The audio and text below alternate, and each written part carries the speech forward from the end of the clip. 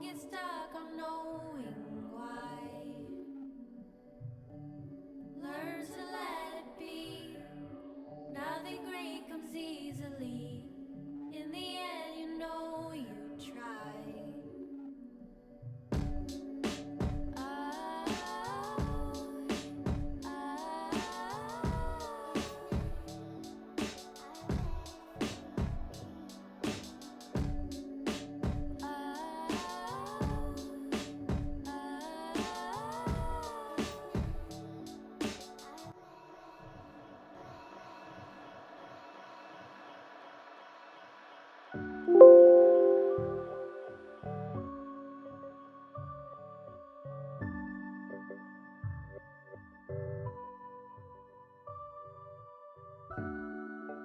Pick up the pieces, you're all that you needed.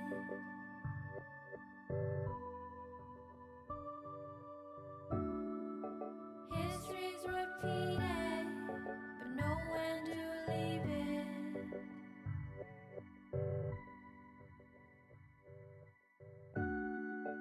Pick up the pieces, you're all that you needed.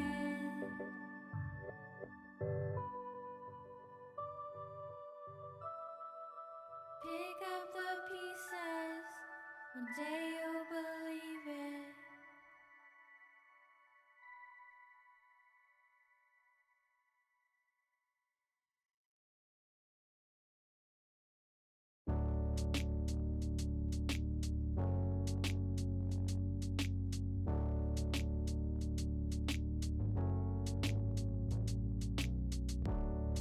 Don't know what I saw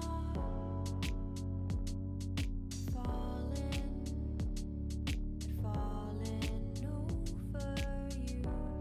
Showed me all your cards.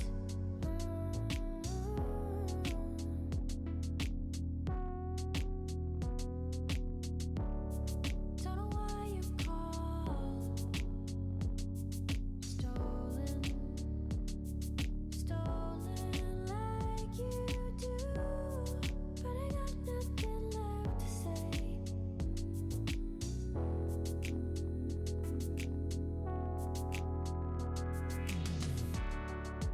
Hold on, I'm breaking out.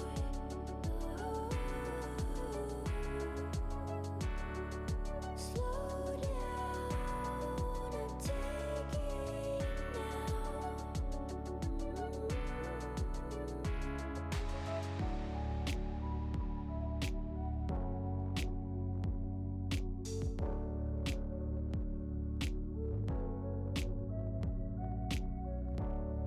Going through the parts, play the fool for you. I knew it from the start.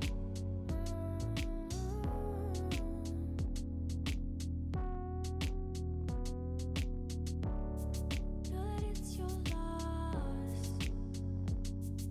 chosen. You know there's no excuse, but you got nothing left to take.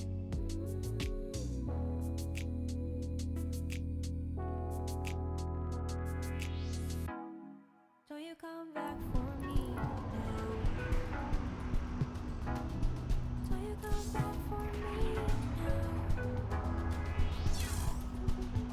Hold on, I'm breaking out.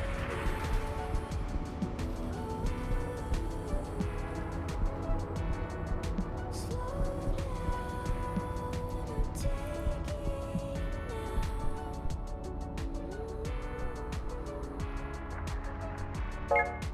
Hold on, I'm breaking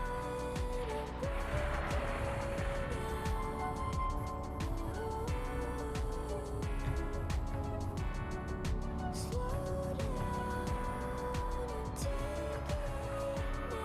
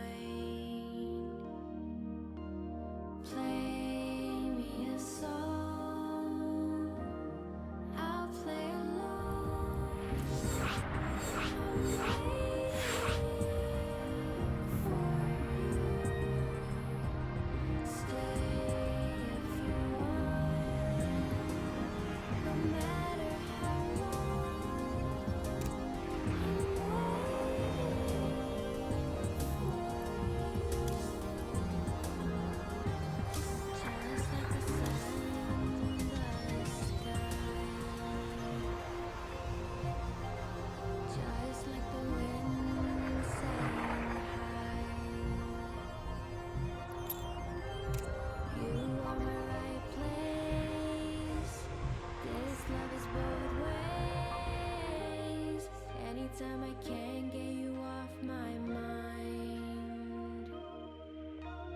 Play me a song, I'll play along.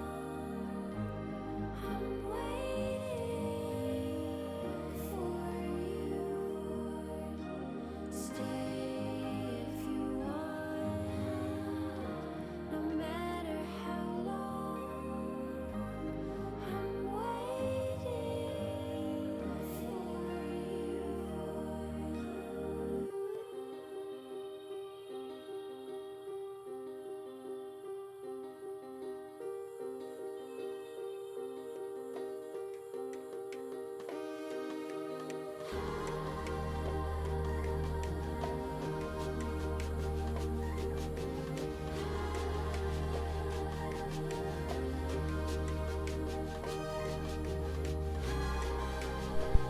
Hey everybody, welcome to the Happy Cup. I'm Schamtoo, joined with me, Feardragon. We're here celebrating the runner of this cup, Eugenia, her birthday, as well as charity cup. We're gonna be saving some sea animals. Yeah, it's pretty sick. I mean, I think it takes a really amazing kind of person to say, it's my birthday, what do I want to do? Well, I want to run a like $1,500 total prize pool cup for StarCraft, which is already really awesome. I mean, I'm a big fan of that. But then also, yeah, just raising money for charity. Yeah. I think we've actually been killing it on the charity goal. From what I heard from Eugenia, we're actually closing in already before the stream even began on like the original target goal. Yeah, and that target goal is actually like quite a substantial amount. I think it's like $2,000. Yeah. And we're gonna be saving a whole bunch of like little animals, like, you know, all the little seals and the elephant seals, which are not little at all. They're very large. I don't know how it feels to be a good person, but I'm sure Eugenia wakes up every day and feels like a good person because she's like saving animals as well as bringing darkness. It's got to be a good feeling. And of course, if you guys are wondering what the charity is, it is the Pacific Marine Mammal Center. And I'm sure you guys will see on a bunch of the overlays and stuff, and you might also be able to find links to that and whatnot. But if you want to actually donate, if you want to contribute to this and add to all of this, Eugenia, I think, is already she's already been matching a bunch of the donations up to like $500. And since we've already well past over $500 at this point, I think it was at like 1,800 or 1,900 last time I checked. Eugenia's already going to also be contributing an extra $500. It's pretty freaking awesome. But check that out. There's a bunch of really cool mammal facts. I think we're sea mammal facts. Yeah. Sea mammal facts we have to share. We have, secret ones that we get to share with you, which I'm really excited. But we're already jumping into our first game. We're in the round of 16 of this tournament. I believe we have 12 players. We have 12 players. Yeah. 4 seeds. And so, yeah, we're getting into the round of 16 of the single elimination best of 3 bracket. Jump on into the main screen. Let's do it. All right, so let's go ahead and introduce our first 2 players from that round of 16. We're going to be starting over here in the top right-hand side of the map, atop of the red Terran player. He is going to be Eurystheus. Yes, Eurystheus. Eurystheus. Man, that's a fun name. I'm excited to introduce the player in the bottom left-hand corner because this name is way easier.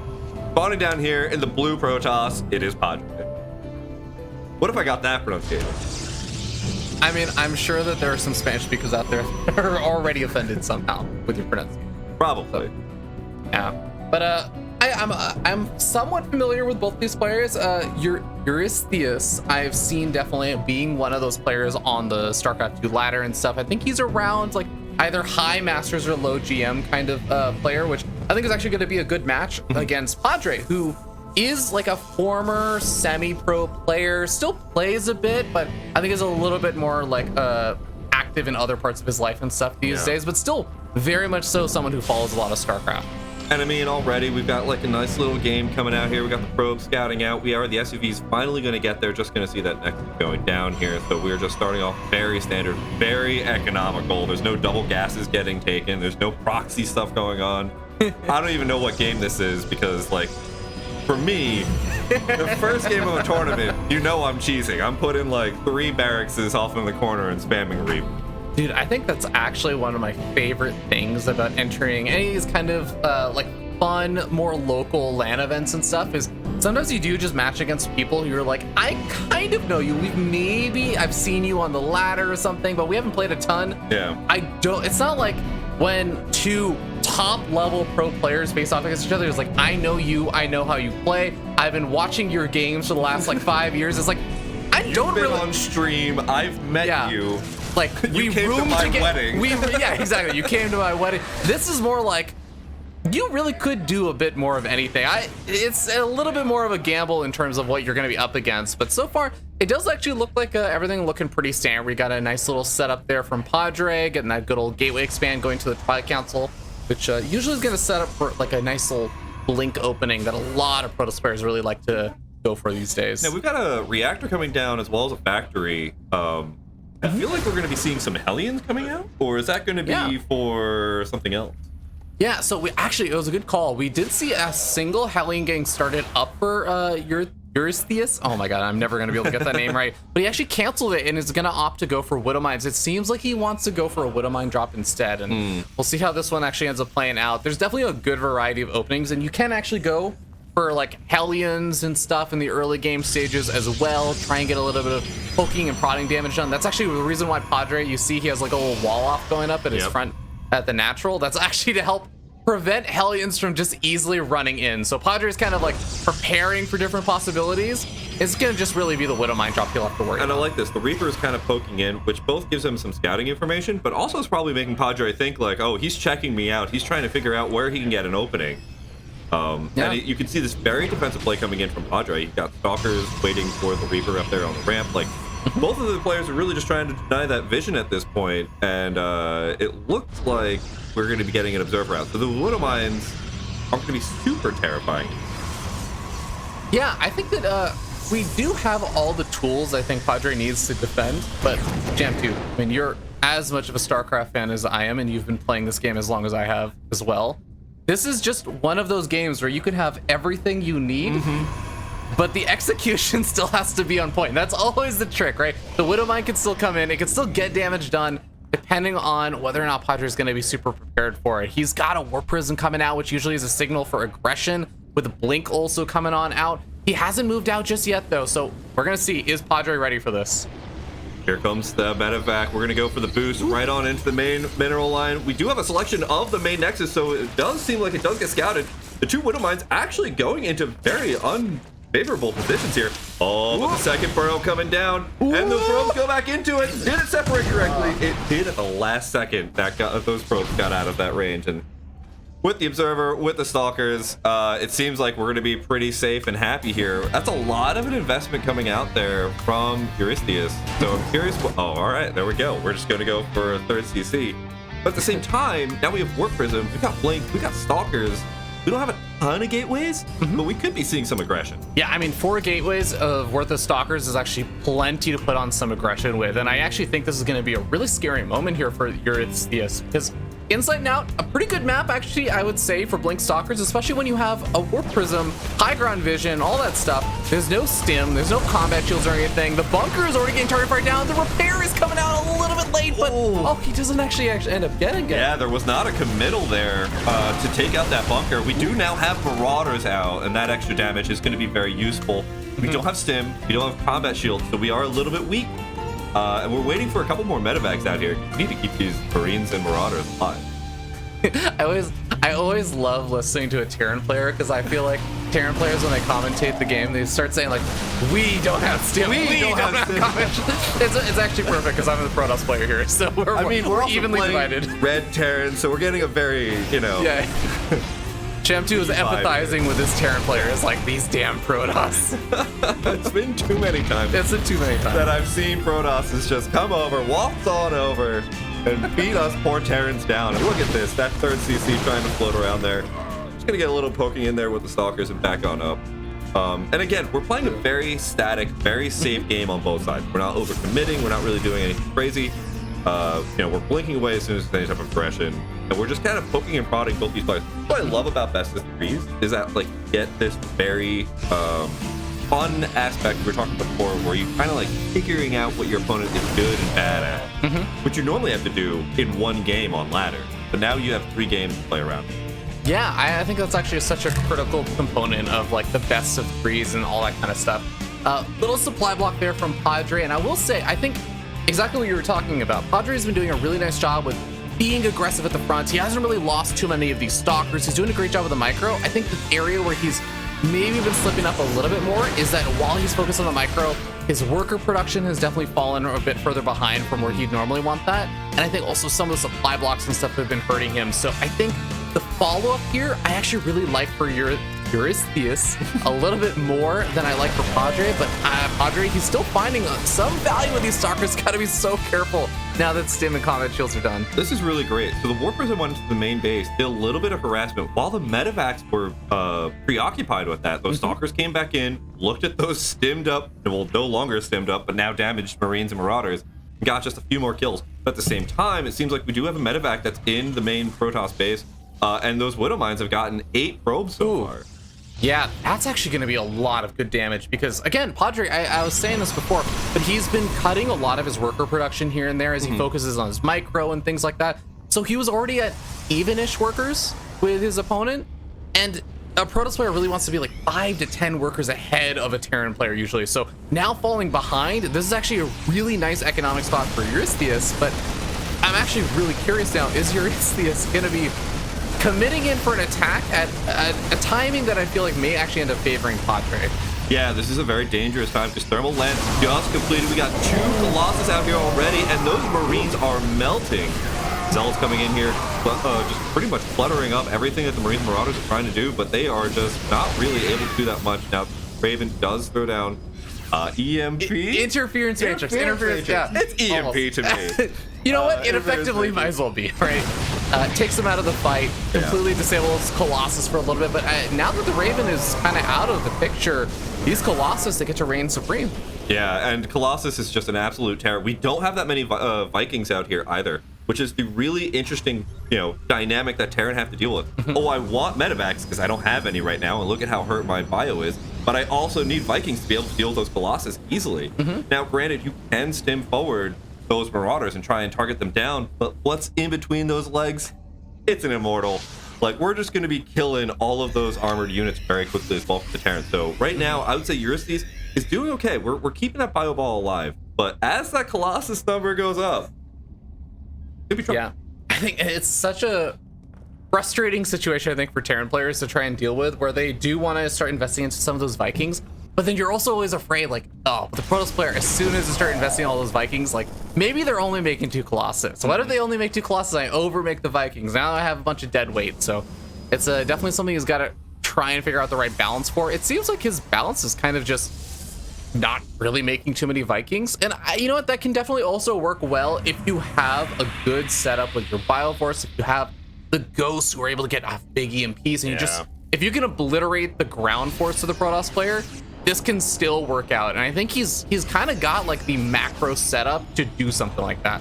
I would say actually in a really good timing right now as well, because both those High Templars that came out, I was a little bit worried we were going to start to see some stores, but it immediately became an Archon. So I'm like, okay, we got Ghost, we got EMP, we have just a couple of Colossus. Actually, at this point, I'd say Eurystheus has got a very good chance to go do some damage as that 4th base is coming up. We also have a little bit of a spread out Protoss, and we could just find like a nice little window. But Padre being aggressive right now, which is going to actually lock up some of that bio. Yeah, the Disruptors are coming out for Padre, so that's going to be kind of his big fallback here. He's also adding on that second Robo while doing a really nice Zealot run by before the Planetary Fortress is finished up, so it does take a little bit, but finally that Planetary Fortress is able to push these Zealots back. But still, some really good economic damage. I know that this is like Padre doing good damage, but I actually want to compliment Eurystheus to say, like, the fact that he just took some worker losses and everything there, but he's still just sitting at 77 workers. He's killing it on the economy. That's a lot of workers. It is a lot. And I feel like that is a little bit impactful for the Terran army. That's 10 supply that you're not going to have an army that your Protoss opponent will. How do you feel about those worker supplies right now? Ooh, that's actually a really good point, and I am a little worried about that as well now, especially when you start getting Disruptors into the mix that can really just decimate this army quite quickly if you're not careful. But I really like the posturing here for Eurystheus. He's controlling the high ground of this ramp, making it difficult for the Protoss to push too much further in. He's defending his bases really well, and behind this, I think the big gameplay here is that Padre has not necessarily gotten up the sickest economy in the game, but he's been really powering up on tech. I feel like he's getting up the fleet beacon, he's adding on another Stargate. He's really gearing up for a strong late game army. And Eurystheus, okay, good to be able to defend against the Zealots and everything. He's got a good army right now, and I think he's good economy, but he's gonna try and take a fight. Is it gonna work out? I don't know. I mean, those 2 Vikings are picking away at those Colossus in the back, and it's just a very interesting position for both of these armies. The Colossus did take a lot of damage, but at the same time, the bio was pretty split up, and that would have been a very terrible engagement if Padre kind of pushed in there, but everything was just tied up in really weird spots everywhere. We do have a lot of ghosts now, though, and that's going to really eliminate a lot of what makes Protoss so good, is shield. And I'm a little bit concerned that Padre is going to lose a lot of momentum. We've got 3-3 on the way, most of the way done here for the Terran. We've got a lot of ghosts filling into this army, and not a lot of AoE damage except for those 2 disruptor shots. You miss those, now what do you do? No, that's such a good point too, because the disruptors, they become critical to try and get something done. Even if it's just zoning back the army, you need to have them be effective. Just dropping the main base is gonna be kind of annoying to clean up. Tempests don't exactly do the most damage. It pulls all of these Colossus back, and I want to note, if you look at that mini map at the bottom right hand side, this is all a setup to distract all of the Colossus on this bottom left hand side, and they aren't actually even cleaning up the rest of those Marauders, but the rest of the army has to be dealt with as well. It's hitting on the right, and a lot of the splash damage is going to be missing here for Padre. Yeah, the disruptor shots are coming in. 1 does miss, so we got 1 more that we can actually do for AoE damage. The ghosts have not laid down any EMPs yet. I'm thinking he's waiting for just the perfect moment to get those EMPs in right before the actual engagement, not this poking and prodding around. But not really finding a big window, and those medevacs are starting to run out of energy. I think this is a good time for him. Ooh, yeah, I'm actually so with you on that. All of this army is up in the orange, but he's finding some nice pickoffs until he encounters the Colossus again, and you can see just every single time Colossus or Archons get a single attack on this army, it just starts disappearing. You just mentioned it. There's only 2 medevacs there. They have so much healing to try and get done, and all the ghosts are starting to get picked off as well. Yeah, and I mean, this is actually a really bad anti-timing here for Eurystheus, because also 3-3 just landed. Like, you want to be in the Protoss's face when 3-3 lands, and just getting that engagement starting so that your Protoss is kind of under-assuming, as also, like, this is the most powerful part of your army. You hit it right as the iron is striking. But it's now we've lost that timing. 3-3 is going to be hit by the Protoss at the, in a couple of seconds. So that window, it doesn't really exist, and now we've just got so many. Oh my god, there's so many fights. And those EMPs are actually really big. It takes out all the shields on one of the Colossus there. And I think it is going to be +2 armor finishing up there, +3 weapons about to finish up for the Protoss player as well. This Bioforce is going to have to start retreating as those Zealots able to really buy quite a bit of time, but I think even just that extra weapons upgrade over the armor is doing wonders. Can he actually clean up the last of these Colossus? The last of the Tempest goes down. Oh, the Viking is trying to work on it, and that was such a weird battle. Okay, so there's another group of bio coming in. We actually might be able to clean up this army. Yeah. The supply is very good for the Terran. I'm actually very surprised at how that all turned around. It was just that banking of Vikings that was just hanging out in the back that actually tied up quite a bit of the Protoss. I wish those Vikings, or at least even a couple of those, were in that battle at the 4th base. But as it is, we survived. We're here now. Yeah, managed to make it here, and Eurystheus still has that top left-hand base, even has not only the Planetary Fortress getting ready to morph in, but also that missile turret there trying to push back the War Prism. Which, War Prism, I love that it just says, I don't care. Yeah. I'm still coming for you. Warps in over there, or gets ready to warp in. Not gonna happen. Yeah, the Vikings coming in, just gonna clean that up and then head back out. They're gonna like high five on the way home. Like, yeah, we did it. We killed that stationary, very non-hostile target.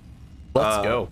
And it looks like at this point, Eurystheus is in a very good spot. I think we've got, what, 5 bases going on compared to the 5 bases of Protoss. And just in general, I feel like the army and everything else is in a much more mature spot. Whereas Padre is still kind of like tying back and forth. We're going back to actually full into Colossus. Yeah, I feel like if he can deal with these Vikings, there's actually going to be a good chance for Padre to still make something happen. I think it's going to be hard for him to replenish this army if he loses it, but he's taking some really good trades over here. He's only really losing Zealots at the front, but managing to clean up a lot of the Bioforce. Now, these Liberators sieging up are going to start taking out some of the Archons. That's going to be a problem. The Stalkers need to blink forward. They take out those Liberators. The Zealots still continue to buy time, though, and I really do feel like Padre's getting the better end of these trades. Yeah, you can see a little bit of that hesitation from Padre in the very beginning where those Liberators started coming up, but then kind of realized, what, you're just targeting Zealots at this point. I have all my good stuff outside of those Liberator range. I'm just going to go straight through it. And that seemed to be the good call. People sometimes get very afraid of Liberators, but Padre not taking that. Oh, the SCV transfer, 11 SCVs going down. Oh, that's painful. But I mean, there's no Zealots to buffer over right here anymore. The Stalkers don't do a great job of buffering. A Colossus goes down. Another Colossus is going to end up falling. The rest of the Stalkers blink on out. I would say Padre got some pretty decent damage on there, but again, Schamtoo, I was talking about this earlier. The worker count for Eurystheus has been so high this entire game, and even now, he's still at basically the same worker count as Padre, but with an extra base. Yeah, and that extra base is always going to be good, especially, you know, as those minerals run out very quickly. You're going to want to just be secure knowing that your funding is going to make the next round. This is what, startup? You got your seed series, right? But you know, Eurystheus is thinking about, you know, IPOing. He's got the Series C right now, whereas Padre is still sitting on that Series B funding.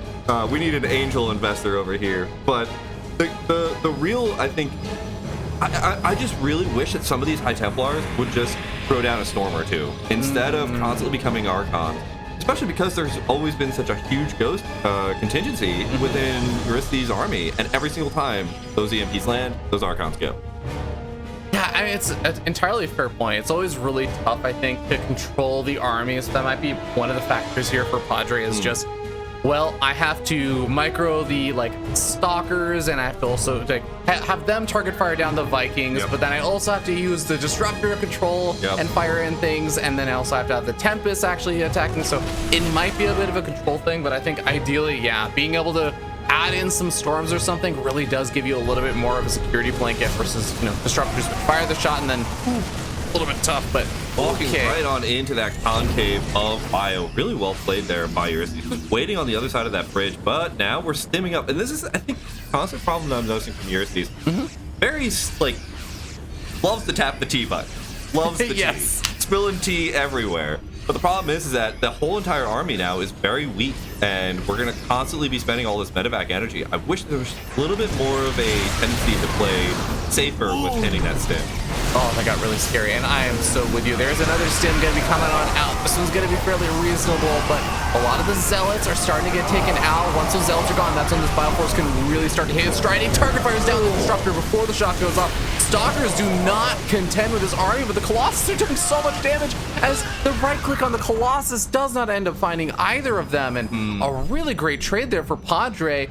Padre, I also want to note, he's been expanding closer and closer to Eurystheus. Yeah. And that means that now his defending his base means he immediately is on the offense. Yeah, and with the ability to just immediately warp in, say, you know, a War Prism goes down, warp in at that nearest nexus. Meanwhile, we're going to be pushing in on this planetary fortress. We do have a lot of units over here. Not a lot coming in from Eurystheus, but actually just enough to scare this away. The Colossus are getting absolutely no buffer, and they're taking the brunt force of those Vikings. Finally, a couple of Stalkers come in, but it's not going to be enough. We lose one Colossus so far. War Prism, actually didn't get picked up by the War Prism. No, because it'd be a full thing. Right. Yeah, and I'm remembering this. It's all good. Archon got picked up there, but still, like you were saying, Eurystheus finding some really, really good trades over there. I think a couple of workers going down is nice, but Eurystheus has already remade all the 6 workers being made at a time. I mean, this is the stage of the game that we're at right now. So Eurystheus, I still feel like economically doing really well. There's one really weird and interesting thing about the situation, though, and I think it's Eurystheus is in a really good economic position. Like, overall, Eurystheus is in a lead. Yeah. But Eurystheus has also taken every base he should theoretically be able to take on the map.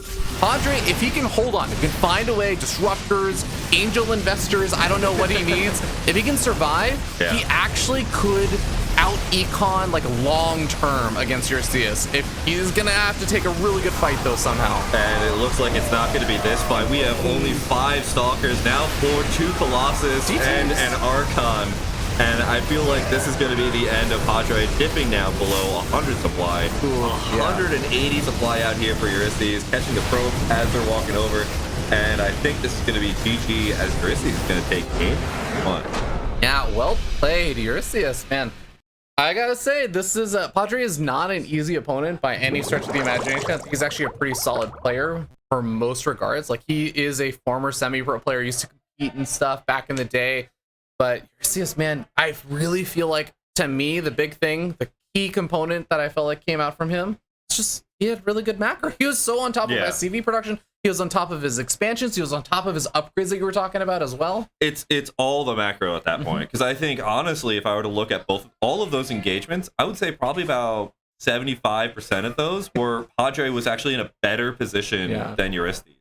Constantly had concaves, but Eurystheus was just able to just constantly remax, or not even remax, but rebuild that army quick enough that every single time that army was lost, it was just like, okay, well, let me take the scraps of this Protoss army and see if I can do something.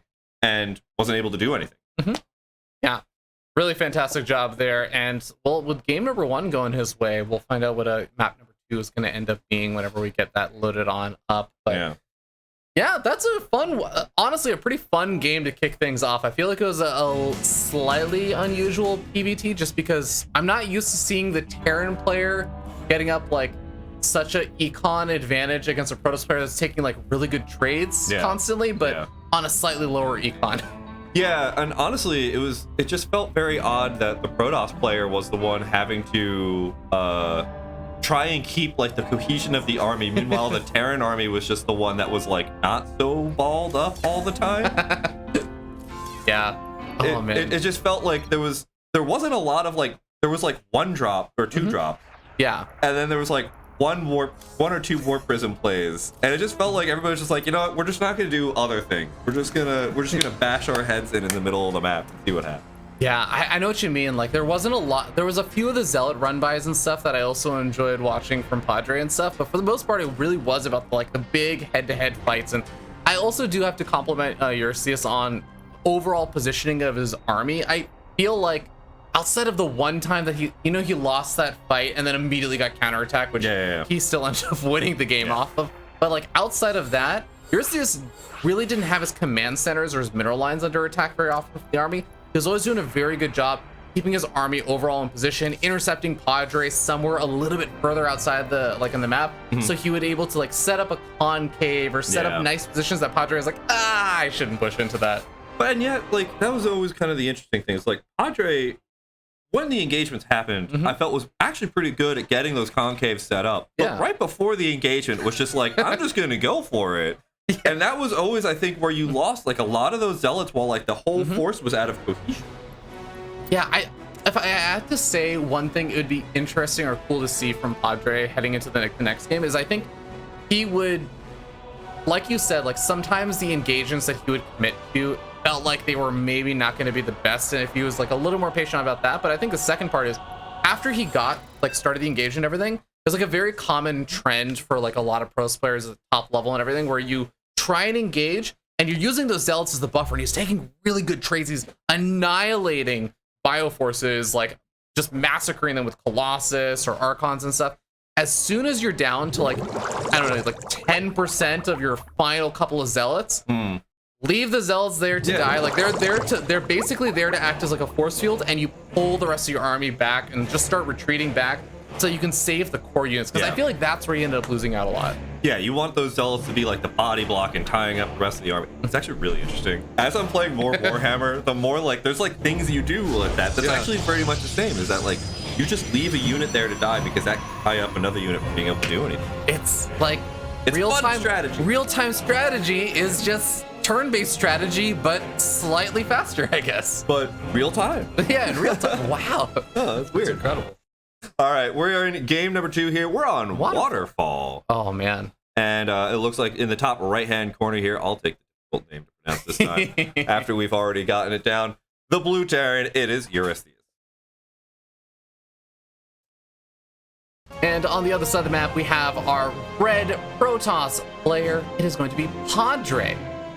And can I ask our wonderful, wonderful observer to do 2 quick things for me? Can you hit Control, Shift, 3? That's going to change it to best of 3 because this is a best of 3. And the second thing is, can you hit Control? Oh, sorry. Actually, I'm going to ask you to do 2 more things. Sorry. Can I ask you to hit Shift 1 That's gonna set the score, and then can I have you hit Control X? Sorry, these are all the fun observer things. So basically what we were doing there, guys, is we were just saying, this is a best of 3. Eurystheus is going to be sitting up 1-0 now. And ooh, that's a really nice pick off there. So, okay, I need to talk about this because killing off that probe is not only like a nice thing, this is a double gas opening from Eurystheus, and those are the most annoying times as a Protoss player to be in the dark. Right. As soon as you see the double gas, you're like, okay, what are they doing with the double gas? That's great. This is great information. But are they throwing down a reactor, a factory? Are they doing a couple more barracks? Like, what are they doing here? Like, yeah. They're not going to be expanding. But what if they did? Oh man, mind game. That's what I'm very curious about. I think also because I think I've seen other players do where they just have like one in each gas and they play it as an econ opening to get into a factory break. Yeah, so what's kind of funny is that, yes, the double gas opening, it's not something that sets you crazy far behind. It's something that a lot of Terran players have actually figured out all kinds of different ways you can open up with how many workers you saturate on gas, whether you're going to go for like barracks, quick factory for like a really fast reactor Hellion thing, or like fast widow mines, and then you're just command center. It's like, oh, it's like a little bit delayed, but I'm also going to get a little bit of damage, so it all evens out. And then there's slightly more committed things. It looks like this might be a Hellion drop. Yeah. And let me tell you something, Schamtoo. These kinds of attacks are so annoying if you don't see them coming. Because we saw that Padre went for like the wall off and stuff at his front in that last game. Wall off doesn't matter. There's going to be a medevac. If they just drop the Hellions in, if you don't have your units in position, you don't have the units ready to like damage those Hellions ASAP. If your reaction isn't on point, you honestly just lose the game like instantly there. Yeah, and that's always the difficult part, is making sure you have the right units to deal with any type of situation. Having only a single stalker at home, that might be great for picking up the widow mines when the widow mine drop fails.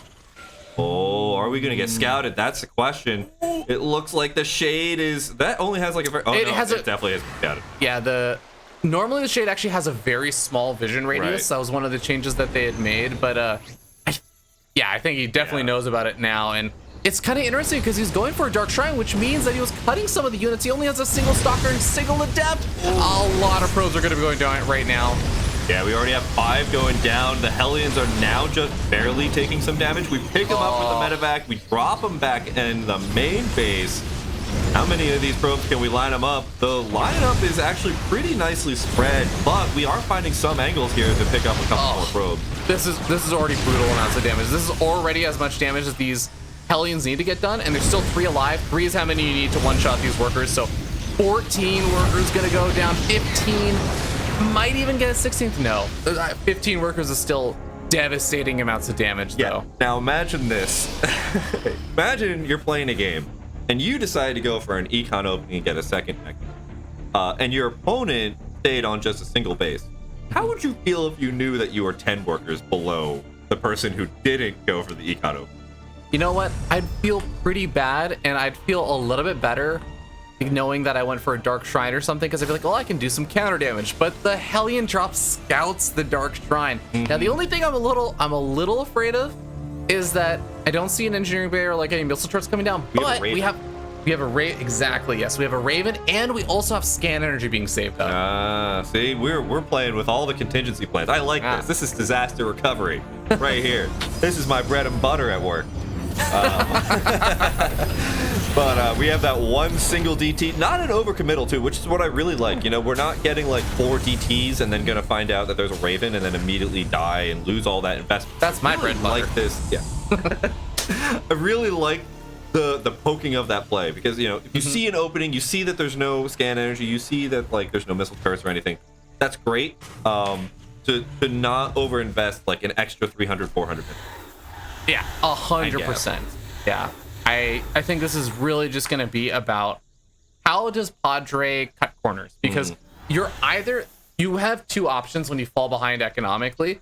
You can either say, I'm going to cut corners with like my economy, and I'm just going to try and mass out units and try and take a like really advantageous fight because I've been investing a lot more into army instead of my economy. Or you could do the opposite. You can say, I'm going to invest a lot into my economy. I'm going to cut corners on what army units I'm going to have. And through that, I'm going to be able to catch up eventually. And it's usually one of the two. It kind of feels like Padre sort of wants to do the latter of the two. He wants to play a little bit more economically and gradually catch up. I really like this because with a Dark Templar, what are you doing to your opponent, right? Like what is the feeling you want to give your opponent? And it is fear, right? Like you want to just be afraid to move out, because if there's 4 Dark Templar that you're not accounting for and your Raven's out and you've got only like a small contingency back at home, well, guess what? Those 4 Dark Templar can cut through a lot of stuff really quickly. And so you probably don't want to push out that far. Now, granted, Padre isn't really taking advantage of the fact that this Bioforce is moving across the map. We don't really have that much back at home. Yeah, this is sort of the corner that we were talking about, and it's a forced position. Padre has to do something here. He either had to cut back on army or he had to go for something else. He's gonna have charge. He's gonna be able to find the siege tank pretty quickly, but once the zealots are gone, interference matrix on the Archon as well, auditors coming on out.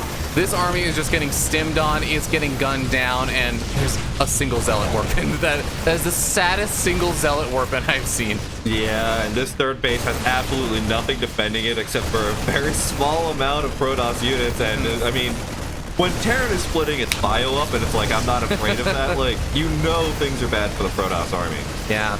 I think this is a tough spot for Padre. I would have loved if the Warp Prism, because the Warp Prism wasn't really going to help out a ton for this defense. It maybe could have been useful for some micro and everything.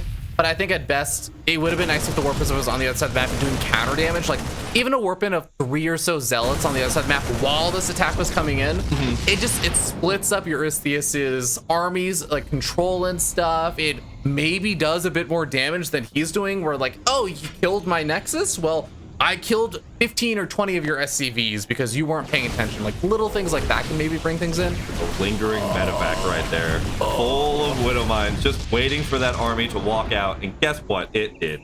Yep. And we see that Eurystheus is waiting. He's going to spot out that army with the Bioforce in the center of the map, and then he's going to immediately run that in, isn't he? Waiting for the Widow. Oh, there we go. We were selecting it. Oh, maybe not. It's like, actually, I can just bring my army to the Widow Mines, and now I have an even larger army. And just put this somewhere on top of a ramp and just like run up that ramp and just wait for the Widow Mines to destroy everything. And this is a very difficult position. Yeah, GG, well played. Padres out. Eurystheus is going to move forward. Our GM being knocked out by a Masters. Yeah. I mean, Eurystheus, I don't know for certain if he's just like high Masters or low GM. I saw like the little border. Oh, okay. Well, then there you go, man. Yeah. That's the true sign of it. But really, really well played there, Eurystheus. I gotta say, like, again, game number 1, it was like his macro that really impressed me, his like consistent worker production and expansion path. But then game number 2, it was just his aggression. Like, he won the game off that Hellion drop. Like, everything after that, guys, Padre may have looked a little bit silly. Just, it was salt on top, but if anything, that Hellion drop getting in there, I was a little bit worried, honestly, because with a Hellion drop, you know, you are really depending on your micro versus your opponents. And I would say that if I had to say, Padre has a little bit stronger micro, but just that fact of going for the Dark Shrine and having so few units back home really just made that Hellion drop perfect. Yeah, that was pretty tough. It's always tough to recover from that spot, but you know, it's still great. Padre was able to make it out here for this event and everything. I know he was having fun hanging around with Silky and stuff. So, yeah, I'm pretty happy to still see him here, and hopefully he'll still have a good time. We do actually have now the next match, which actually looks pretty fun. Intuition versus Eurystheus is going to be his next opponent. That's going to be a round of 8 match. And that's going to be a lot different of an opponent, I feel like. Intuition has definitely been around for a very long time. Very, I think, well known, at least in more of like kind of the local regionish scene.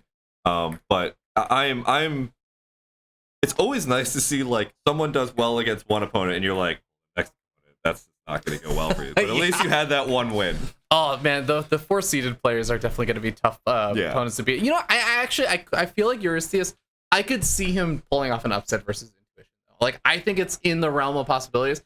Whereas, I'm not gonna lie, like, I look at Vindicta further down on the bracket and stuff, and I'm like, oh man, whoever faces Vindicta, like, I'm sorry, man, this is like our favorite to win the entire tournament right now. Best of luck, I believe in you. Like, let's go. But that's gonna be our first round, guys. And I want to remind you that this is not just a StarCraft tournament with like $1,200 on the line for the Happy Cup. This is also actually a charity fundraising thing. Yeah, and that charity is the Pacific Marine Mammal Center. there's I believe some sort of command or something you could do in chat to figure out how to donate. That's a towards great it, I would question. assume. I'm gonna see if I can pull up that command. It's while got to you be talk. like exclamation mark donate. But if not, we'll find out a way for you all to donate. Because I know I'm going to be donating today. Just because I saw some really great facts. You want to hear my first favorite fact? I would love to hear a fact. Elephant seals are the deepest diving patients that they have. They could dive more than a mile deep and spend 2 hours searching for food without coming up for air. That's incredible because I take 2 hours to find food, and usually I come back with no food, much less air or anything. Or even worse, you ordered food and it takes 2 hours for it to show up from delivery. I mean, that is the worst. That's like my life every single day. So the fact that they are not only finding the food, but they're actually finding the food in that 2 hour segment on their own and not needing to breathe, that's pretty amazing. Hours, and they can swim a mile deep. A mile deep. I can't. Are they going like what? 60 miles an hour? What? No. Wait. No. Oh, no, sorry. Yeah, I'm going the opposite way. I'm like, okay, look, man. I Don't know worry. I was like, that seems like a lot for. No, it's a mile an hour. I'm an the idiot. jaguars of the water. That'd be pretty incredible. Fastest mammal alive. Anyway, I'm not. It's Saturday. It's Saturday. That's fair. You know what? We're chilling. We got our Hawaiian shirts on. We're having a good time. Would you believe they let me have an engineering degree? Aren't you supposed to be good at math for that? Shh, no one tell them. All right, we're gonna head to a quick break, and we'll be back with the next game. Stay tuned. I'm Schamtoo. This is Feardragon, and this is the Happy Cup. We'll be right back.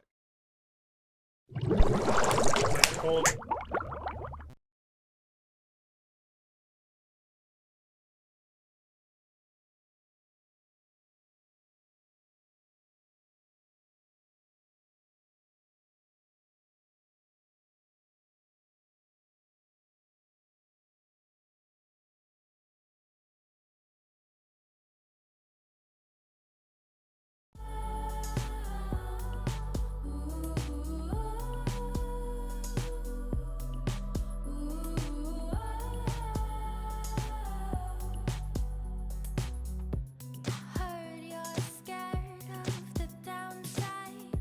I know the darkness can keep you in. Sometimes the thought of the blurred lines can keep the sunlight from creeping in.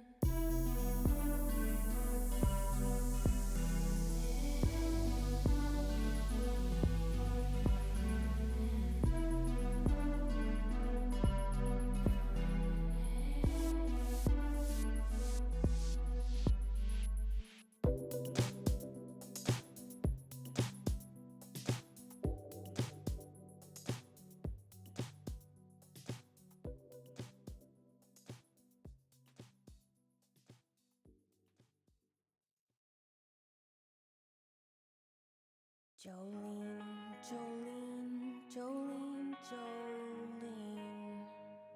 I'm begging of you, please don't take my man.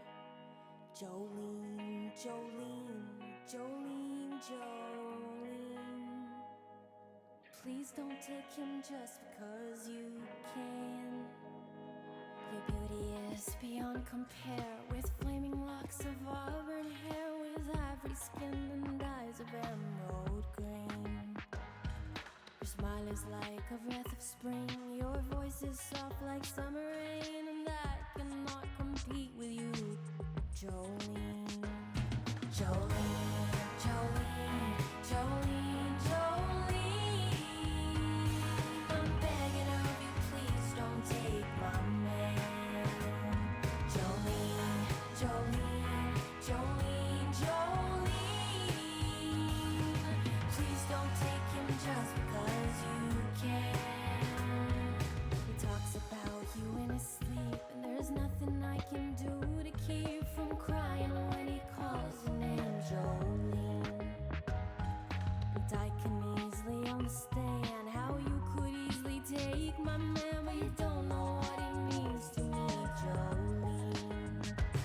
Jolene, Jolene, Jolene, Jolene. I'm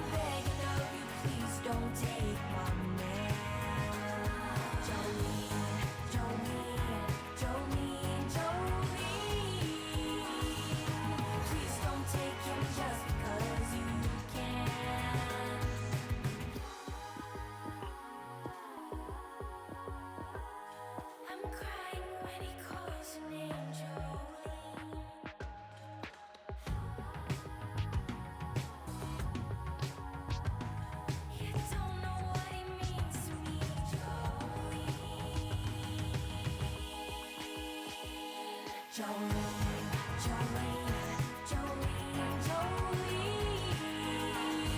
I'm begging of you, please don't take my man. Jolene, Jolene, Jolene, Jolene. Please don't take him just because you can. Jolene, Jolene, Jolene. I'm begging of you, please don't take my man. Jolene, Jolene, Jolene, Jolene. Please don't take him just 'cause you can.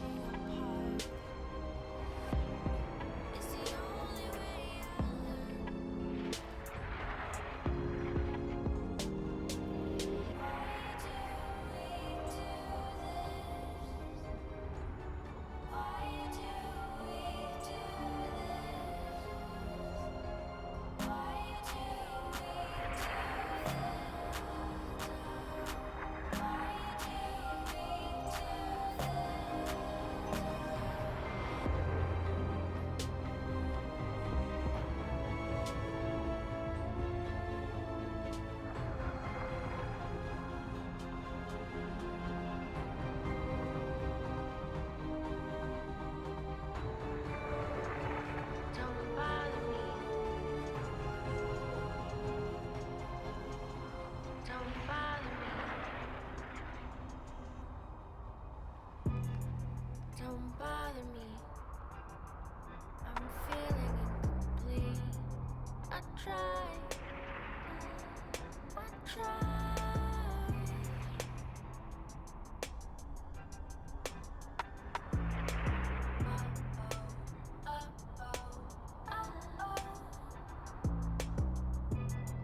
This part of me, it kills me while I sleep. I tried. I tried.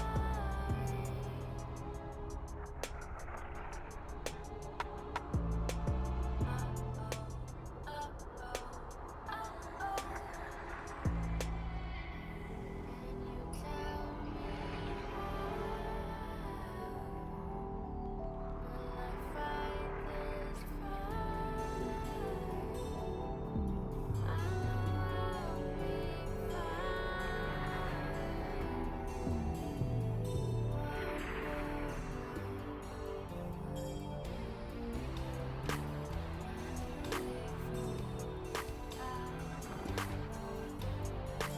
Try to give myself some time once more. I'm sitting across from my sanity, it's right in my view. Hey, the world is done nothing but block my view.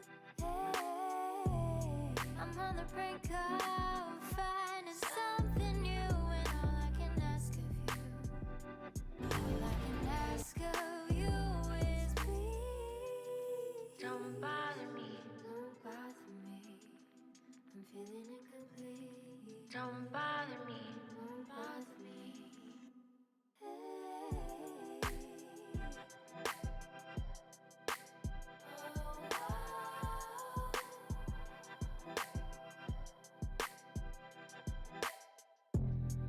I don't want this, no.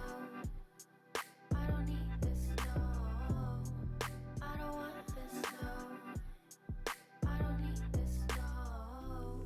You tell me how.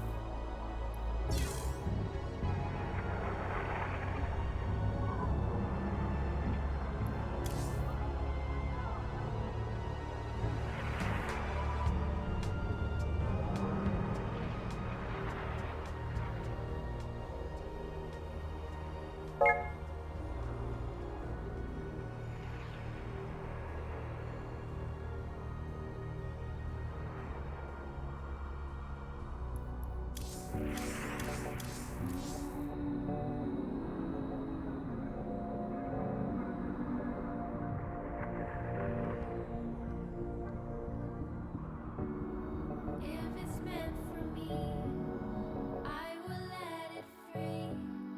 I am stuck on second tries. Florida has the key. Help him open up to me. I know we all get stuck sometimes.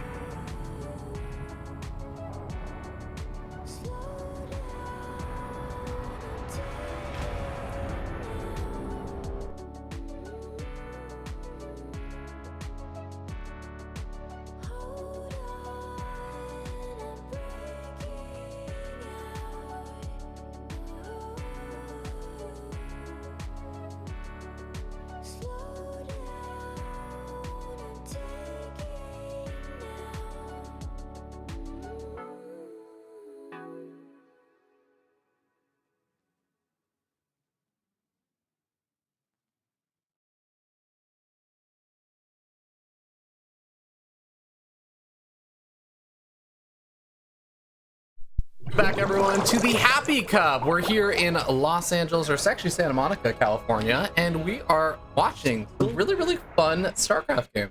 Still technically Los Angeles. Wait, really? I think so. Santa Monica? Oh, wait. Because like, so there's like the Los Angeles like county, and then there's like Los Angeles. Oh, this is some like Las Vegas versus Paradise, New York versus New York City kind of crazy stuff. It's all weird things. I'm still getting the hang of it because when I first came here, someone's like, actually, you're not in Los Angeles. Because you just moved here like a few months ago. Yeah.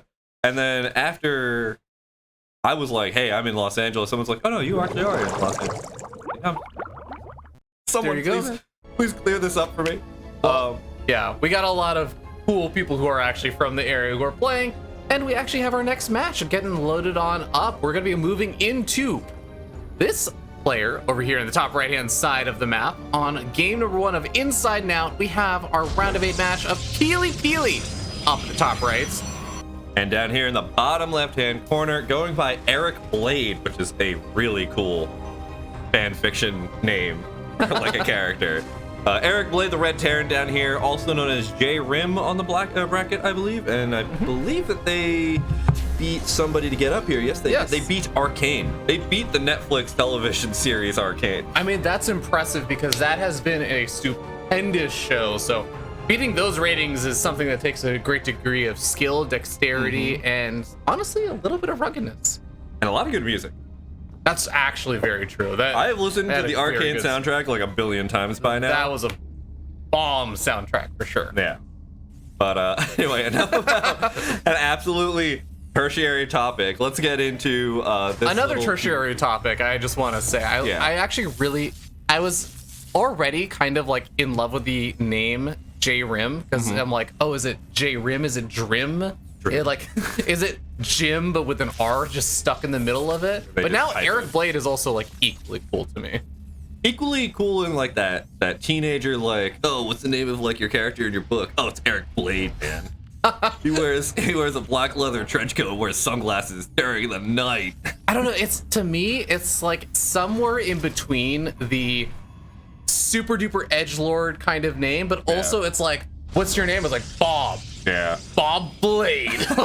Eric Blade. Eric Blade. Yeah, it's not like Damian Blade, you know, like those typical fan fiction names. It's just Eric, which is clearly the name of the author too. Like, you know, like the author's just, they're going under a pen name. They're just living it up. But their real name is Eric. Oh, yeah. What is he? Oh, he's 6'7". He's like totally jacked, man. It's Eric Blade. He's so cool. At night, he's a samurai sword. Yeah. I'm looking forward to it. So for those who don't know, Peely Peely is actually one of the like higher end North American Protoss players. He is an active competitor in like was an active competitor in the WCS circuit when the WCS circuit was like the main thing in StarCraft. Now it's EPT. Peely Peely is still one of those kind of big competitors that is even capable of competing sometimes at like the international level and everything. So I'd actually say he's one of the favorites to make it to the finals of this entire event. So it's going to be a tough run, I feel like, for Eric Blade. We're going to see what Eric Blade, he is the one that has to kind of upset here. Still can't get over the name. It's such a great probably name. Such a nice person, and it's like there's a completely great reason why they're called Eric Blade. Yeah. Like maybe they're of Clan Blade, but I'm just reading this as a name. Anyway, we are staying pretty much one base for the time being. We do have that second command center down. We don't have the second gas. We also down an engineering bay. Yeah. So it looks like we're going to be going pretty solidly into that bio play. I'm curious to see what basically both these players are going to be going up to in the mid game, because we do have some Blink Stalkers coming down. So Eric Blade's going to get on in here, scout out second base. Pretty much everything looks pretty normal. Yeah, so for Peely Peely's side, I'd say things are looking relatively normal. Peely Peely should have an idea that like the natural expansion was not really taken super early here for Eric Blade, which is still a great name. But Eric Blade is going for a high ground CC. So that's the one thing that maybe Peely Peely didn't have 100% knowledge about. But the other thing is it's a 3 racks follow-up. So 3 racks, as opposed to like a 1-1-1 setup, is a really aggressive setup. It's one of those things where you make a ton of bio units super early on. You get out stim and either combat shields or concussive shells or something, and you push in with a fairly scary force. Now, there is a little bit of a window of opportunity here for Peely Peely where he's going for like blink. He can get up and observer, he can poke around. and that's going to be like his first really big scout out on kind of what he's up against. But it's really, really critical here for Peely Peely to be ready with like charge or other kind of follow-up units to defend against the 3 racks. Yeah, and we do have that blink finishing up right now. We've got more gateways coming down as well, so we're going to be sitting in a pretty good position, as well as the observers now finally heading out across that map. But what is the timing for this 3 racks push? Because that observer is going to be there probably around 5:30. Yeah, so if Eric Blade decides to like just immediately move out with all the, you know, stim and everything else, like a couple of these marauders, which I actually love, he's keeping in the main base, try and hide them for a little bit longer. I think he should be able to move out in about like 15-20 seconds. He should be able to like start moving around the map. He might wait until he has stim entirely finished up before doing anything, but I don't see any signs of like a factory or anything else being plopped down. So this is really going to be a kind of committed attack. Finally the factory's coming down, but again, it's on the later side. Yeah, it's really late. 5:20 for that factory. We're still on 2 bases, only just pumping out bio. And the terrifying thing for me is that we are seeing that support bay come down here for more Colossus. And if you have Colossus coming out when the Terran doesn't even have medevac production or Viking production at all, there are different ways to deal with Colossus by just stimming Marauders forward, but we also have a lot of Blink Stalkers around that can tear those Marauders apart as well. So it's a little bit of a dangerous game here that I feel like Eric Blade, still a cool name, is playing here. Yeah, well, Airblade is starting to move out. He does find a single stalker. It's still a cool name, but he is going to be able to snipe off one of those. Pokes forward, pulls back. His 1-1 is finishing up, though. And here's kind of my concern right now, Schamtoo, is Airblade has finished up all the upgrades he was kind of waiting for. I wanted to say, where's his armor? Yeah, I don't think they got the armor upgrade. I think it's still only 1 engineering bay, so it's only just weapons. Okay, I totally missaw this. I actually thought he had 1-1 on the way. I'm just really concerned that he's going to be falling a bit further behind in where he wants to be tech-wise. So unless like the attack is really strong with the first set of medevacs or something, I feel like Peely Peely is just going to get it to move into his groove. Like there is a power point for Protoss that comes in about a minute, where they're just going to have a flood of gateways finishing up. They're going to have a flood of zealots or stalkers being worked in. It becomes really difficult for a Terran player in this situation to deal with. Yeah, I mean, the Terran is going to have... I mean, back in the old days... At this point, if we were terrified, we, the Terran race, were terrified that Protoss was going to have more Colossus or more anything that we could deal with, and we also still needed medevacs, we would generally have a reactor starport and then a second starport to generate 3 air units at a time. We're still only just waiting for the first medevac to come out. I think we're up to 2 or 3 Colossus, and Thermal Lance is also just finishing up here as well. We're up to 2 Colossus. So we're at a very difficult precipice here for if Billy wants to do something, but Eric's just kind of hanging out at home. Yeah, and I honestly don't even think that Peely has to do anything right now. I actually think that he can continue to like either build up the Colossus count or actually as he's doing right now, add on Temple Archives, add on Charge, basically get up some additional forms of tech, because I think his army composition is going to be a little bit better rounded out. And we're going to hit a point where Eric Blade is on Marine, Marauder, Medevac, purely, entirely just that, and he's going to be up against like a late game Protoss army. Now, the good thing that's going on for Eric Blade right now is getting that +1 armor. Going to be able to start +2 right after all of this. I'm hoping to see a second engineering bay go down. Oh wow, look, there's that second starport. Oh, okay. And so I feel like we're going to be at an upgrade advantage because we haven't even seen +1/+1 coming out here from Peely. But in just sheer numbers, in sheer bases, in sheer everything, Peely's in a great spot. Oh, couple of that bio getting segmented off by the sentries. We're having a little bit of a difficult time here. The Colossus are in such a great position to be able to just lay waste to the bio without having any fear of anything getting close. Yeah, overall, really good trade there for Peely. Got a little scary because his charge upgrade wasn't finished for all of that, so the Zealots were very far in the back. They were getting slowed down, unable to close the distance, but the snipe offs there for Peely. Sniping off the medevacs was also really big because there's just not that many medevacs over here, but his army is already so stimmed up. This is yet again going to be one of these problems where Terran player doesn't have enough medevacs to heal up this army that's so stimmed to death, and Peely is literally charging forward the Zealots to victory. Yeah, I mean, at this point, everything is just gone very wayward here for Eric Blade. Still cool name. He's still cool name. And, I mean, yeah, we got the Vikings out, but we've lost literally everything at the natural. We've got a bunch of SCVs coming down to the natural for some strange reason, and it's lucky that the Colossus didn't see that, but there's the GG as Billy Billy takes game number 1 very convincingly. Yeah, very, very well done. I will say, I do think Eric Blade, still a cool name, had an opportunity with the 3 racks to try and push out, like, right around the time that +1, because +1 weapons finished up a little bit after Stim. I think if he'd hit right as +1 weapons finished up, there was an opportunity, because the Colossus count was still relatively low. There was an army, there was definitely an army there that Pili Pili could have still defended with, but I think it would have been a lot closer, especially if, like, depending on the positioning and stuff, if there's some good micro with the Bioforce and everything, where you're like stutter stepping back behind the Zealots, I could have seen him win that. Just anything, really. Just to not just sit back. Like, if you're going to invest that much into something very early in the game, you're almost expected to do something with it, even if it does keep, like, even if it's just a containment force, right? And that's a little bit scary against Blink Stalkers. I get that. But, like, you need to do something, because if you're just going to, like, do an early investment, but not have a whole bunch of tech to keep up, not have a third base, and you're just letting your opponent just do all the things that they want to do, that doesn't work well for Terran. Like, you need to do something as a Terran to keep that Protoss momentum down. Because a Protoss that's completely impeded will just win the game.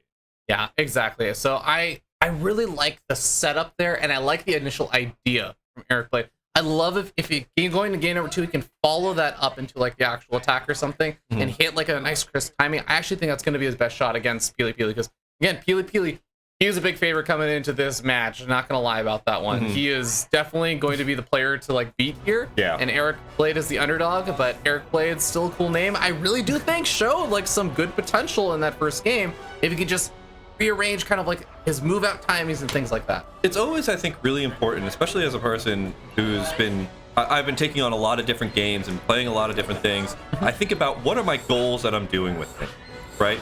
And if you're going to be committing to a build, and you have to remember what your goal is. And it's fine to, like, kind of change around and do different things, etc. But as long as you're still maintaining that goal. I'm playing a Terran. I want to put a containment on my opponent. I want to be early aggressive. I need to find some way to do that. I need to have these goals, these, like, snapshots of what I want the game to look like. And if I don't hit those, what are my contingency plans? I've been saying a lot lately. What am I going to be doing, like, outside of that goal if it doesn't work? And it just felt like Eric Blade, still cool name, didn't really have what the second step should be. Yeah. So, I mean, this is, again, we were talking about this before. Cool thing about a best of 3, right? Yep. Is that you do have that opportunity to be like, okay, have a minute or a few minutes to just kind of think about, all right, what went wrong in that last game? Where did I have him? Where didn't I have him? How do I adjust my game plan? Yeah. And, you know, this is one of my favorite maps to go on to, and I feel like it's the most thematically appropriate map, because Data C is a little bit hidden with Schamtoo. This map is, in fact, under Data C. Under Data C. Under Data C. Data C. The C. It's actually, it's literally under the water. It's underwater. You'll see I'm noticing. the bodies of, like... I'm noticing there's reefs, all right? Yeah, you don't have to convince me more than that. There's reefs. When units die, they will float up because really? it's actually underwater. Oh, that's cool. Yeah, that's super cool.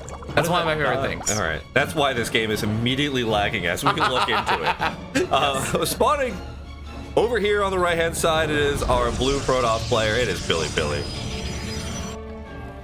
And down here in the bottom left-hand side of the map, our red Terran player. He is Eric Blade, still a cool name. And you know, if we're going to be under the sea, I feel like it's time for some more secret fun facts that we can pull out. Hit me with another secret fun fact. Just on an odd guess, how long do you think a male harbor sea lives? Oh no, I read the other thing. I put male in there. It's just harbor seals. Harbor seals. Harbor seal. Okay, I'm gonna say what? 15 years? 20 years? 20 years. Cutting them a little short. 25 to 30 years. Wow. Yeah. 25 to 30 years. That's basically my entire lifespan, almost. like yeah. a few years shy of my entire lifespan. It's always weird. Like, I always just think all mammals live as long as dogs. Like 15 years. Yeah. You know, bears, 15 years. Giraffes, 15 years. Blue whales, 15 years. But the thing, like 25 to 30 years, that's a pretty good lifespan. I wonder, like, what are the knowledges and what are the things that, like, a 30-year-old harbor seal passes on to, like, the baby pups? That's unreal to think about too, because like if I put it in relation to my own experience as like a 31-year-old, Yeah. I'm like, wow, there are seals who have had as much life experience as yeah. me. Like, Yeah. they've lived as full of a life as I have, and you know, that's incredible. I'd love to know what kind of knowledge they're passing along, and you know, the way that we can make that possible is for you guys. Check out that charity and actually consider donating, !donate, and the chat will give you the link if you want to contribute. And then you can actually help extend the lifespan of some of those harbor seals because that they can pass on their knowledge, their 30 years of knowledge to their children. And this is directly supporting a center that's down in Laguna Beach, California, so very close to this location, keeping, you know, kind of the livelihood of all the nature that we want to keep, you know, in America, and just, you know, make it not die from all the terrible things that are happening around the world. Yeah, speaking of not die, I do want to quickly talk about this game, Schamtoo, because we do have Eric Blaze, still a cool name, going for a proxy factory, and he's doing it in a very clever location. So this is one of the most annoying and frustrating, but also like, and this is not a shot at Eric Blaze, still a cool name. This is like something that happens at pro level. Yeah. It's like one of those Bronze League like level ideas where you just build the factory down. And, oh no, okay, never mind. I thought he was gonna do the float the factory into the main base and just start picking widow mines, which is, again, it's not actually like a Bronze League thing. It's like a Grandmaster pro level player thing. Is it? It is. It happens at professional levels on like the largest tournaments in StarCraft. But he's doing something else that's just actually really, really effective, which is going for a Hellion drop with a proxy factory and starport. This, I mean, we've seen how effective Hellions can be. Yeah, but you know what I'm a little bit afraid of here is that this isn't as great of a situation as we saw in that other game, in which it's been a little bit of time. There's stalkers coming out. There's no dark shrine to soak up a lot of the minerals and resources that the Protoss has in the beginning of the game. So we do have an observer out. The observer sees these 3 Reapers just kind of chilling out here. That's got to be sending off some sort of signal here to Pili that something that Eric Blade, still cool name, is kind of cooking up here. This is actually so funny to me right now. Oh my god, there's a fusion core on the way too. Okay, so Pili must be exactly what you were saying. Wondering like, what is going on? Why are there 3 Reapers? Why are there 5 Reapers and some Hellions now? Yeah. And Pili is actually going for a somewhat greedy opening in a sense. Like, he's made a bunch of stalkers because he's recognized that's a lot of Reapers. This is a little bit strange. But the Reapers can jump up the cliff. The medevac elevators the Hellions up to the main base. It's a question of, can these stalkers deal the damage to these units faster than they deal damage to the probes? But they're not actually going after the probes, so a lot of the Hellions are already going down. Oh no. Oh, and the medevac falls as well. You know what I think would have been a really cool idea with this? Was to split it up. Put the Reapers in the natural, put the medevac in the main base. The stalkers aren't going to split up equally and in a good situation. Yeah. I think the Reapers could have done a lot of damage there at the natural, while the medevac is kind of dancing back and forth, picking up those Hellions. I actually would have liked that as well. It's definitely a little bit more micro-intensive, so it's tough, but I actually think that could have been a little bit more effective. It's really tough because Pili got the scout out. That observer seeing all those Reapers, and it's not just seeing that it was happening, it's all the positioning of where they're going to come in from. If Pili had not had any units in his main base when that attack came in, like, a lot of probes should have gone down to even just the first few volleys. Yeah. And then there's a potential for something to happen there, because Eric Blade, still a cool name, is going for a really cool build. He's going for a battlecruiser follow-up, which I still think should actually confound Pili a little bit, but it would confound a lot of people. Pili is pushing out so far out on the map right now. I'm actually a little worried for Pili. Where's the battlecruiser? The battlecruiser's out. Yeah. The battlecruiser isn't going to teleport in. Can we click on the battlecruiser in that unit counting station? Okay, it is already teleported in. No, it didn't even teleport. It literally walked over. Yeah. So it can just still teleport out. So here's something that's really scary for Pili now, is that all of his stalkers are super far out of position. He has to recall, but the battlecruiser can just, it can escape out safely. Oh, is it? I'm always just nervous about these types of situations. Oh no, 'cause no, it he does- needs to teleport already. Teleport! Oh my god. Oh, because I was worried. I saw Reapers doing things and I was like, they're not paying attention to the battle cruiser. There's no selection, there's nothing. Now the Reapers are coming in, they're trying to do a little bit of probe damage here, but to 10 lose that workers. battle cruiser, oh, that's pretty rough. Yeah, God.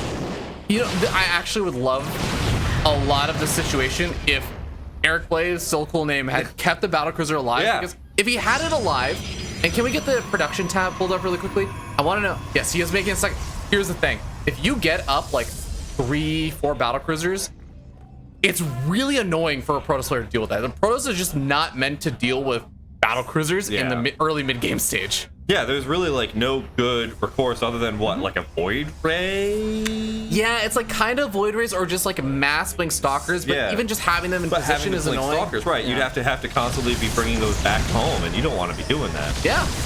It looks like we are losing some workers back at the parent base. There looks like Yeah. there's Warp Prism doing a little bit of cheekery down there. Yeah, I think few SCVs got picked off by the Warp Prism, and I think it may have been Disruptor or something, but there's the teleport out. So that's... Oh my god, right next to the Colossus! What a legend! And the Colossus is by itself! There's nothing there! Okay, Eric Blade, winning our hearts, still a cool name, the coolest of names. Gonna be picking up the coolest of kills. He has 7 kills. 7 of those are, or sorry, 8 kills on that battlecruiser. Yeah. 7 of them are pros, and 1 of them is a Colossus. But let's also go back to the fact that this entire time, Eric Blade has been getting harassed so much Yeah. that they're now down to 36 workers to 52. It's still 2 base to 3 base. We're in a pretty rough situation here, even though Eric Blade's still a cool name, is getting Yamato cannons. Okay, Or Yamato. How do people yeah, say? I think it's Yamato. I usually hear Yamato. You know what? I'm okay with either one. Yamato. Yeah. I say Yamato, but... Oh no, I say Yamato. Yamato? Yeah. You know what? You do you. Yeah. Do you. I like being wrong. I mean, you are good friends with Artosis, so. Okay. Ooh, okay, so Battlecruiser comes in when the entire army's on the other side of the map. Only a single siege tank and a bunker with one Marine. We have another siege tank though, so you know we live in. Oh, and the battlecruiser's still here. Yeah. Oh, That's didn't have a this tough blink one. back up, and we've just warped in a bunch of stalkers. This is. We're not even repairing the command center. We're just letting that one down. Eric Blade, still a cool name. Got a GG out 2-0 going over here to Billy Pilius. Billy Pilius is now gonna be on round of 4. There you go, man. Making it to the semifinals. Congratulations to Peely Peely and Eric Blade. I mean, still a cool name. Gotta congratulate him. Like, he won our hearts in that, I would say. Went out like a king. He truly did. That was still... I really just have to wonder, Kevin, like, if the first battlecruiser teleported out, Yeah. if then you have 2 or 3 battlecruisers coming in all at once, harassing... Peely actually, I think like you cannot actually deal with that with just like the 3 to 4 stalker warp-ins. Yeah. I actually think so much of that game looks a lot more frustrating. It's not necessarily one for Eric Blade's still a cool name, but like it's actually a scary moment for Peely. Yeah, it would be just a completely different game, right? Yeah. Like if you hole up at your natural, you've got those siege tanks in position. All they have is stalkers, and not even that Colossus anymore. All they have now are just stalkers versus 2 siege tanks and a bunch of bio. That's a difficult thing to break.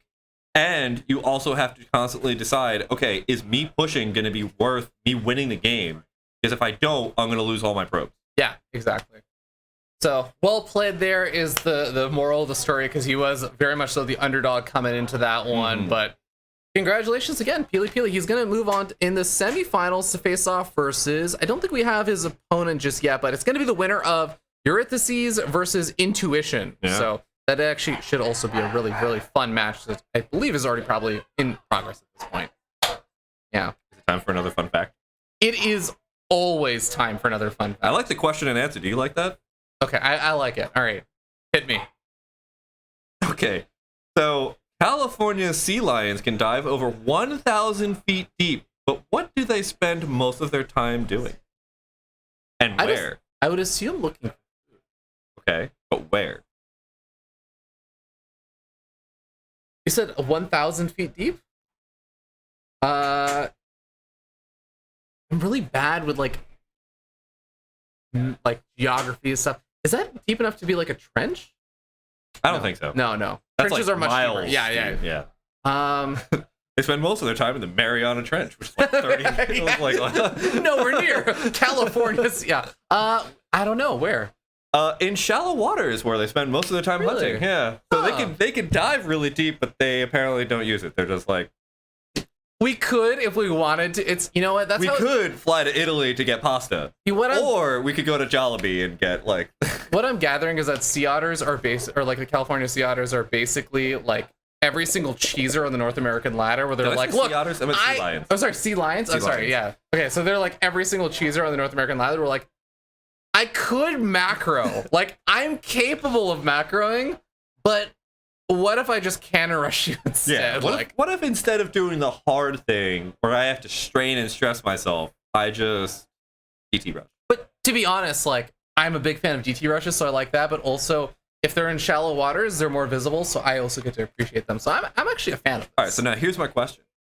What evolutionarily happened that they're like, they had to gain the ability to be able to go 1,000 feet deep, but they spent, it's like pandas, right? Like where pandas somehow now just got addicted to bamboo, and like, because it's like super easy for them to get, and they just like, evolutionarily, they're supposed to probably be able to hunt down like small woodland creatures. Well, they're just like, yeah, but what about bamboo? And it's just the same thing with these sea lions. It's like they were probably built to deep dive and fish, but then they're just like, whoa, there's shallow waters, right? Why was I built to do this? I just imagine like the things that they were hunting used to dive really deep or something, and then all of the like sea lions actually ended up going deeper. Yeah. And then their prey just was like, what if we went to shallow? It's like the metagame developing for sea mammals. It's like, what if we just do this really old school thing of like staying near land? one will It's like, we'll expect be in it. shallow waters. Yeah. Like they'll never expect us there. And the sea lions are like, that was the 3D chess I was playing all along. You just made my life easier. All right. We're going to run to a commercial real quick, or a break at least. We'll be back with the next set of games. We're going to be jumping into the round of 4 where things are going to get really exciting. Remember, there's up to $1,500 in the prize pool between both the cups. There's 2 cups, by the way. Yeah. There's the Happy Cup and the Pup Cup. Which, to be honest, they're both happy. But the Happy Cup is going to be all the Masters and Plus players. The Pup Cup is for everyone below that. And there's actually, it's really cool because the Pup Cup, I think, even still has like a $300 prize pool. Yeah. Happy Cup is like a $1,200 prize pool. Even has some like gift cards and everything for Puma and stuff. So really, really cool stuff. But we will be back in a little bit. Go scan that QR code on the break screen if you guys want to contribute to the charity. I believe we're already past like $3,100 raised or something crazy. And like that. if I remember correctly, you could also do !PMMC and get linked to the social media account of the Pacific Marine Mammal Center, which also has a Twitch stream that goes live every once in a while showing you the seals on camera. And that was adorable for like the 5 seconds we saw it. I mean, I think it was just like an empty pool at the time. It but, like, was. We it actually looked didn't very see- tranquil. It did. You know, I would definitely Chromecast that as I was working. Yeah. throughout the day. It's like it's any of those wildlife channels. So give PMMC a quick type there in chat, and we'll be back. Stay tuned.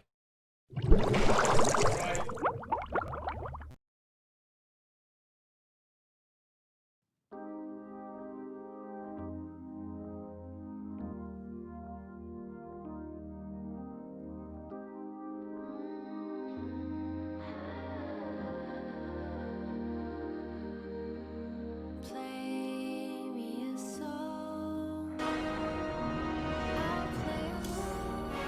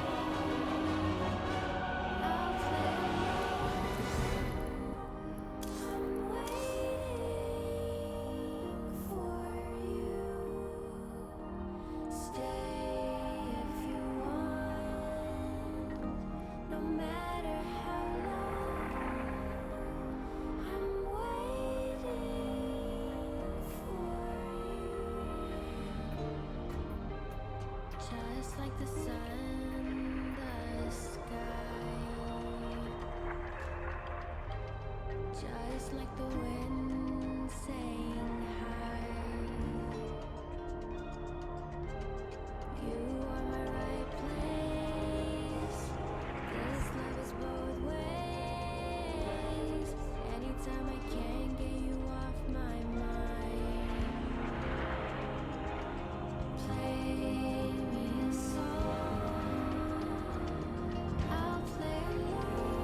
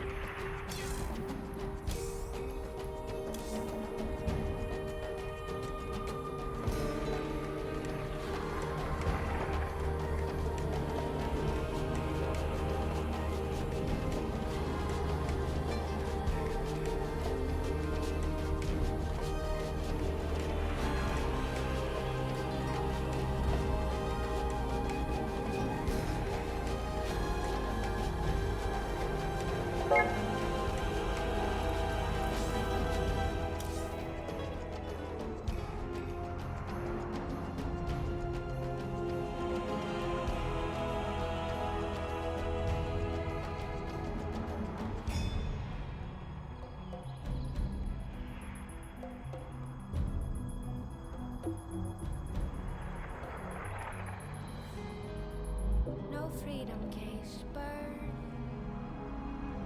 None of your cries are heard. At some point you will learn. Freedom isn't heard.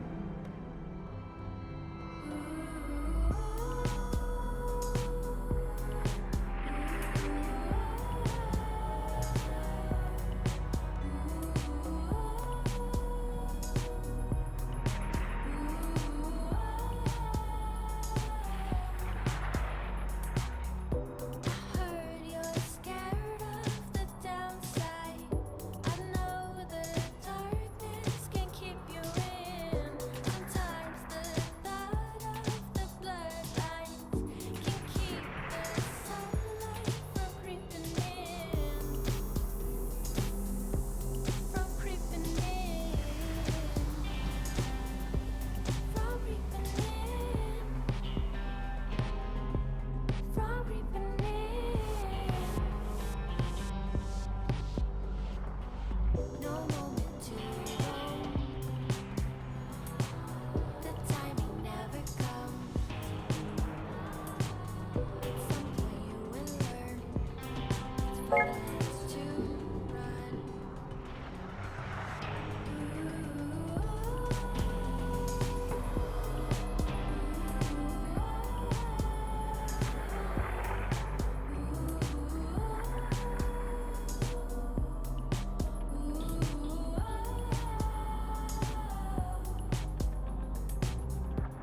Heard you're scared of the downside. I know the darkness can keep you in.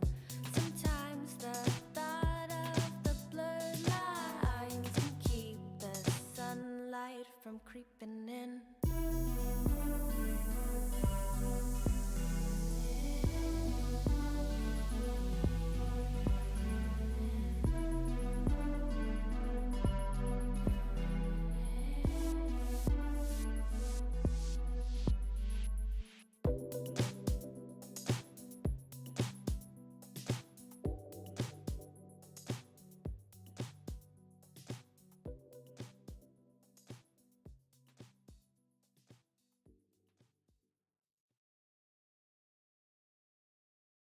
Jolene, Jolene, Jolene, Jolene.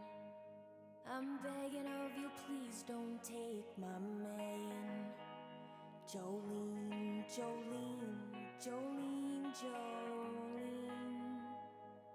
Please don't take him just because you can. You're being can't compare with flaming locks of auburn hair, with ivory skin and eyes of emerald green. Your smile is like a breath of spring, your voice is soft like summer rain, and I cannot compete with you, Jolene. Jolene, Jolene, Jolene, Jolene. I'm begging of you, please don't take my man. Jolene, Governor's letting out because of the coronavirus. What the hell's a coronavirus? You're living under. take him just because you can.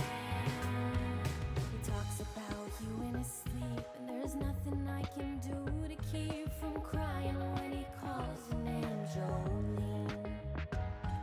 And I can easily understand how you could easily take my man, but you don't know what he means to me, Jolene. Jolene, Jolene, Jolene, Jolene. I'm begging of you, please don't take my man. Jolene, Jolene, Jolene, Jolene. Please don't take him just because you can.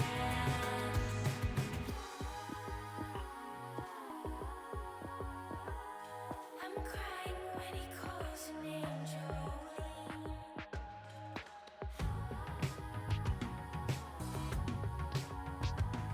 You don't know what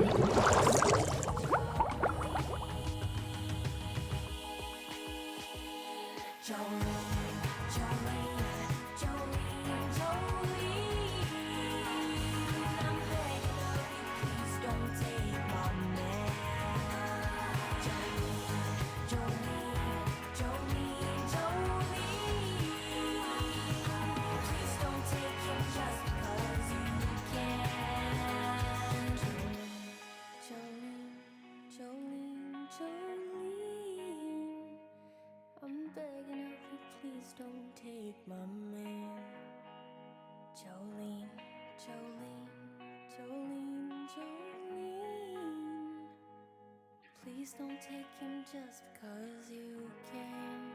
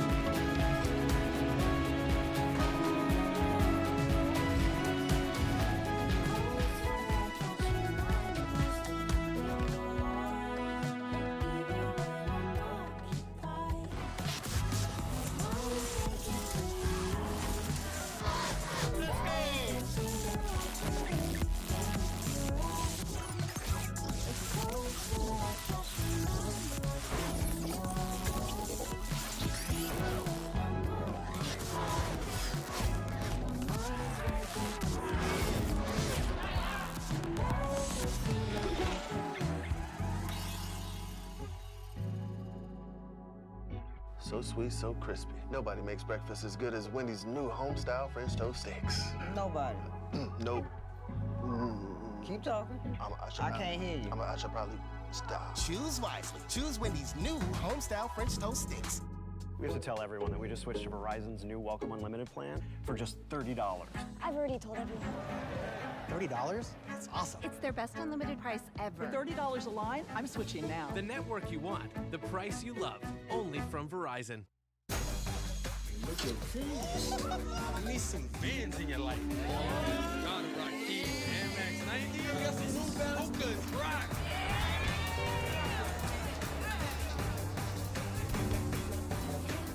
Check his ass for 48-hour protection. Smell fresh as fresh, no matter what.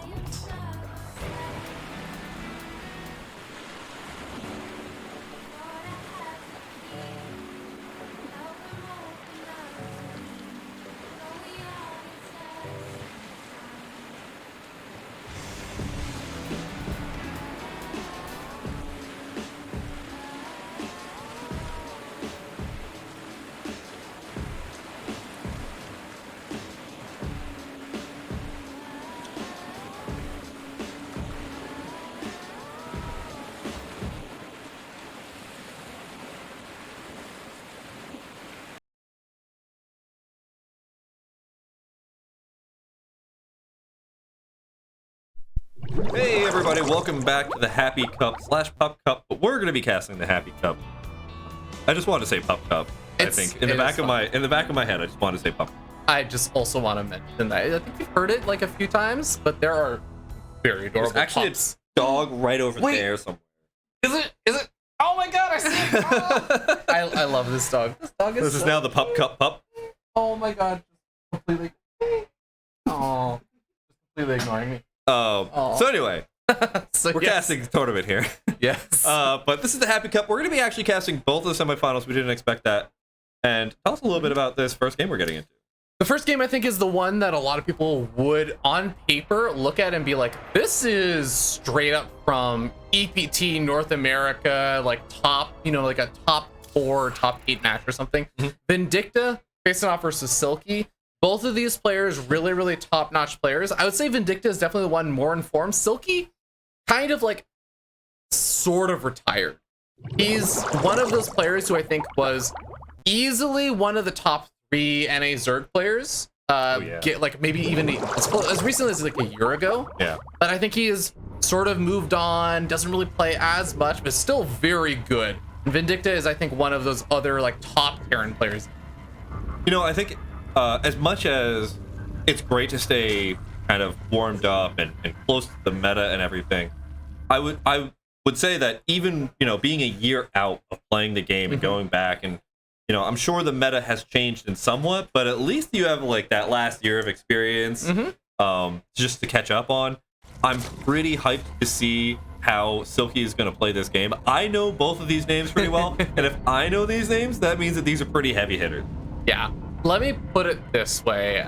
Like, Silky is not a player who's going to be so out of form after not playing for like 6 months to a year. There might be a little, like 1 or 2 little rough spots or something here or there, but I'm pretty sure he's going to have played at least a little bit coming into this because he knows that there's actually a fair amount of prize money and stuff on the line. And also, Silky is just one of those players who has played so much StarCraft over the past like decade that he is actually still going to be one of the top competitors. It's that latent StarCraft ability, and being from the Brood War scene, this is going to be the only time I mention Brood War. It was really fun to see when you saw like these decade-long players that took like a 5-year break, and when Brood War Remastered came back out, they would just come in and they would just be like, "Oh look, I hit A. I don't know why everybody doesn't hit A like easily." I'm just cool. Thanks for showing that I will never be anything like you with just your 5 years out of practice self. Yeah, man. Dude, I actually think there's a really, really funny thing that happens in StarCraft II where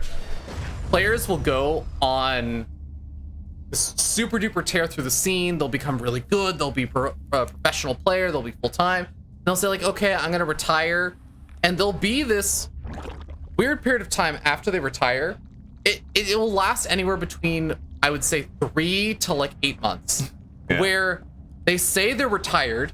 they start playing less, and their results are better than when they were full time. Yeah. Because it's like the pressure is gone now. Because it's so hard to stay focused and to stay in a good mental headspace when you're playing the game. But like, as soon as you retire, you're like, I have a full-time job doing something else. Like, this is not my livelihood. I'm just gonna play the game. I'm gonna enjoy it. Kind of get back to why you originally started playing and everything. And I actually think even Silky went through a bit of that as well. And I wouldn't be surprised if he was still also able to play like a little bit less pressured. Yeah, I mean, like, to me, if I were in his position today, I'd be like, hey, I show up. Maybe I don't practice a whole bunch for this, but there's a chance that I make a couple $100. Actually, I think already, because we were in the round of 4, top 4 at least $100. So, sorry, at least $75. $75 in fourth place. So I mean, like, somebody said, hey, play StarCraft for a couple hours and make $75. That's it. Heck no, I ain't playing StarCraft, I ain't going back. No, I'm kidding. But, you know, it's pretty easy to just get to this point, and everything past this is just, you know, even more and more profit. 100%. Now, again, I think if I had to give a favorite into this this upcoming series, it is Vindicta. I think he is still a little bit more informed these days as someone who's actually full-time into StarCraft specifically. I would actually say, even though he is full-time, I would say somewhat as a player, it's actually more as like a content creator. He's a streamer, he's YouTubing, all that good stuff. But StarCraft is kind of his main focus right now. Sure. So he's the one I would definitely keep an eye out for to see whether he is going to be able to continue on forward and actually win the entire event. But for now, let's actually take a look at what the openings were. So we do have a pretty typical kind of setup here from Vindicta, just like the Hellion and then like a Reaper poking around. But behind this, he's got a good old 1-1-1 setup. He's got his stim on the way, and actually Silky also playing like a very standard kind of like safe normal style. No real big risk being taken in this game. Yeah. And I think the couple of those Zergling getting in there, they weren't really expected to do a lot of damage. What they were really getting in there to do was probably to see what is going on inside of Vindicta's base. And just being able to see, hey, look, like, we see a reactor still on the factory, we see a starport back there, there's no tech lab. Seeing all this types of information is going to give Silky a really good idea of where to go from here. Now, we do have an armory on the way for Vindicta. Now, armory, important requirement for the Hellions to turn into Hellbats, and with the medevac also coming out, Stim gonna be finishing up. This is actually gonna be a pretty strong and scary push-out timing here from Vindicta. The third base was delayed by quite a bit in order to go for this kind of big attack. Yeah. And Silky, he doesn't quite know exactly what he's up against just yet. He's getting up Spore Crawlers, which, you know, is like, I'm ready to defend against like Banshees or Liberators or all these other things, but he really needs to make sure his queens have to be in position. He has to be on point with the defense. This is one of those builds that can actually end the game if you're not careful. Yeah, I know. Are these going to be dropped? Oh no, this is going to be no. You just straight on into that third base. We have moved the queens back. The drones are waiting until the last second to get out of here. It's a little bit dangerous for that worker line, but we were trying to get a bunch of Banelings in. They are just about to pop as a couple of those Hellbats do split up. A really nice split there. Yeah, the split is actually quite good. Now, the Hellbats fighting against queens can be a little bit dodgy, but he's focused right down the queens out of energy for transfuses. Nice micro back with the queens that have some of that energy, but not able to keep most of them alive. So many of these queens are going down, even if this attack finally gets cleaned up over here. And I love that Vindicta saves a few of those units. I would say that was actually some really, really good damage done already. Vindicta is a little bit behind in supply, but you have to look at what he has on the way. He has his third finished up. He has 1-1 on the way. He has combat shields nearing completion. He's got his transitionary tech with like Widow Mines and everything. Like, he's looking great. I mean, just look at all the upgrades that are going down all at once. We have the +1/+1 for infantry. We have the +1 for vehicles. We have combat shields. We have drilling claws. Like, we are in such a great spot. You are completely correct. I am very excited to see what this counterattack is going to be, though. We've got a lot of Banelings coming over here. Baneling speed is still only halfway done. That is actually such a good point. I am really curious what Silky wants to do over here, because this is a pretty big investment. Yeah. To make this many Banelings at this time is really unusual. He goes for a couple of Banelings on the Widow Mine. I think that was not entirely intentional. Now the Banelings are going to try and make their way over toward the main. No, they don't want to go after the supply depot wall, and they're going to try and zone out the Marines. Ooh, a lot of indecision coming out here from these Banelings, and they're not going to connect with too much. The Zerglings are getting on top of that bio over there, but Vindicta yet again just going to go for that quick medevac evacuation there.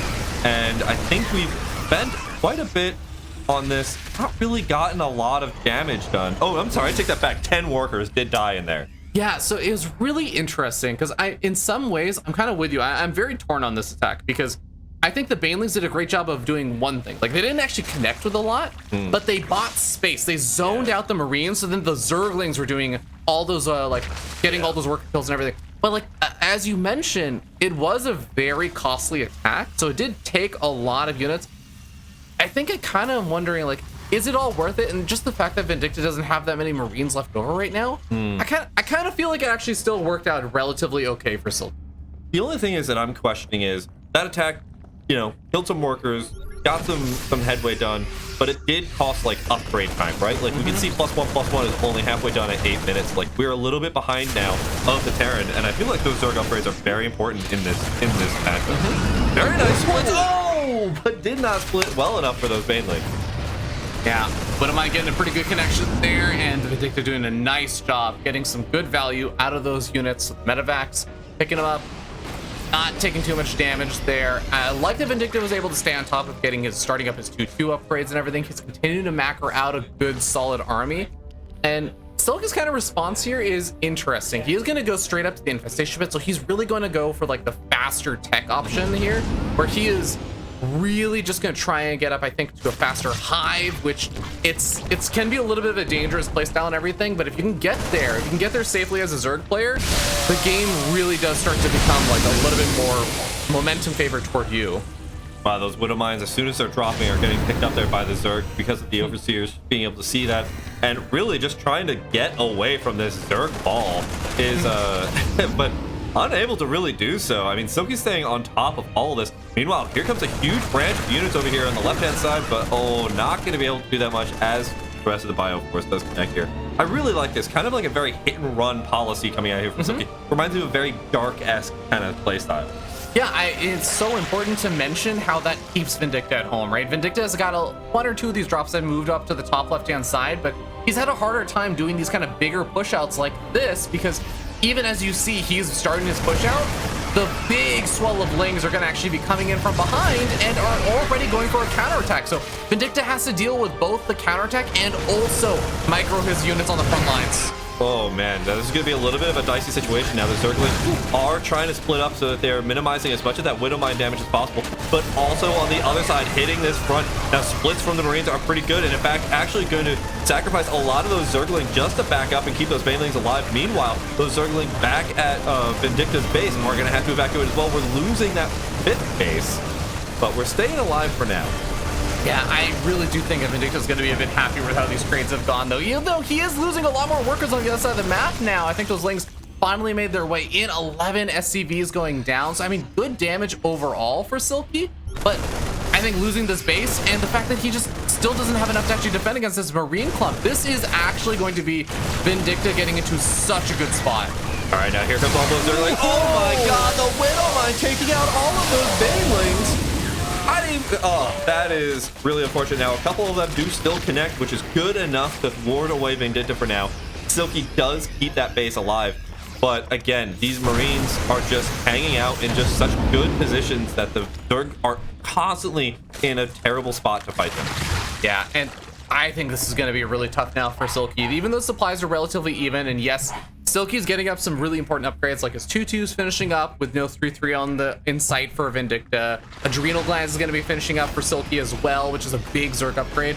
But we do have another run by over the 3rd base of Vindicta. Yeah, I'm curious to see where that's going. That's a bunch of Banelings. They're skipping that whole entire worker line. They're going straight on in. Oh my god, but still, enough for me. Oh, come on. Oh, there we go. No, that's what I was looking for. That was the release. I can now no longer stress throughout my entire life. 28 workers. I think that's actually so important because I was going to say Silky losing all those bases and everything. He didn't lose that many workers, but he really took a big hit to his economy. And I think he just equalized a lot of that damage finally. Oh man, I'm loving this game because it is just non-stop adrenaline the entire time. This is almost like casting Zerg versus Zerg at the beginning of Wings of Liberty, where it's just nothing but Banelings and Zerg for like they don't know how to stop. Yeah. But it looks like there's gonna be a little bit of a drop here, and now I'm just kind of curious about what Vindicta's plan is. Lost a lot of workers, trying to still do things, but now look at this bio ball compared to where it was before. 3-3 is super delayed. 2-2 finished like 5 minutes ago, and we're now finally getting to 3-3. Yeah, okay, if he finishes off this hat trick, this is the thing though. I feel like Vindicta still has a really solid economic position, just in the sense that the base count is still so low for Silky. Yeah. So Silky might have 61 workers, but 61 workers, frankly, mining off of 1, maybe 1.5 bases. Like, this is a really awkward spot for Silky still. I love this. Just 2 Marines and a medevac, and look at how many Zergling had to be committed to that, which allowed for another base to get killed again. I think. Actually, no, still building. Yeah, still going to be a great pickoff there. He was delaying so much of the economy. Silky, he is still, every time he's making these defenses or even the offensive happen, he's bleeding out Lings, he's bleeding out Banelings. The medevac drops and stuff, yeah, maybe one, oh god. Maybe 1 or 2 of the medevacs like lose some of the units and stuff, but Vindicta can replace these units. Silky is making units that are literally killing themselves in order to get the cleanups. Yeah. And you're just constantly having to spend so much resources just to defend everything. And just looking at the supply, 163 to 130. I mean, before this is a very different tale. And it's really disheartening as a Zerg when you kill so many workers and yet your Terran opponent is still able to keep everything alive and keep this Marine bio ball moving around the map, still killing bases. And you're like, all right, what do I have to do? What contract with what devil do I have to sign in order to beat this Terran? Oh, yeah. Banelings do finally manage to get some connections there on the bio force before the lift up happens, but I think this is almost a little bit of a do or die kind of situation now for Silky. He doesn't have the economy. He's not really able to re-expand. He's got this little semblance of an army. He actually just has to almost win the game off of this, and he's not really getting the trades he needs for it. Yeah, you can see that there's not even an expansion going down anywhere. Oh. This is it. This is the last stand of Silky versus Vindicta. Looks like nothing's gonna happen. GG. Vindicta takes game number 1. I did not expect that after seeing so many workers go down, and just like the paltry force that was left for Vindicta, but that the constant just tying up the Zerg army everywhere all the time just bought so much time to just put everything back together again.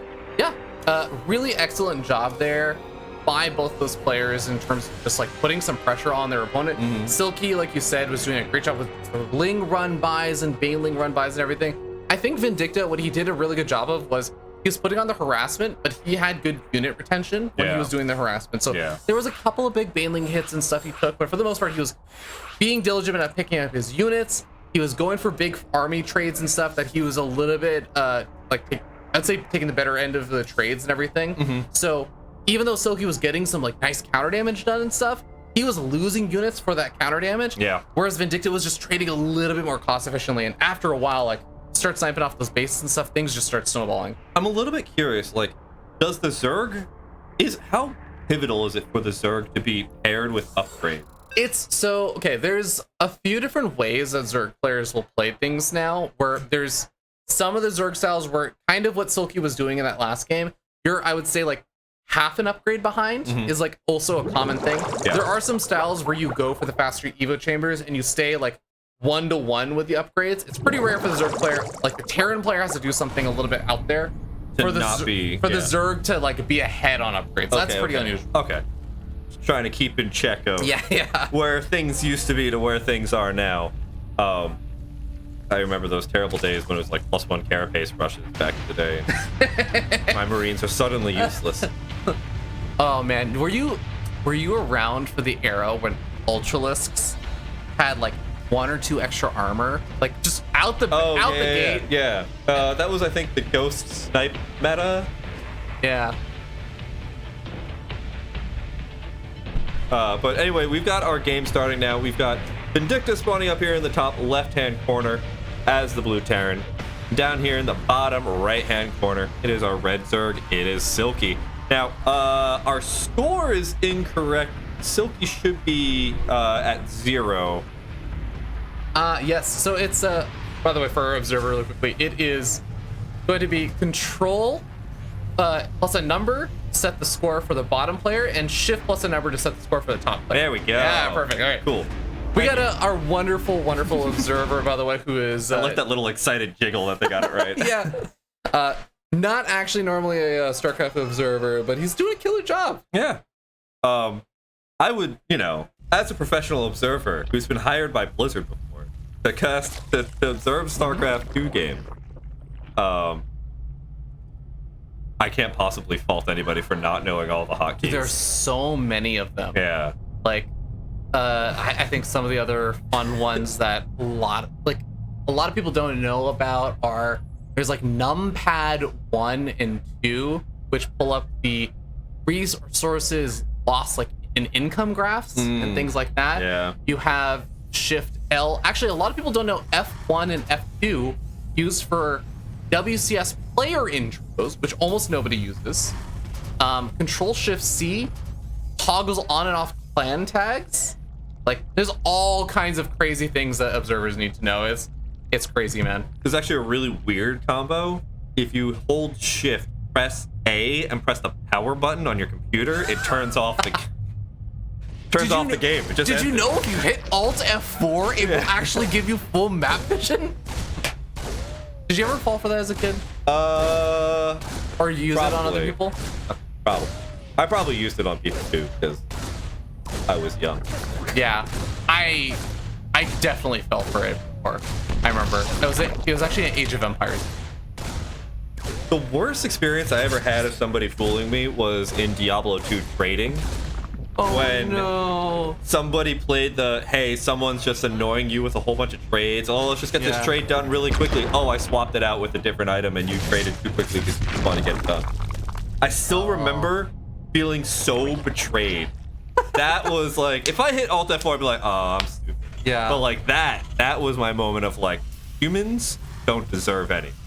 And that's why we should give it all to the animals. In fact, specifically the Pacific Marine Mammal Center. That is where we should give all of our. And it's great. We're already past our goal of $2,800. I think we're at 114% of that $2,800 goal. We're 14% above.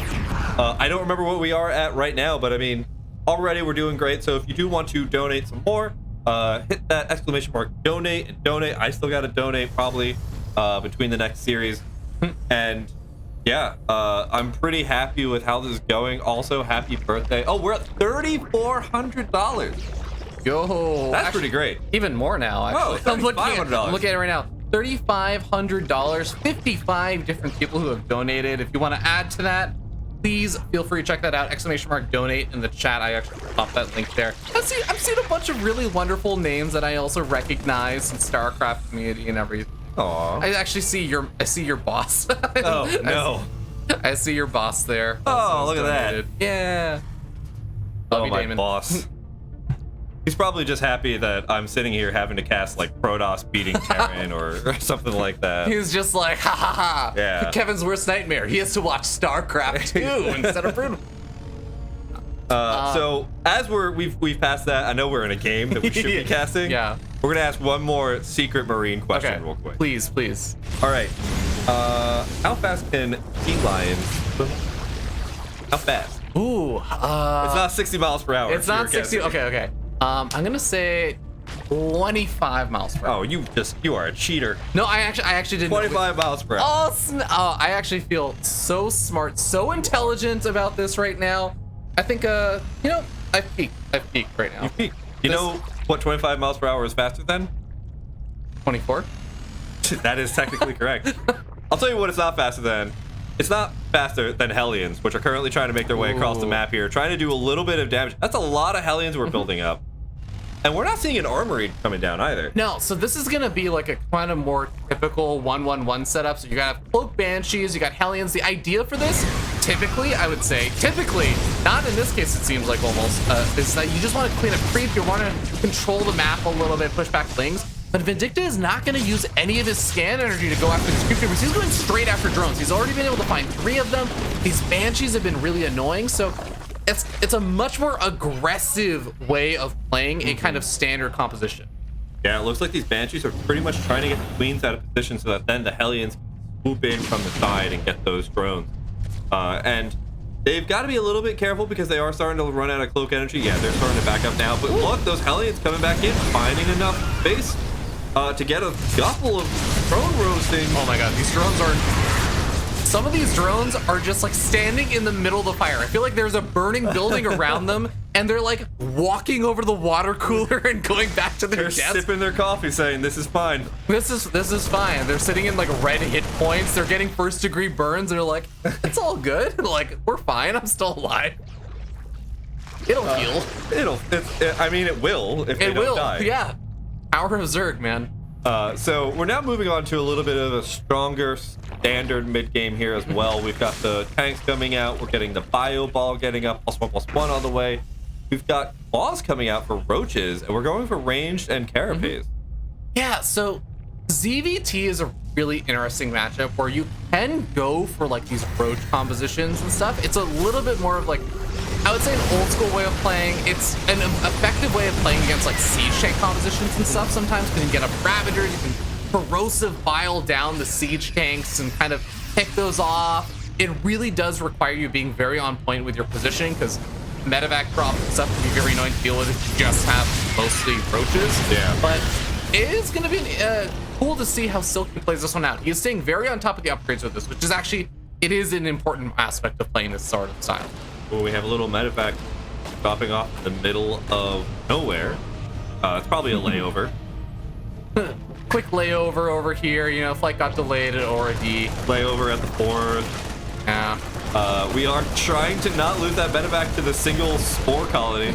Losing a medevac to static defense feels pretty bad. I mean, this is still an annoying number of Marines. Yeah. This is the frustration, I would say, of defending with roaches, is that it really feels like you have to have a lot more supply committed to the defense than lings and banelings, where it's like sometimes you feel like, I just need to get enough lings there to buffer for the banelings, and then once the banelings arrive, like, you have to pick up, you have to leave or something. Yeah. The roaches, like, you need to have an overwhelming number in order to protect the Marines. Otherwise, like, you start taking damage kind of like this. Right, and that's going to be the difficulty that's going to exist here for Silky, as Vindicta is quickly just kind of hitting with two different sides here of those medevacs. Now, we do have a couple of queens that are trying to ward away that one medevac in the corner on the bottom side, but these two medevacs are constantly staying in the danger zone here for Silky and constantly making Silky have to play very defensive. Yeah. Vindicta doing a nice job with these kind of drops, just hitting left and right, just poking and prodding wherever he can without really taking too much damage, not really losing too many Marines, finding a queen here or there, and then backing on off. But I want to note, all of this for Vindicta has been pretty light harassment for the most part. He's not really committed to any of this. He has been powering up on those 3 bases. He's, I believe, getting that 4th base ready and set up over here. And this is, I feel like, going to be the first real kind of skirmish at the 4th base location, where Vindicta wants to secure that spot, and Silky actually has a fairly sizable army ready to try and deny that. And this is what's really good here about what Vindicta's doing, is just slowly, doesn't have to commit too much to building siege tanks, slowly building those siege tanks as we're keeping this harass alive, because you know that you're going to keep the Zerg base at home with just enough until they can finally break out. And then at that point of breakout, I'm sure there's going to be more than enough siege tanks that have just been building up slowly over time. Oh yeah, that is the scary, scary moment. It's like, especially where the Terran player sieges up. This is one of those maps where you can see the location for Vindicta's 3rd kind of expanding toward his opponent. Yeah. So it's a very short distance across this map. It is very frustrating if those tanks are sieged up in an aggressive spot. Love the snipe off on that first Liberator. Vindicta actually gonna try and open up the pathway over here, which Silky was helping out with for a moment, but Vindicta's moving really far into creep. He is just fearless about moving on to that creep. But the roach counterattack is going to cause some sort of headaches and problems here. Yeah, that's a great amount of roaches to just be enough to be annoying and tie up all the reinforcements. There's nothing you can really do against this effectively from your barracks reinforcement. Meanwhile, the Marines aren't concaved on, but they're still taking a pretty good fight, backing up now to the siege tanks where things are a little bit safer. We do lose that Liberator. Oh, sorry. What was that right there? That was a tank, sorry. I think it is a Liberator. It was a Liberator? I think you're right. How did it die? Ravager, I think, pressed the bile? No, there was only roaches there. I have no idea. I'm very confused. You know what? It might have been. I could very well. Who knows? I have no idea, but I mean, regardless, we do still see Silky is having trouble defending on his own side of the map. Lurker is not able to burrow in an offensive position. We have some more Ravagers coming on forward, but it really does seem like Vindicta is making a little bit too much progress. With more siege tanks sieging on up and a good line of siege tanks behind this. Yeah. The siege tanks just decimate through roach counts. Even if Vindicta gets cleaned up, he's taking cost-efficient trades. This is a huge amount of roaches that's been building up slowly over time. Now, granted, we also lost all those siege tanks that were building up over time as well. But, I mean, those upgrades keep coming in for the Terran, and this is forcing Silky to just massively reproduce all these roaches and Ravagers again. Yeah, Silky is not in an economic position where he wants to be able to he wants to be able to make more than just roaches right now. Yeah. Silky wants to be making Hydras and getting up his lurkers, actually getting up some of those lurker upgrades and everything. But right now, he has basically been forced into a 4-base economy situation. He's maxed out and he says, look, I'm only going to be falling further behind as this game goes on. I need to hit you before your ghost count gets too high. He's going for it right now, and he has to do something here. He cannot back off. Now, picks off one siege tank very easily, very nicely, and has to back up here. But at the same time, a couple of roaches coming over here, just causing a little bit more havoc. Well, he's finding an interesting position here. He's going to be able to snipe off the siege tank really quickly, push back this Bioforce, and if you can deny the... I guess, do you deny the mining on this base, or go for the planter, or do you just go for the jugular? It's really tough to call. Yeah, it feels like not a strong decision was made either way, and that's going to ward away the Zerg for now. We're, again, losing a lot of supply here in this indecision. And he can't really remake this. You see that there are 19 roaches on the way, but it's just pure roaches. Yeah. There's not really a lot behind this. I like the damage over here that he was able to do with those roaches at the 3rd base, but Vindicta still has now basically the larger army, the better economy. Silky didn't get a chance to re-expand behind this. He didn't have upgrades coming out behind this. He's barely just been able to remake some of the Ravagers. I think at most this is an army to keep Silky alive. It's not an army to win him the game though. Yeah, and I mean, maybe just staying alive is going to be all that's enough, but it doesn't look like even staying alive is going to be enough too much longer. These Ravagers keep missing all their shots, and as Vindicta is just slowly, but like, you know, kind of like walking in 2 steps, taking 1 step back, walking in 2 steps, taking 1 step back. Yeah. Just getting into the Zerg space. Yep, and behind this, I mean, he has a 5th base on the way, building up that siege tank count that you were talking about before. The ghosts are also generating energy that'll be useful for snipes and stuff later. And Silky, I think his last final remaining hope in this game is that he is still closing in on maxing out. If he can find like an angle where the siege tanks are unsieged or something, or he snipes them off from a distance with like the Ravagers like this, and gets some big corrosive vials, like that's his biggest praying hope right now, is that he can somehow clean up this army, but he's not finding the trades. Vindicta is too on point. And just loving the dancing back and forth here from Vindicta. I mean, Silky is doing pretty good dancing around, getting a siege tank here and there, but actually like, it feels like getting a siege tank by the time that another siege tank or 2 have already gotten, you know? You are picking up those siege tanks, but are you picking them off at a good enough rate that you're actually doing something to the Terran army?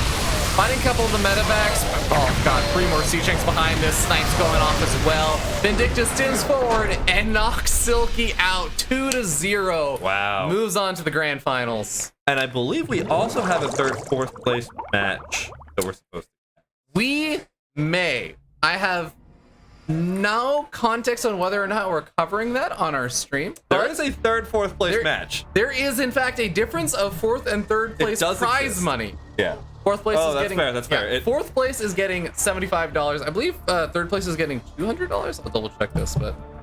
and the size of the difference, too. Yeah, pretty notable difference. So I know that there is something that differentiates those two. I do not know whether or not we're covering that or if it's happening at the same time. Probably a thumb war. Oh my god, I would love that if it's like 3rd, 4th place is just like Rochambeau or something. I mean, like, it would be the perfect, I think, way to end the day. Just a quick Rochambeau of... Or like beach volleyball, you know, we're all Hawaiian themed and go... There's a ping pong table over there. There is... Oh man, we can make them play table tennis for 3rd, 4th place. Really, we have to both put on, like, fake accents of some sort. It's a $125 difference between 3rd and 4th place. Like, that actually would be a pretty sick ping pong, like, table tennis match. A $125 table tennis match between 2 players who are not necessarily good at table tennis. Oh yeah, I'm just hoping that both of them are like the just absolutely terrible. Oh my god, it's like they both can't serve, so they both just keep losing. It's like whoever can get the first ball over. Yeah. See, that's what the show Biggest Loser should have been about. We just find 2 people who are terrible at a thing and watch them just be terrible at it. Like, you ever play billiards and you've never played billiards and you're just like, all right, this is gonna take 2 hours. Oh yeah. Oh, I've definitely had one of those games where it's like Oh, in fact, neither one of us can make any of these balls in. 8-ball corner pocket, and it just goes off into another pool table. If you thought Risk games took a long time, wait until you see me versus Schamtoo and Billions. Oh, man. But all right, guys, that is going to mean we have our first finalist regardless, though, and that is going to be, again, Vindicta. He'll be facing off against the winner of the second semifinals match, which I believe we actually will be covering the second that semifinals one as well, here. which is going to be Eurystheus. God, we had it before. Eurystheus. You were really good about pronouncing it before. Eurystheus and Pili. Yeah, should be fun. And since we have that and then the grand finals and question mark third, fourth place match, we'll go to a quick break sooner rather than later so we can get that next series set up. But during that break, I want to remind you guys that there is both the opportunity to contribute using !donate command in the chat. But if you're one of those people who are like, oh, Twitch chat, I don't like Twitch chat, and you don't want to open it up or something, well, actually, we also have a QR code that you can just scan on the break screen. So scan that. It'll take you over to the wonderful charity page for the Pacific Marine Natural Habitat. Nope, not at all. No, sorry. I was letting him drown. Which is appropriate. Which is appropriate because we're in. Yeah. This all works. But do you actually? It's the Pacific Marine Mammal Center. Mammal. Oh God, yes, you're right. We care about seals and stuff. We don't care about fish, apparently. That's true. But you guys can contribute that. We already were like killing it on the goal and everything. I think the original goal is like over exceeded by like 115, 120% or something now. So yeah, check it out. All right. So thanks so much. We'll be right back in a couple of minutes with our next game. Stay tuned.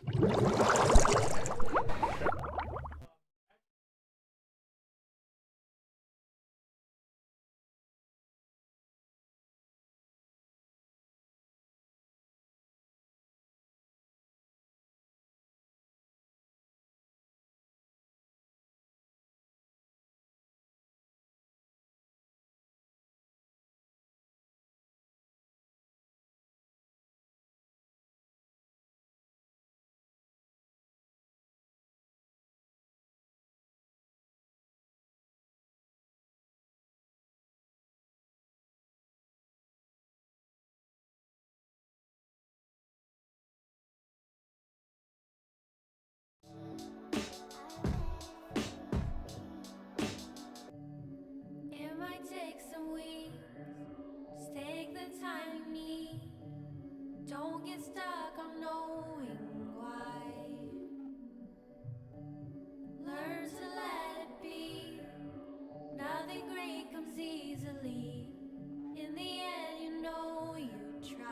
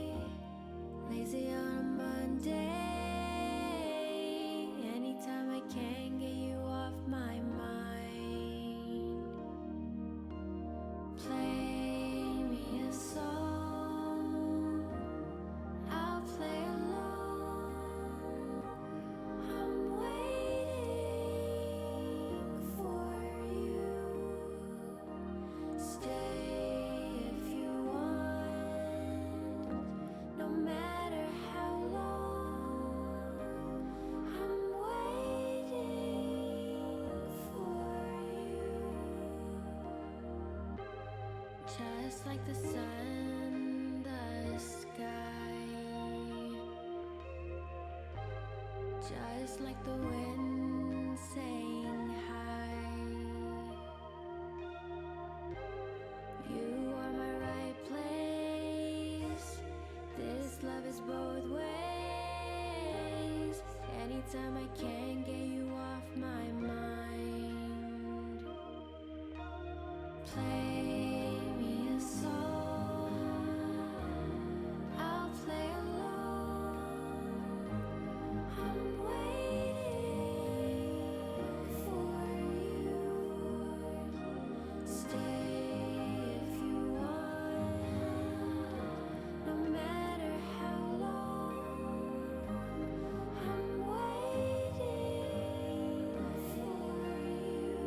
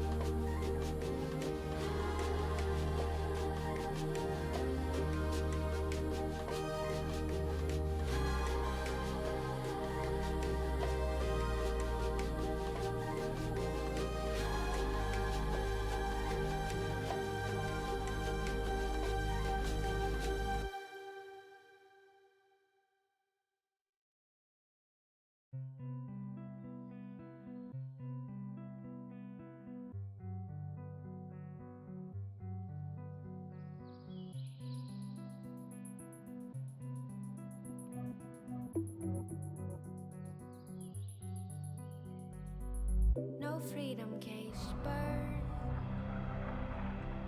None of your cries are heard.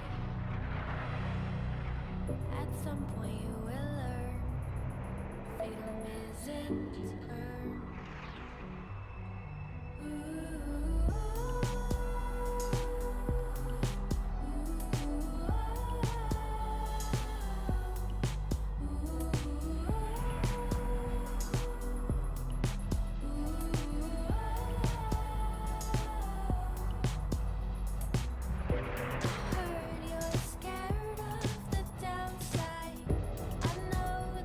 Darkness can keep you in. Sometimes the thought of the blood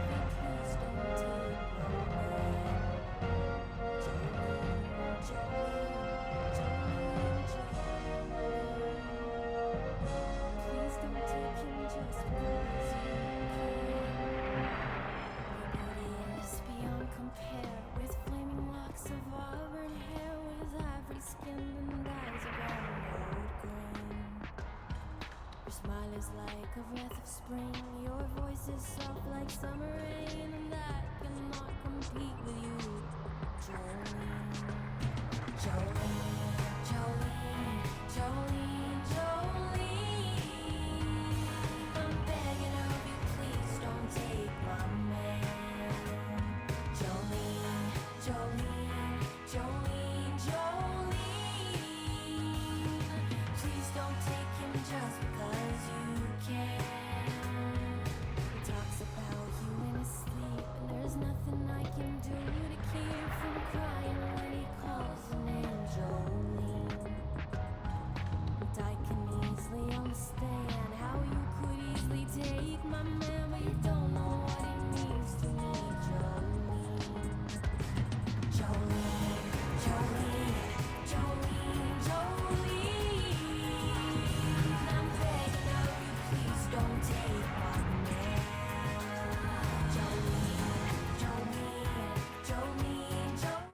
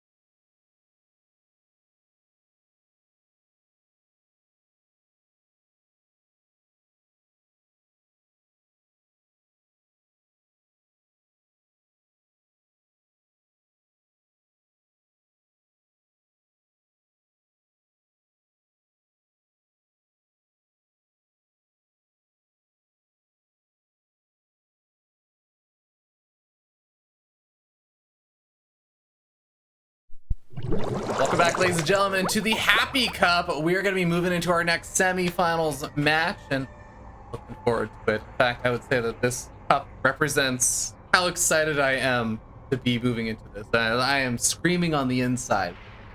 Oh, I was trying to figure out if you were frosty or cool about it, or you're a Giant fan. I am a Giant fan, and it's actually really cool. We got some Frost Giant employees and stuff here. They're, I think I saw Kara with like massive Frost Giant goodie bags. Whole bunch of Frost Giant stuff coming out. I'm very excited to know where the future of Hardcast is going. Yeah. And I'm excited at the people who are taking me on that path. Yeah, I think that's a good way of putting it.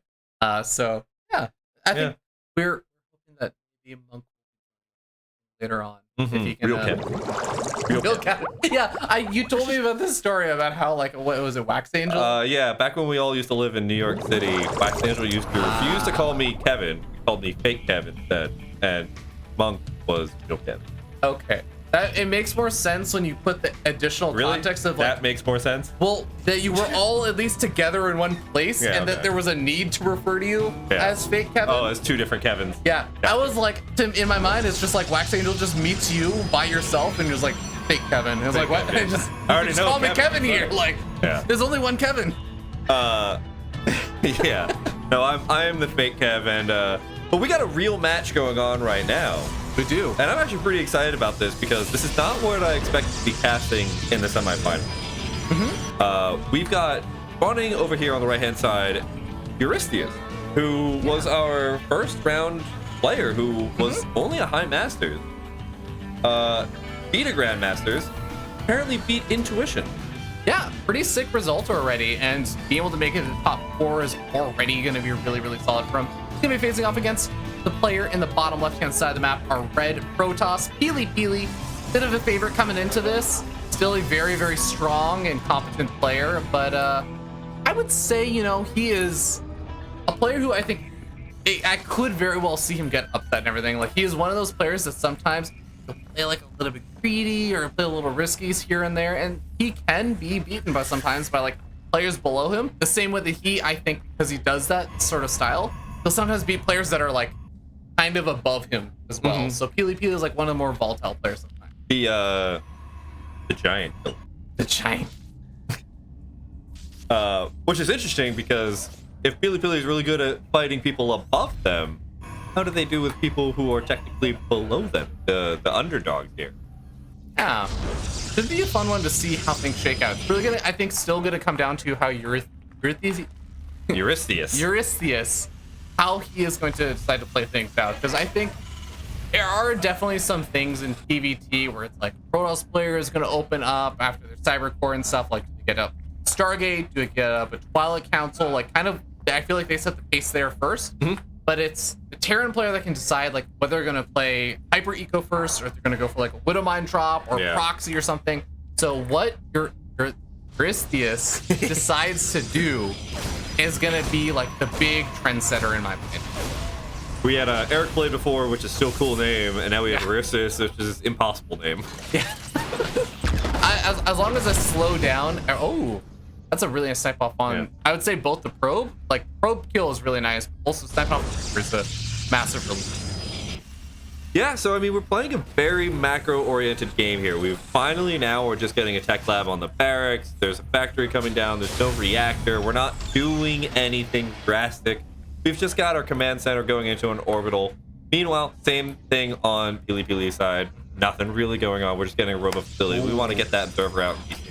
You know, I really still need to talk to like Protoss players or something, because I feel like Data C. You shouldn't talk to Protoss players. Yeah, I should never talk to a Protoss player. All right, if you talk to a Protoss player, make sure you talk to them in a public area where everything is well safe, lit. And you've told your father and your mother where you're gonna be. Exactly. But I feel like Protoss players just love opening up Dark Templars on this map. And I have my own theories about why I think DTs can be strong on this map.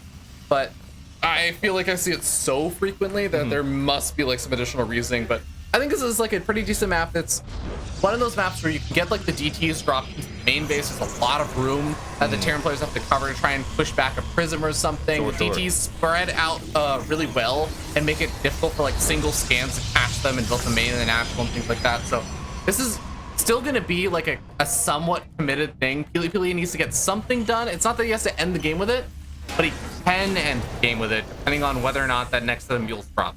Yeah.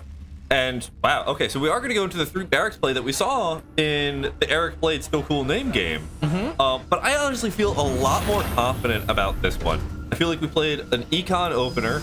We didn't have to float the CC, so we had that kind of mining immediately. But this time we've got DTs coming in. We do have charges for a scan. Yes, 1 scan available, but there are going to be 2 different sets of DTs. This is what I mean. This is the pressure. That's the only scan. That's the only scan available.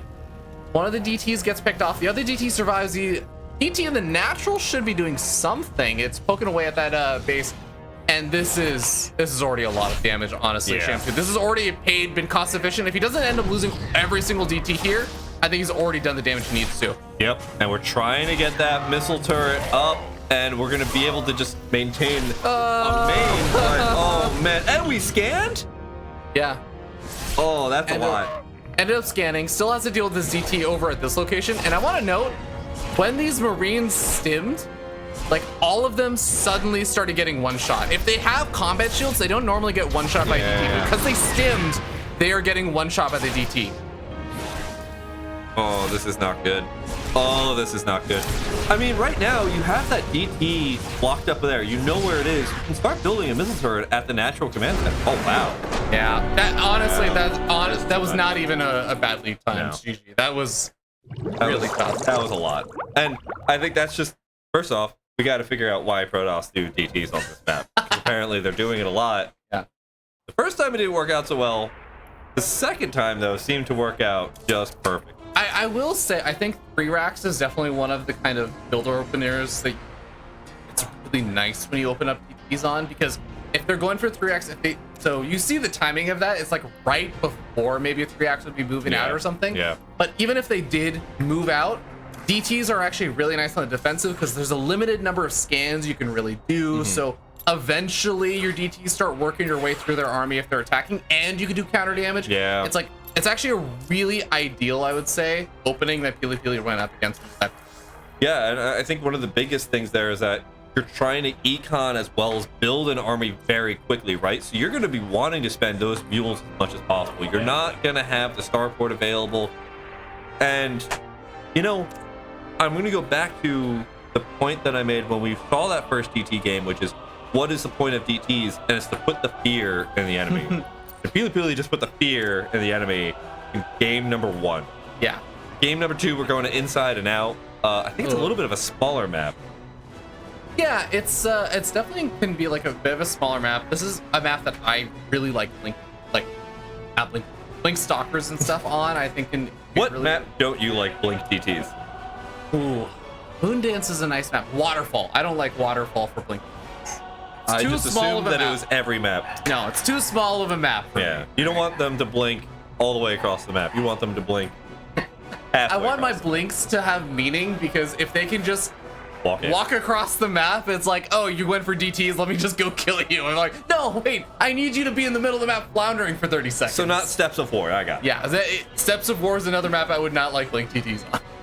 But, you know, a map like Inside and Out and stuff, I think Blink Stalkers can actually be pretty nice here, just because there's like a lot of area in that main base that it's, again, like difficult to cover, even if you're open up with like a Raven or something. You're trying to like push back a Warp Prism and stuff.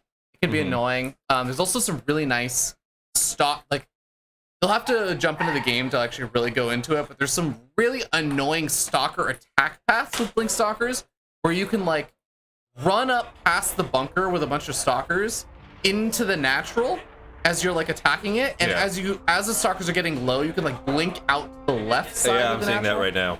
Yeah, it's really, really frustrating as a Terran player, and it's so invigorating as a Protoss player to be like, oh my god, what are you supposed to do against this? Yeah. I love it. Yeah.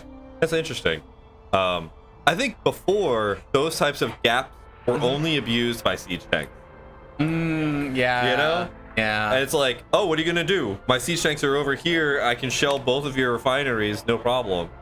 And now Protoss have their own version of abusing that, kind of in the opposite direction. Yeah. As they like snidely whiplash twirl their mustache, Yes. like, yes, I can get away this time. That's such a great image. I love that. Yeah, it's definitely the mustache twirling Protoss player. It's like, yes, I will abuse this map now. I think. Just thinking, if a stalker was to wear a top hat, would it wear it on its tiny head, or would it wear it on the back? Ooh, that's a good question, because stalkers, they have the head on the front, and I didn't know this until I spoke with. There's a guy who's like kind of more of a lore expert in StarCraft and stuff. His name is Red Gunner Guy. He was telling me, I always thought that stalkers were in like piloting. I thought it was like a Protoss thing, piloting a machine that it could like get out of. No, but it's actually like that's actually its body now. Like a stalker is the body of that Protoss thing. It's like a dragoon in a sense. Yeah. So I kind of think the head of it would just be the top of it. Even though like I know that like what we consider the head to be like the front part. Yeah. I feel like if it's actually its body, like that would be the head of it to me. I don't know, but I kind of want the giant top hat over its back. Oh, that's what I mean. Like, oh, okay, the very top, the very top. Very top. Oh, Yeah. okay. I thought you meant the head is the top of it, as in. Let me put it this way: if you had a unit skin that had a top hat, looking at it, I think it would be a little weird to see a top hat at the front of it instead of like at the very. Instead of a giant top hat. Yeah. A lot more fabric, a lot more expensive. Stalker cost increased by 25 gas to accommodate the top hat.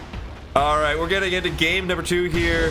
We've got both our round of 4 players playing on inside and out, spawning in the top right-hand corner. Our blue Terran is Eurystheus.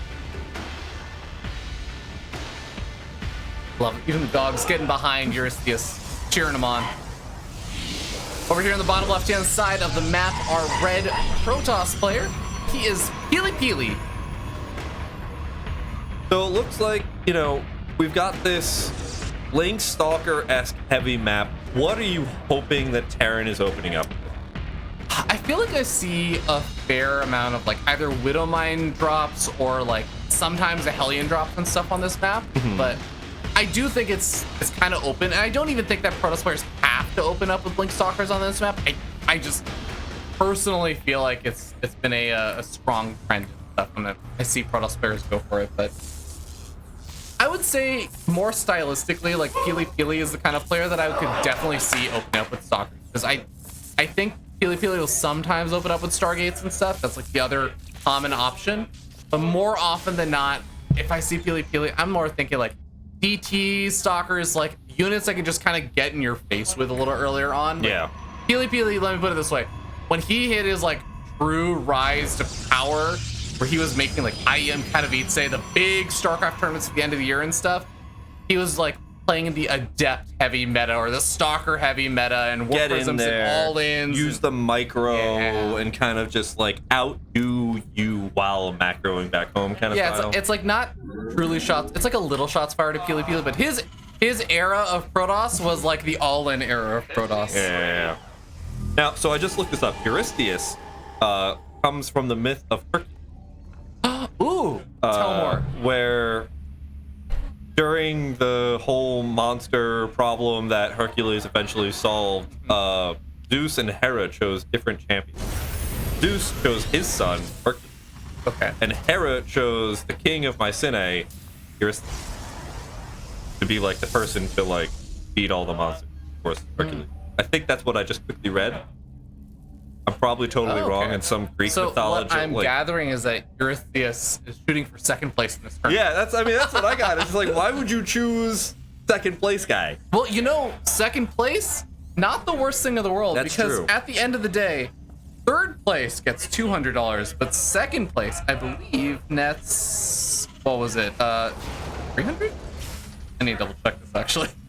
I thought I would be able to pull up the number before I finish the end of that sentence, but I was in fact on the wrong page on my phone. So yeah, $325. So yeah, apparently the gods got to choose who's the champions who fought all of the monsters. That's incredible. Yeah, and Hercules was Zeus' champion, and Eurystheus was Hera's. Eurystheus was eventually killed by the Athenians in a battle, and all of his 5 sons, like that whole generation line just ended by the Athenians. Dang, that's unfortunate. So, is Peely Peely gonna be the Athenians? That's my question. We're gonna nickname Peely Peely Athena. The Athenian. The Athenian. So anyway, we just got into some Greek mythology right there. I'm probably totally wrong. Is Athens named after Athena? This is just occurring. Yeah, probably. Well, my mind just got. I never. Well, probably Athen is some sort of root word in Greek, and Athena is like the female version of it. Yeah, I can see that. Feminine version. Really quick question, Observer. Can we hit the button T? Because I want to see the gateway count here. All right, so we got 3 gateways here from Peely Peely. He was going for Blink Stalkers. I did just want to check in and see like how many gateways you're making. Usually is a good indicator of how committed you are. So like 4 gates is usually I am looking to put on some pressure. 3 gates is I can put on a little bit of pressure, but I can also just kind of chill at home and like lightly use Stalkers to defend and stuff. And that kind of seems to be where Peely Peely's sitting. It looks like we're also just going to go for we're getting that 3rd gate. I feel like with 4 gates, you as you were saying, kind of jump in, be aggressive. 3 gates, we're getting that 3rd base. We're gonna play the econ. We're gonna take it nice and slow. But what is Eurystheus doing? I mean, we're seeing like a couple of tech labs, a reactor. We've got the starport now. We're building something else on top of that starport. I figured that was going to be where one of those reactors. Can we get production tab pulled up? Yeah, let's go back to. Okay, so it's another reactor. Okay, it makes sense. Could have been a tech lab. Could have been doing something weird. But it looks like we're just going to play very standard. Gonna get those upgrades going as soon as the engineering. Oh, okay. So there was a tech lab on there. That's okay. I was curious about that. It's like that starport's been up for a while now. Yeah. So Banshee's definitely an unusual opening choice. I feel like this is not necessarily going to go super well because the Banshee does not have cloak and he's up against Blink Stalkers. This is oh no. So Schamtoo, I have a feeling this Banshee is going to have a hard time doing damage given that it's dead. I have a hard time believing it's going to do any damage because it's on move command. Yeah, that was super unfortunate. Yeah. So the starport timing and like the ability to get out medevacs is a critical juncture in TVP. It's the moment where your Marines suddenly can stim a lot more freely and everything. It's the moment where you can put pressure onto your opponent with like drop rest and stuff. If you delay getting your reactor on the starport, You delay getting up your medevacs and everything. You get up a tech lab on the starport, and then you have to get up a Banshee and everything. It is actually a relatively significant delay to try and do all that. It's an investment. So losing the Banshee like that really did sting. Yeah, and I mean, you know, this goes back to when we were talking about those like slowly building up siege tanks. As you were kind of talking about, it's, you know, looking at this right now, we've got 2 medevacs. There's already a Colossus out. How many Vikings are you going to be able to get out before you're at to like 4 medevacs? Right now, that's all delayed. Thermal Lance is about to get done. We've got 2 Colossus. We're starting to push out across the map. What is Terran gonna do? It's gonna have to play back at home. Definitely gonna get a bit tough. Now, is Peely Peely gonna actually do a push out here with Thermal Lance and Colossus? I actually really wonder. I missed if he already had charge finished, because we're being so many zealots, I just assumed he has charge finished at this point. Yeah, there it is. Okay, charge is finished. Peely Peely, I think you're right, could actually hit a very scary kind of timing attack here with those handful of Colossus and a lot of charge slots. But okay, no, he is making the War Prism. War Prism is like the ultimate sign of a Protosphere. Be like, all right, I have everything ready.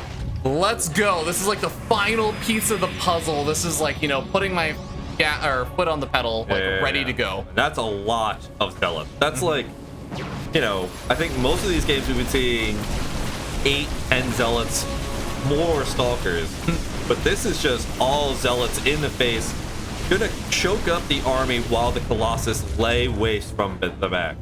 This is a very open map too, where these zealots are gonna really thrive. They're gonna be able to charge into that 3rd base location with very few problems. There's a little mine over here, but oh god, so much of this army is already picked off immediately as the engagement begins. And the Widow Mine, it gets an okayish connection and softens up the shields on a handful of these zealots, but look at that, Peely Peely just backs off for a few seconds, and that next warp-in rounds from the Warp Prism should actually be enough to potentially end the game here. Actually, it looks like the Warp Prism is gonna set, oh, okay. Yeah, that works too. Just warp in a ton of zealots on the other side, and just completely concave the Terran army. I mean, where did it go? There was an army here a second ago. Yeah, even with all the walling in and everything else that I would say was going well for Eurystheus, Peely Peely just had way too much. A nice timing there for Peely Peely, and honestly, a pretty quick 2-0. Yeah, I mean, honestly, to be expected. But Eurystheus, the champion of Hera, was kind of giving us a little bit of a run for the money there. Yeah, you know, I think it's really tough when you're up against a player who I think is a favorite, but they're a favorite in the sense that they're very good at strong timing attacks and things like that, because it means that you have to be really prepared for basically deflecting whatever your opponent throws at you. Even as you're the underdog, you're worried about someone getting in your face and preventing you from doing what you want to do. It's not like, imagine your face off versus like a macro player who's known for being greedy and like playing super macro focus. It's like, oh well, I can throw out these cheeses or these time and stuff. It's a little bit harder to make that kind of stuff work when someone like Peely Peely is facing off against you and you're like, you're really good at like 2 base or 3 base time. Yeah, and you know, I gotta say, really, I'm just still really impressed that Eurystheus got this far. Yeah. Just really strong play in general, I would say. But you can't just go up against the might of Peely Peely and feel okay. So we're gonna go on into the finals now. That's gonna be Peely Peely versus Vindicta. Yeah, I think it's honestly it's the finals. I think a lot of people would have predicted looking at this bracket and stuff. Yeah. But I think it's been a fun journey and cool and interesting games and stuff getting to this point. This one I really do think could go either way, because I think both of these players are top easily top 16 North American like StarCraft II players. Yeah. And both of them have had like highs and lows, I would say, sometimes in their careers and stuff. So it's really going to be a question, where are they sitting right now? How are they feeling? Yeah, I mean, just from my history, which is just not including the last 5 years, I would say Peely Peely. Just from what I remember of both of these players. But fun fact, 5 years is actually pretty substantial. 5 years, roughly half the lifetime of StarCraft II. Yeah, no, I'm with you though. What I think is I'm really looking forward to, and we'll talk more about the grand finals in a little bit and stuff. We're going to go to a break before we jump into that, but is that I think the strengths that I see of these two players are like in different parts of the game. I think that Peely Peely is definitely one of those players where he can play later stages of the game, but his strengths are going to be in like mid game. Yeah, okay. Like early to mid game. Vindicta, I actually think his strengths are going to be like mid to late game. And it's really funny because I think if you talk about Terran and Protoss, it's usually flipped. Most times, it's like usually Protoss players are like, oh yes, like super late game, that's where Protoss have all of their tools available and everything. Yeah. And they're able to like really work with them. And it's Terran that are really struggling to deal with like that Protoss death ball and everything. But like I actually feel like skill set wise, in terms of where these players typically win their games or like look the strongest, I'd actually reverse them. Huh, that's a very interesting point. So I guess I'm very curious about how this game is going to really kind of go. I'm super interested. But if you were to tell me that Protosses don't love early game, I would look at my ladder history and see quite the opposite. That's a fair one. Empirically false. That is a fair one. All right. Well, we'll be right back in a couple of minutes when we get this finals match set up. Of course, remember, hit that donate, ! Donate. We're already well above goal, but I mean, looking at the cost of these things, it's quite a bit to keep a lot of these mammals happy and rescued and living. Yeah. $280 feeds an elephant seal for a month. I mean, that's like how much it costs to eat as a human. Yeah, it's almost as much. And it's not even like we're going to Taco Bell for these seals, right? This is just like we're batch buying a ton of just fish. Yeah, pretty incredible. But you know what? Animals deserve it. As we talked about, humans don't deserve it. Humans play things like Protoss and proxy racks you and proxy battlecruiser. And then they don't even warp the battlecruiser out when it's dying. I mean, do you really want to reward that, or do you want to reward some wonderful sea mammals who absolutely delightful mammals of the sea? Yeah, and actually we do actually have at the venue that stream of like the live stream from the Pacific. I'm really excited. There's a seal. You're just like at the venue. There's a seal. There's not a live seal back there, but we have a live stream of. There's a dead seal back there. No. No. Oh no. But there is like the live stream actually, and I've been seeing some of the sea otters playing and stuff. Very excited. Cute. All right. Thanks everybody. We'll be back in a couple of minutes. Stay tuned.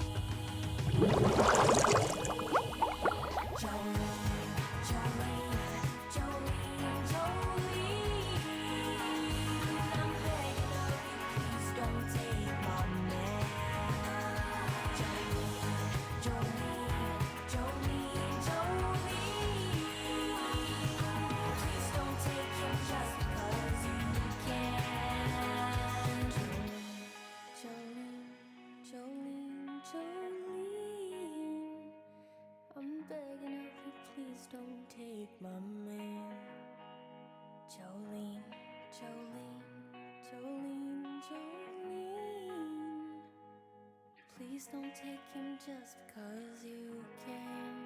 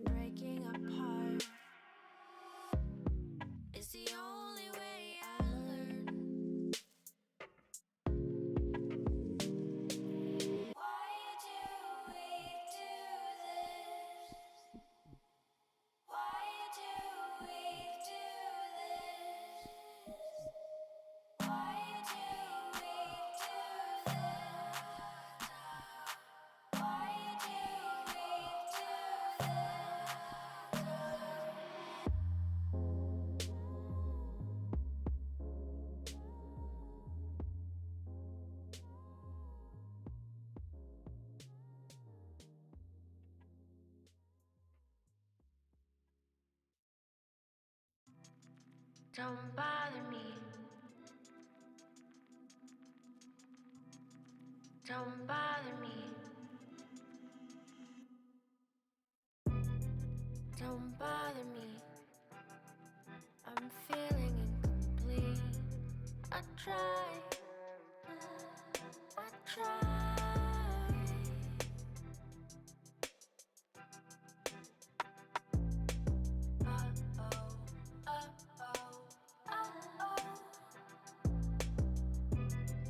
This part of me, it kills me while I sleep. I try. I try.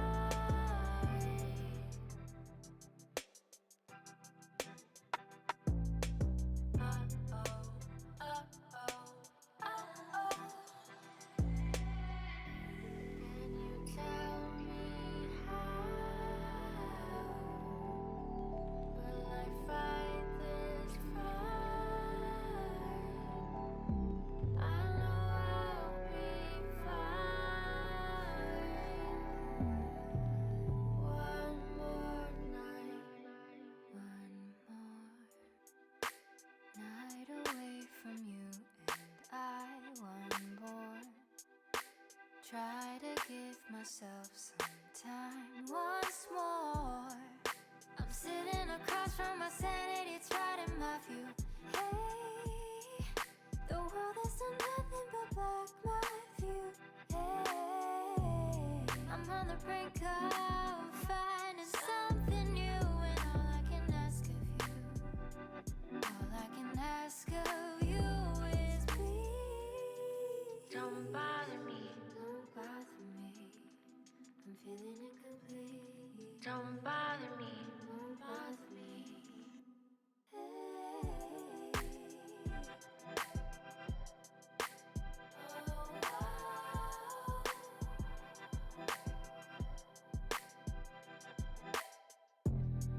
I don't want this love. I don't need this love. I don't want this love. I don't need this love. You tell me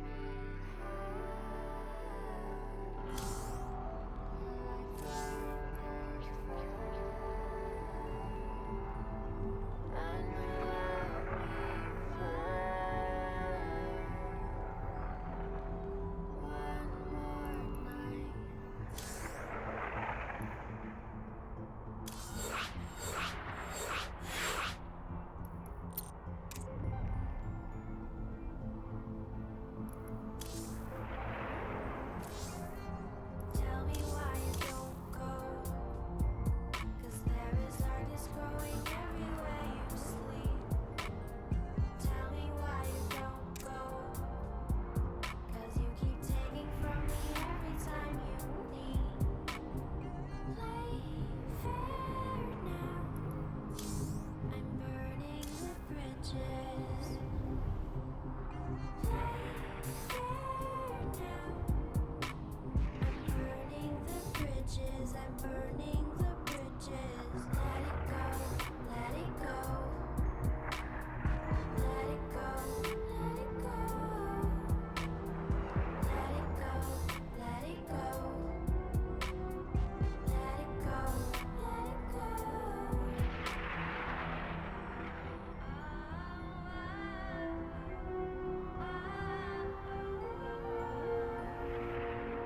Tell me what's your weakness.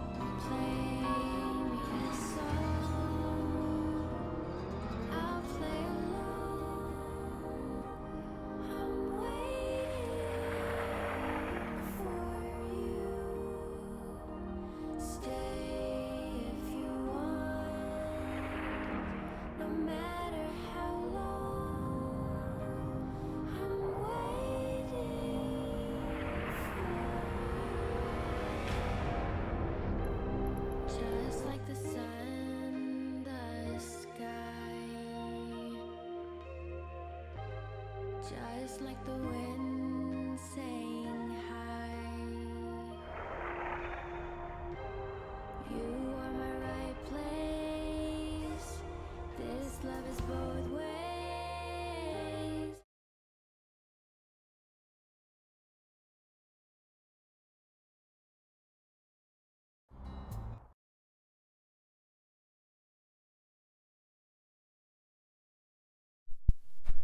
Hey everybody, welcome back. This is the Happy Cup Finals. Worth $700 for first place. $325 for second place. I can do the math on this. Hold on. So it's $325 for second place. It's $200 for third place and $75 for fourth place. Sure. And it totals up to $1,200. I think it's I think it might be $600 plus $600 plus $200 in Puma gift cards. Okay. Good enough. Anyway. Anyways, math outside. Yeah. I'm not gonna touch math today. After that whole 60 miles per hour thing, we're just 60 done. miles per hour swim. Anyway, ladies and gentlemen, we are now finally in the finals. We have watched all of our players get all the way up to this point. I am excited to bring you these finals. Spawning up here in the top right-hand corner of Data C, under Data C. It is our Blue Protoss player. It is Peely Billy. I hate myself. I'm so glad you attempted it. And down here in the bottom left-hand side of the map, we have our red Terran player. He is Vindicta. He's been repping the Cranky Ducklings, by the way. That's his team. He's got a beautiful jersey on and everything. I think Peely's also been repping his Genesis Gaming jersey. Both of them looking pretty good. Yeah, I mean, you know, we saw both of these players kind of just tear apart their opponents. I mean, Vindicta had a little bit more of a back and forth battle in that first game. Second game was a little bit quicker, but Peely absolutely dismantling their opponent. And so both these players, as we kind of been talking about, great history of just, you know, their placements and everything before. And so now we're finally into the finals. PvP, I'm actually really happy that every matchup has been Terran. Everything has been a PvT or a TVZ. Yeah. You're right. It's been great. That didn't even occur to me. Yeah, I'm sure Eugenia did this for me. So happy birthday for her, but she got the gift for me. Yeah, actually, you know, we've only kind of lightly mentioned and stuff, but this entire event, by the way, those who don't know, not only is it an awesome StarCraft II event, not only is it also raising an absurd amount of money for charity and stuff, it's actually just the way that Eugenia, the organizer for the event, wanted to spend her birthday. Yeah. So if you guys enjoy the show, you know, you want to show her some love, give her a nice little happy birthday gift, follow the channel and stuff. Go. Actually, more than anything else, you should go check out her book club, because I think there is nothing she would love more than for more people to join her book club. All of this was actually just to get people to join the book club. She verbatim said that actually earlier. I'm pretty sure that like all the money that we've raised, the $30-some hundred, like that is so that the Marine Club people like her, and she's like, oh, by the way, I have a book club, and they're like, well, we have to join now. And the StarCraft people is like, by the way, I paid for this tournament. Also, there's a book club. I'm just gonna note, if you scroll down into the about section of the stream, there is a link for the book club if you guys are interested. What books do they read? Do you know? Are you part of this book club? I am not part of this book club. I've not been cool enough, but you know what? I'll have to check it out. So check that out, guys. I'm not joking. I'm not exaggerating. I actually think it's one of the best birthday gifts you could give her is just to sign up for the book club. This other best birthday gift is also to check out that charity, !donate in the QR code. Let's talk about this game though, because we finally are in the stages of PvT where like interesting decisions are being made. This is one of the most interesting decisions I've seen in a while, Schamtoo. A Widowmine walks across the map. Across and then just burrowing right there. Yeah, this is, you know what I think he's trying to do? He's hoping to like bait a stalker out that's chasing the Reaper too far out. Yeah. Does a Widowmine kill the stalker? Yeah, it one-shots the stalker. Wow. So he's gonna try and get the Reaper low intentionally. He's hoping the stalker would chase out, but stalker's not gonna give chase. And I just love Widowmines. Like, I hate the design of Widowmines personally, and like, from a game design perspective, but I love the Widowmine as it's been characterized. The unit that Yeah. Well, I mean, like, it's just such a cute little, like, robot-y guy. He twerps, he chirps, he's, you know, he's cute. Now, when you have a spider mine that doesn't die, or doesn't, you know. Oh my god. Damn it, that's the second time I brought up Brood War. Yeah. Oh, I didn't mean to. No, it's okay. You know, I feel like 2 Brood War references in 5 hours is it's a pretty solid record, I would say, for you. Yeah. Well, I mean, 2 live references. There's been many, Yeah, like, pretty much as soon as I get out, I'm like an addict trying to, like, oh. Good reaction time there from Peely Peely, not taking any damage, but Vindicta also not really setting off any of the Widow Mines, so only a single shot going off, picking off 2 workers, but the other 2 Widow Mines still alive and have an opportunity to get some damage done. Oh, wow. Meanwhile, this Reaper over here gonna pick off 2 more probes. Probably worth it. Oh, that was super worth it, actually. Like, a single Widow Mine dies and the Reaper dies, and you get 5 workers. That's absolutely worth it. The medevac staying alive is the important thing, and I would say now it's going to be very interesting because the style that Peely Peely is going for is something I wasn't expecting. He's going for a disruptor drop, so he's getting up War Prism speed. He's going to load up the 1 or 2 disruptors into that War Prism, and he's just going to try and get some damage done. And if you, I think we caught a glimpse of it really quickly in Vindicta's main, but he just has his Marines all spread out. He's got all of his Marines spread out in a very wide arc to not only catch a prism from multiple angles, but also the disruptors can't really get a big juicy shot off on all the Marines. Yeah. This is really nicely done here. Already prepped for all that. And I mean, that's also like, that's, you know, that's always the double-edged sword of, or at least 2 benefits of getting into your opponent's base and harassing.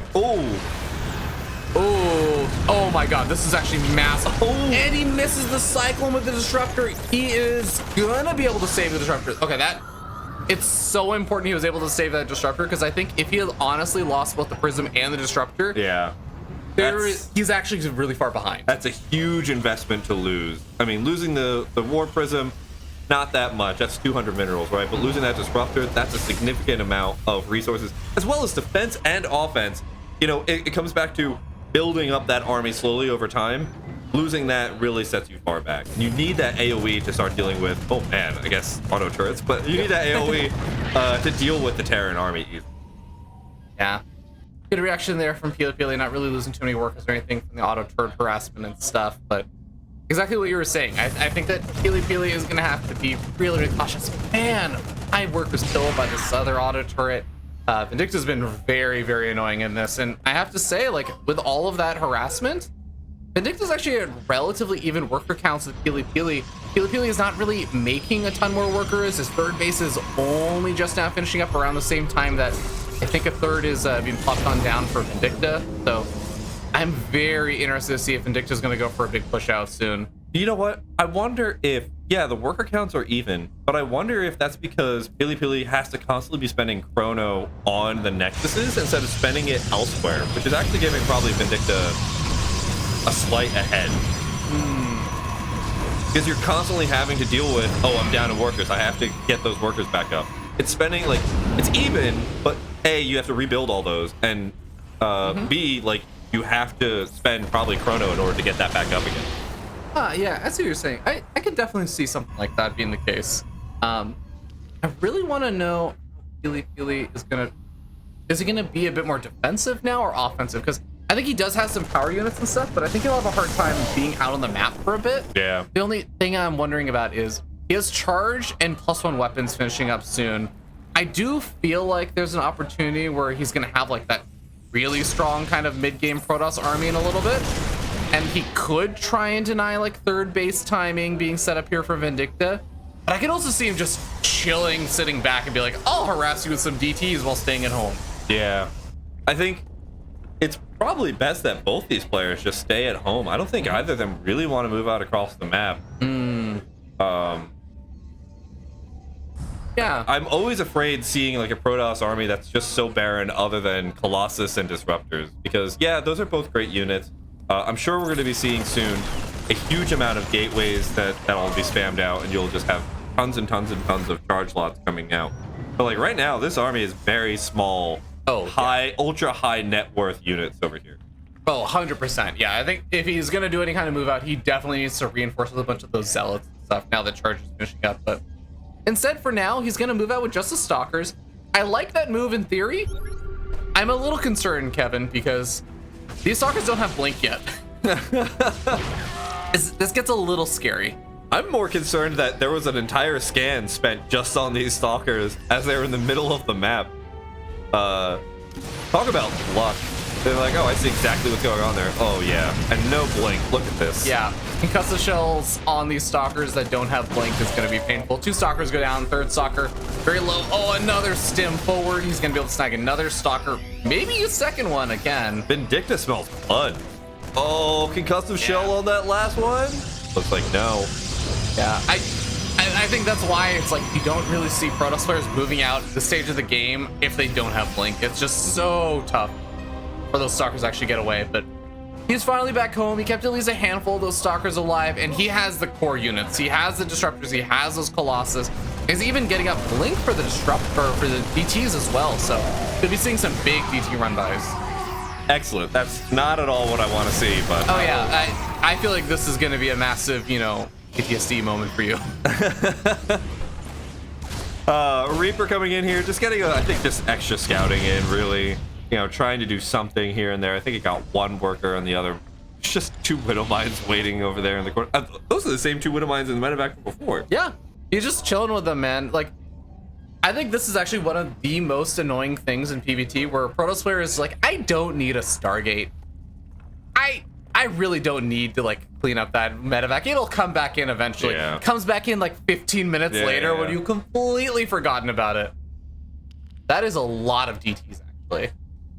Okay, so he is I was a little worried because I was like, he's keeping them with the army Schamtoo. I don't know where this is going, but he's separating them off. So the idea is he's gonna reveal his army, but it's as he's getting dropped.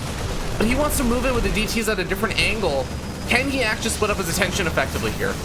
All right, well, here comes also a bunch of Stalkers to get on top of the medevacs. Wow, really nice blink forward. But meanwhile, here comes the DTs absolutely decimating this mineral line at the 3rd base.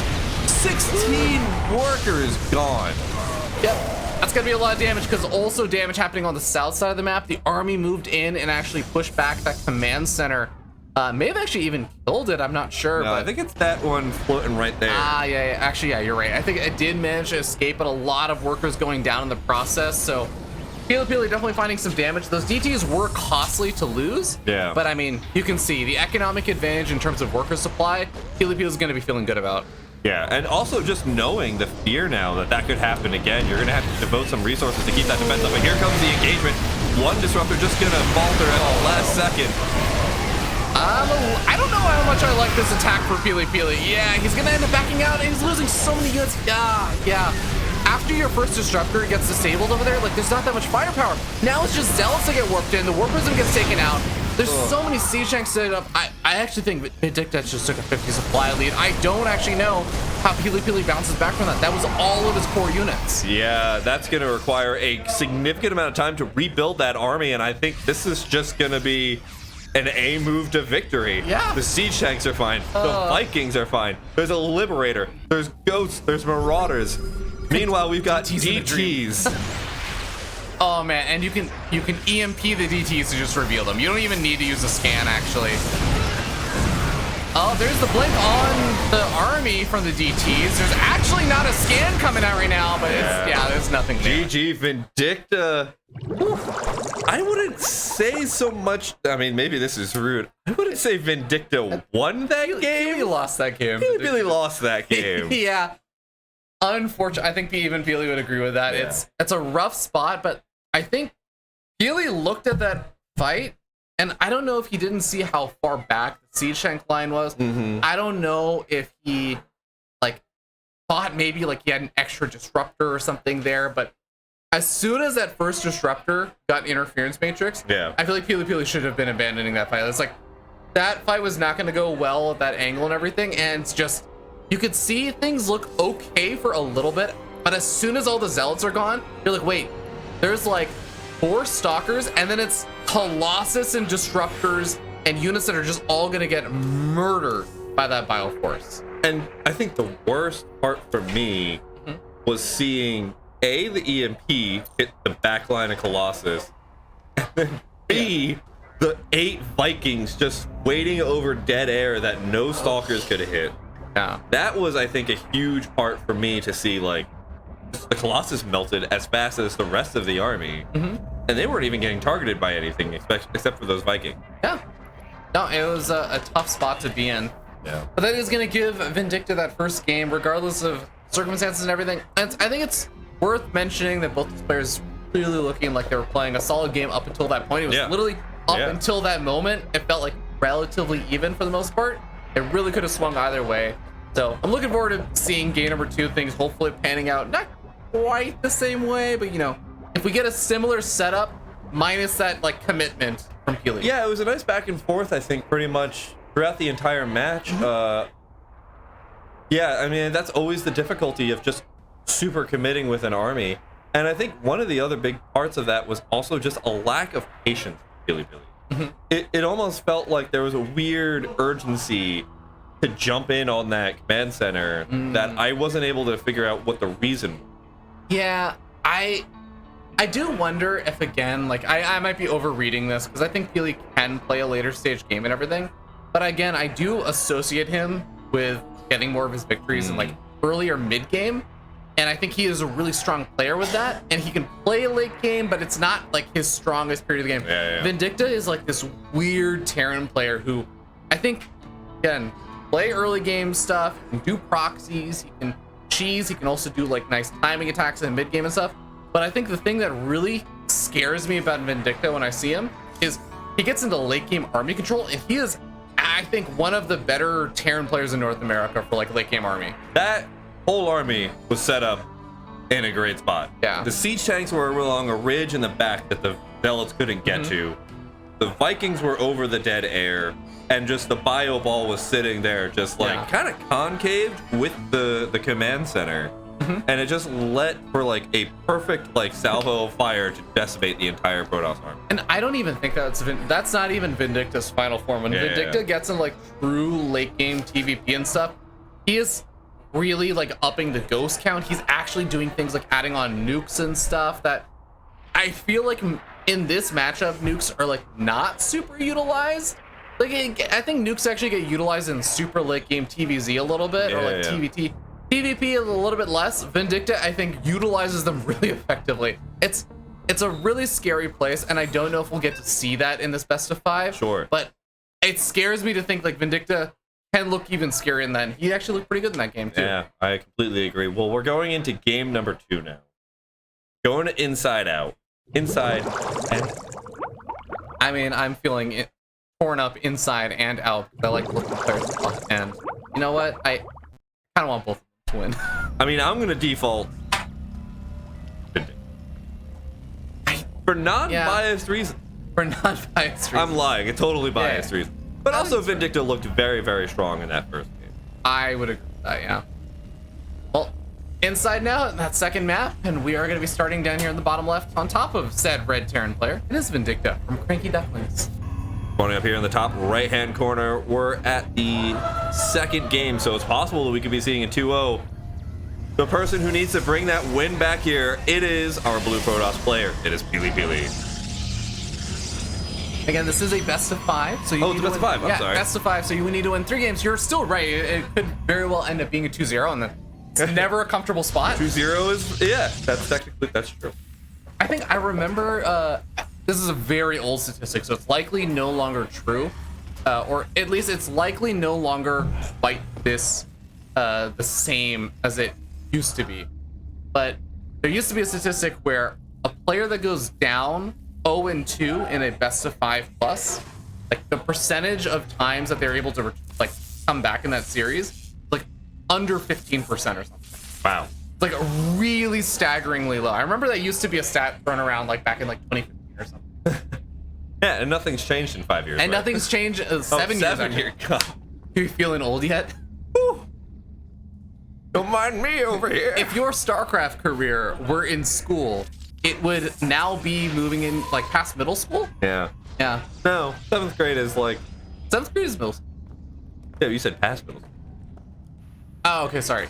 Past the beginning of middle school. I guess it would be. Wait, are you 13? No, you're 14 when you're 9.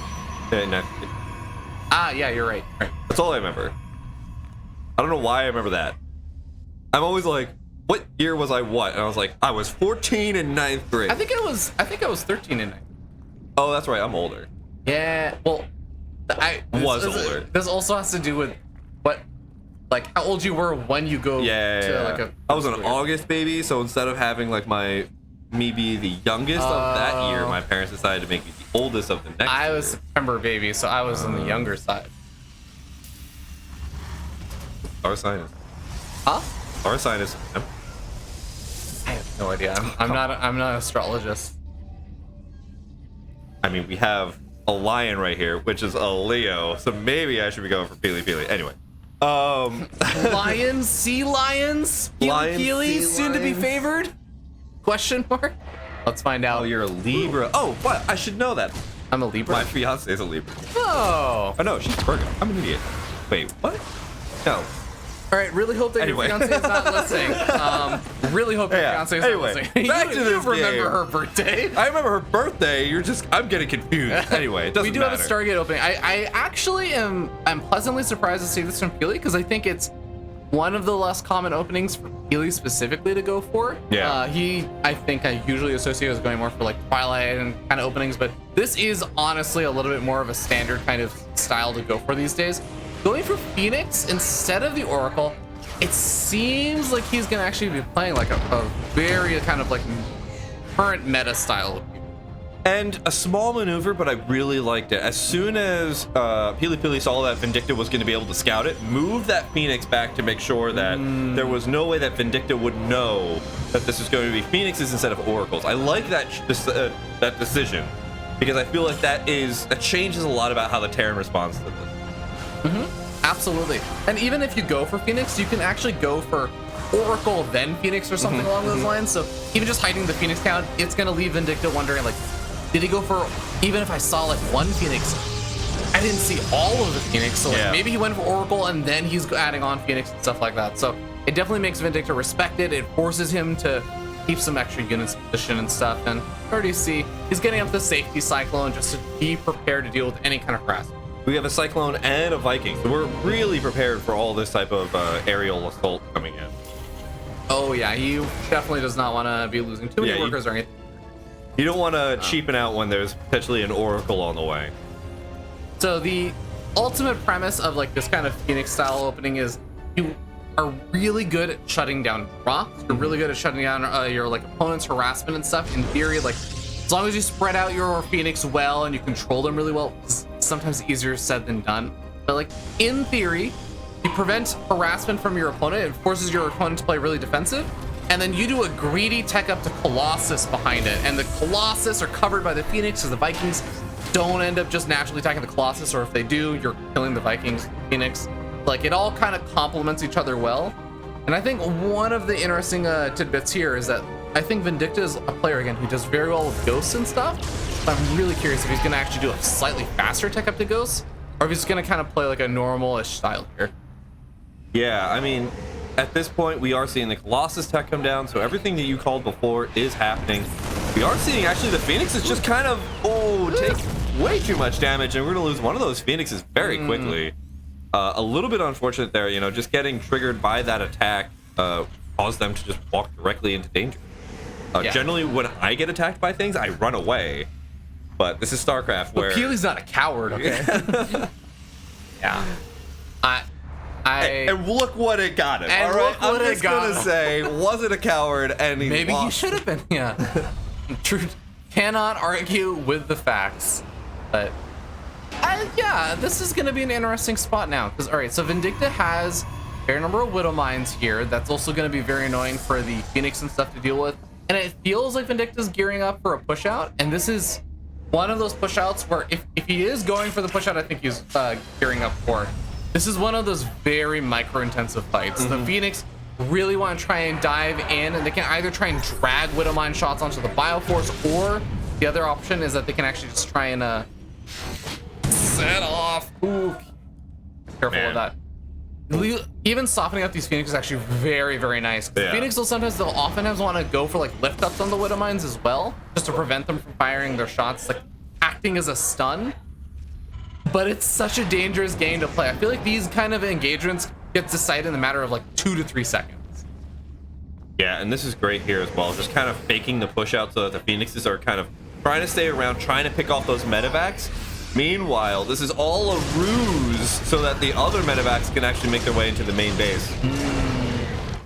I like that. This is actually going to be very annoying because, like as you said, the Phoenix are going to be so busy dealing with the little push out across the map that they are not going to be in position to help deal with those medevacs, which is what they're supposed to be doing. They're supposed to be shutting down drops that would catch them otherwise out of position. The drops get straight into the main base, completely unabated. Probes going down at the same time the attack is hitting on the left-hand side. There's not even a shield battery over here either. We're going to power down the Phoenixes that are going to be coming out of the Stargate. Oh, those Zealots also, they're in a very awkward angle, so most of them go down. Oh, I remember that there's a Widow Mine over there. Yeah. And it does connect 18 probes. Yeah. I would say Vindicta is happy right now, Schamtoo. I feel like happy is one of its many synonyms would describe how Vindicta should be feeling about this game right now. This is a scary moment for Terran though, because I mean, look at the Protoss army that's now moving across the map, still trying to keep these small forces and harassing the Protoss, but splitting up the army to do so. You know, this is a very dangerous game to play. And if you split up too much and you try and get too much harassment down, like the Protoss will just say, all right, I'm just going to go walk into your main base now. Yeah. And remember, Protoss players can recall their army as well, so that's going to be an option for Pili Pili. But look at how many charge slots there are, and there's a full wall here. The SCVs are just repairing, even if the bunker gets knocked down. So many Zealots have lost their shields. I actually am really wondering if Pili Pili can continue to bust on through. It feels like he's just a couple hits away from losing a majority of these Zealots. Oh man, and now the Vikings have chewed through all the Phoenixes. There's nothing to protect the Colossus. There comes the recall, but look at what's been done in the main base. The M&M over here has just torn everything apart. This is brutal. Loses a Robo as well. The Zealots floundering right now. The Bioforce in the main base has dealt with the recalled units as well. A couple of the Colossus coming in from behind, but even more probes are going to be going down. Vindicta finally picks up with a handful of these units. Heads over to the other base location where Colossus are not at, and this is devastating damage. Yeah, I mean, the Colossus can come in here, but you know what's faster than Colossus? Almost everything. Unfortunately for Pili Pili, that is definitely the case right now. Pili Pili in dire straits, 32 workers to 51. His economy is in shambles. His counterattack all in did not work out how he wanted it to. I feel like at most he has one final hurrah, but he doesn't even have a Warp Prism to like warp in. Oh no, sorry, he does have it. He does still have a Warp Prism to warp in some offensive Zealots. He's got 700 minerals left over. This is actual final hurrah moment. Yeah, this is definitely the last bit, but I mean, we only have 4 Stalkers to fight off all of those Vikings. That's the actual scary part for me. The Vikings can now just like clean up everything, and the Zealots are getting kind of back into Widow Mines. They're absolutely getting melted, and there goes absolutely everything else for Pili Pili's army. The workers coming up. It's a workers uniting here as everything falls down. Pili Pili's got nothing left. 46 supply, 32 of that is income. Yeah, that's not an ideal spot. 14 army supply, and it looks like some of that 14 army supply is about to go down over here as the Warp Prism is getting taken out here. Ay, Pili Pili. Gonna be going down 2-0 against the Madman Vindicta, who's been playing a stellar series so far. Yeah, I mean, with a 2-0, apparently, I've heard this stat. It's like a 15% chance that you come back in a best of 5. As of about 7 or so years ago, back in the day, this was a very unlikely place to come back from. Yeah, this is it's a tough spot. Yeah. I would be very curious to see what the stats look like now, but I can't imagine they're that much better. Yeah, I mean, it's still playing into, I feel, more the mental strain that is a best of 5 and being down 2-0 than it is like the actual map balance, right? Like, map balance at this point, unless the game becomes really coin flip, and even then, I started trying to do math. Okay. Well, okay, so it looks like Kevin is going to join Monk. Whoa. Yeah. All right. So I think you're just going to be casting with Monk for this next game. Oh, okay. Or in between the games? Or are we just going to grab right Are we just going to grab a third chair? I don't know. Put him in between us? Yeah, I guess. Oh yeah, we're just grabbing. Yeah, we're just going for a third chair here. Let's go. All right, I'll scoot over a little bit as we make room for him.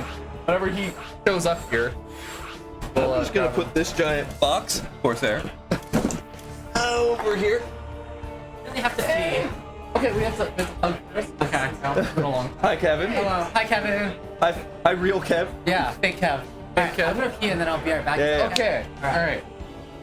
So that was Monk. For those who don't know, if you guys don't know him, he literally used to run like balance and stuff for StarCraft II and also co-op, and is now working at Frost Giant and is going to be doing similar things. Yeah. Frost Giant, you know, we've been talking about this before. We have Frost Giant bugs. Is the new RTS that's being built by a bunch of former Blizzard people and former other game devs who a lot of the old StarCraft II teams. Yeah, basically. Yeah. And you know, I think pretty much everybody who knows about it is pretty exciting. We saw some cutscenes for it. Stormgate. Yeah, for Stormgate. Yeah, that's the name of the game. Yeah. I forgot about it. I know. I was hoping it was gonna be like Heroes of the Stormgate or Heart of the Swarmgate. Heart of the Swarmgate. That's actually so good. Heart of the Swarmgate. Oh man. Yeah, I think there was a fair period of time where we were like not sure what the game name was. Yeah. So everyone was just like, the Frost Giant game. The Frost Giant game. Yeah. I just would have called it Frost Giants. You just would have called it Frost Giants. You know what? I would play a game that was literally just Frost Giants. Actually. I mean, I'd be really excited for like a Warcraft 3 style game where it is like, you know, Frost Giants or something else. Yeah. It's been a while since we've had a good fantasy. Like, I feel like everybody now does like the sci-fi RTS. But a good fantasy RTS is also really good. That's true. Yeah, I feel like Warcraft 3, and then I think there's been like a few other attempts and stuff for it, like smaller things, like a lot of super duper indie stuff. So. But then again, Age of Empires 2 and 4 just came out, and so I think maybe people are fed up with having bows and arrows. Then again, also, you know, I play Protoss, so like I'm getting my fantasy, which is massing stealthy units that just annihilate my opponent. It's also good. I'm getting a different type of fantasy. For once, I think I'm not gonna play the human. Wow. You give me an army of demons, I can't say no. That's a fair point, especially since you're a Warhammer fan. And everything, so. Yeah.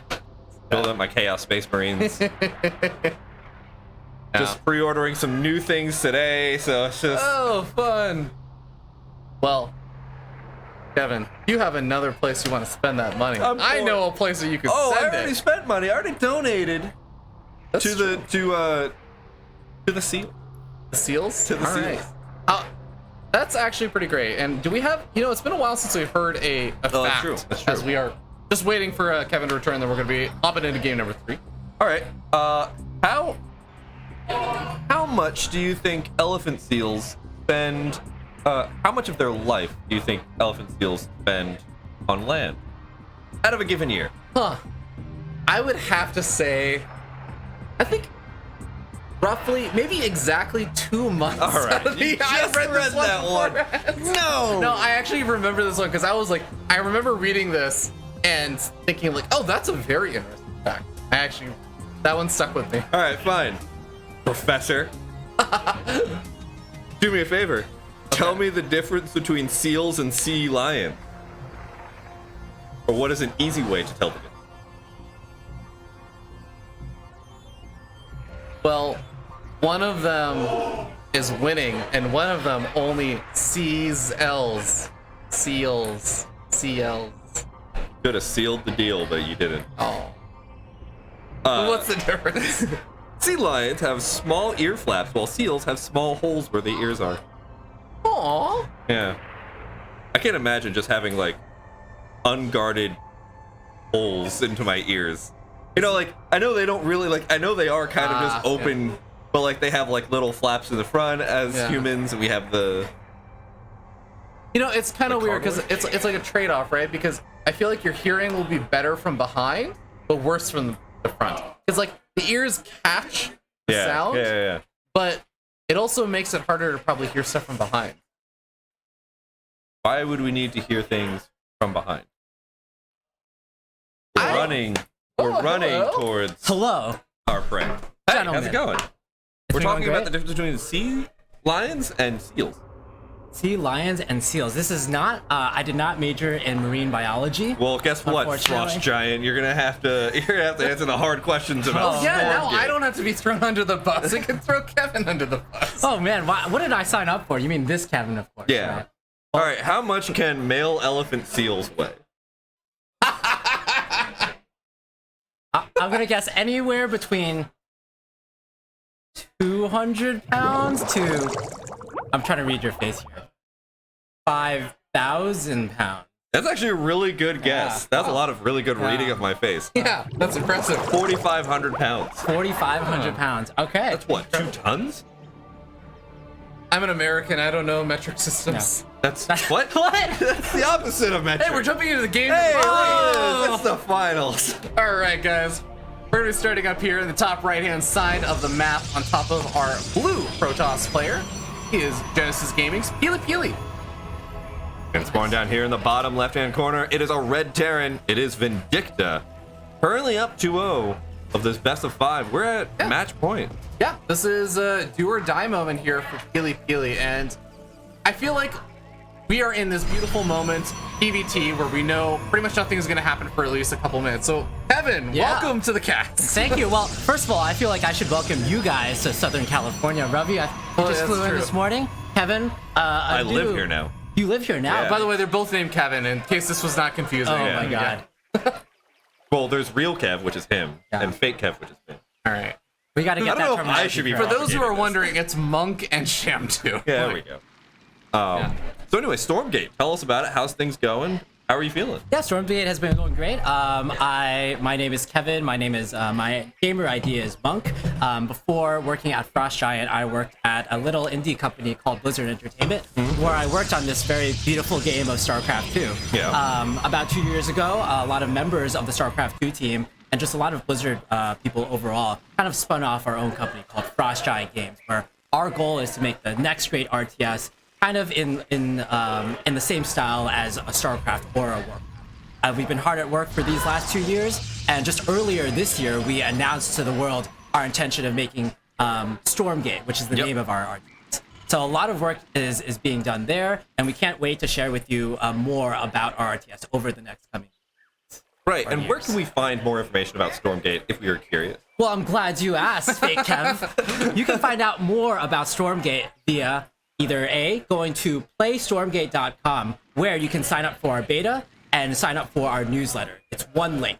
In addition, it would really help us out if you went to our Steam page, our Stormgate Steam page, and wishlisted us. That gets us a little higher on the algorithms, and it lets us everyone see what Stormgate is about and see just share the RTS love. And finally, and perhaps most importantly, I know you guys are doing a great job of this, is you can share the love, tell your friends, tell your family about Stormgate, tell everyone about the game that we're doing. All right. I was actually telling Kara how my mom is using a Frost Giant's mouse pad right now at work. She stole my Frost Giant mouse pad, so. Many of us are. Yeah, that's fair. I mean, they're nice mouse pad. I do want to jump into this game just because we do have something kind of interesting going on. Vindicta opening up with a double Reaper. This is a little less usual to see. I think we see it occasionally, but this is really, really annoying to deal with, I feel like, when it hits. Yeah. If you just don't know it's coming and you don't have enough of your gateway units actually positioned to deal with this, the two Reapers just, they get like frustrating amounts of damage done. Single Stalker out here right now, nothing else being produced either out of that gateway, so this is going to be a very frustrating moment, but really good focus firing there by Peely Peely on one of Vindicta's. Ooh, that one last shot could have gotten it. Yeah. 3 workers, not bad. Also gets in, scouts out, and sees. I think he saw the robo as well. Gateway, so Yeah. should have. I mean, like, I think the overall premise of like the double Reaper still ended up working out well. Yeah, I would say an extra Reaper in exchange for these 3 extra probes is probably worth it. I think normally in this situation, if you only have this 1 Reaper, you probably can't really get even a single kill with Micro. Yeah. But I think we're seeing the vindictive side of Peely Peely as we're going on into 5 gates and a War Prism. Oh yeah. This is getting super problematic, actually. This is definitely Peely Peely saying, all right, I'm down 0-2. it's time to stop going to the mid game. Let's bring it out in the early game. Time to break the 15%. Do you remember that?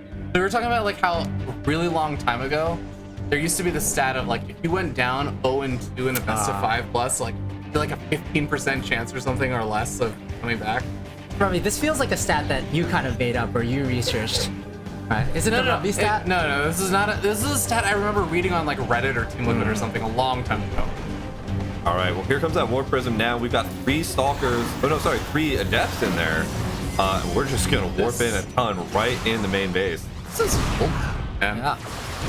Sometimes you got to break out the old strategy. That reminds me of when Adepts did 1 more damage and 2 shot Marines. Those are the good old days, weren't they? I think that was why I quit Legacy of the Void.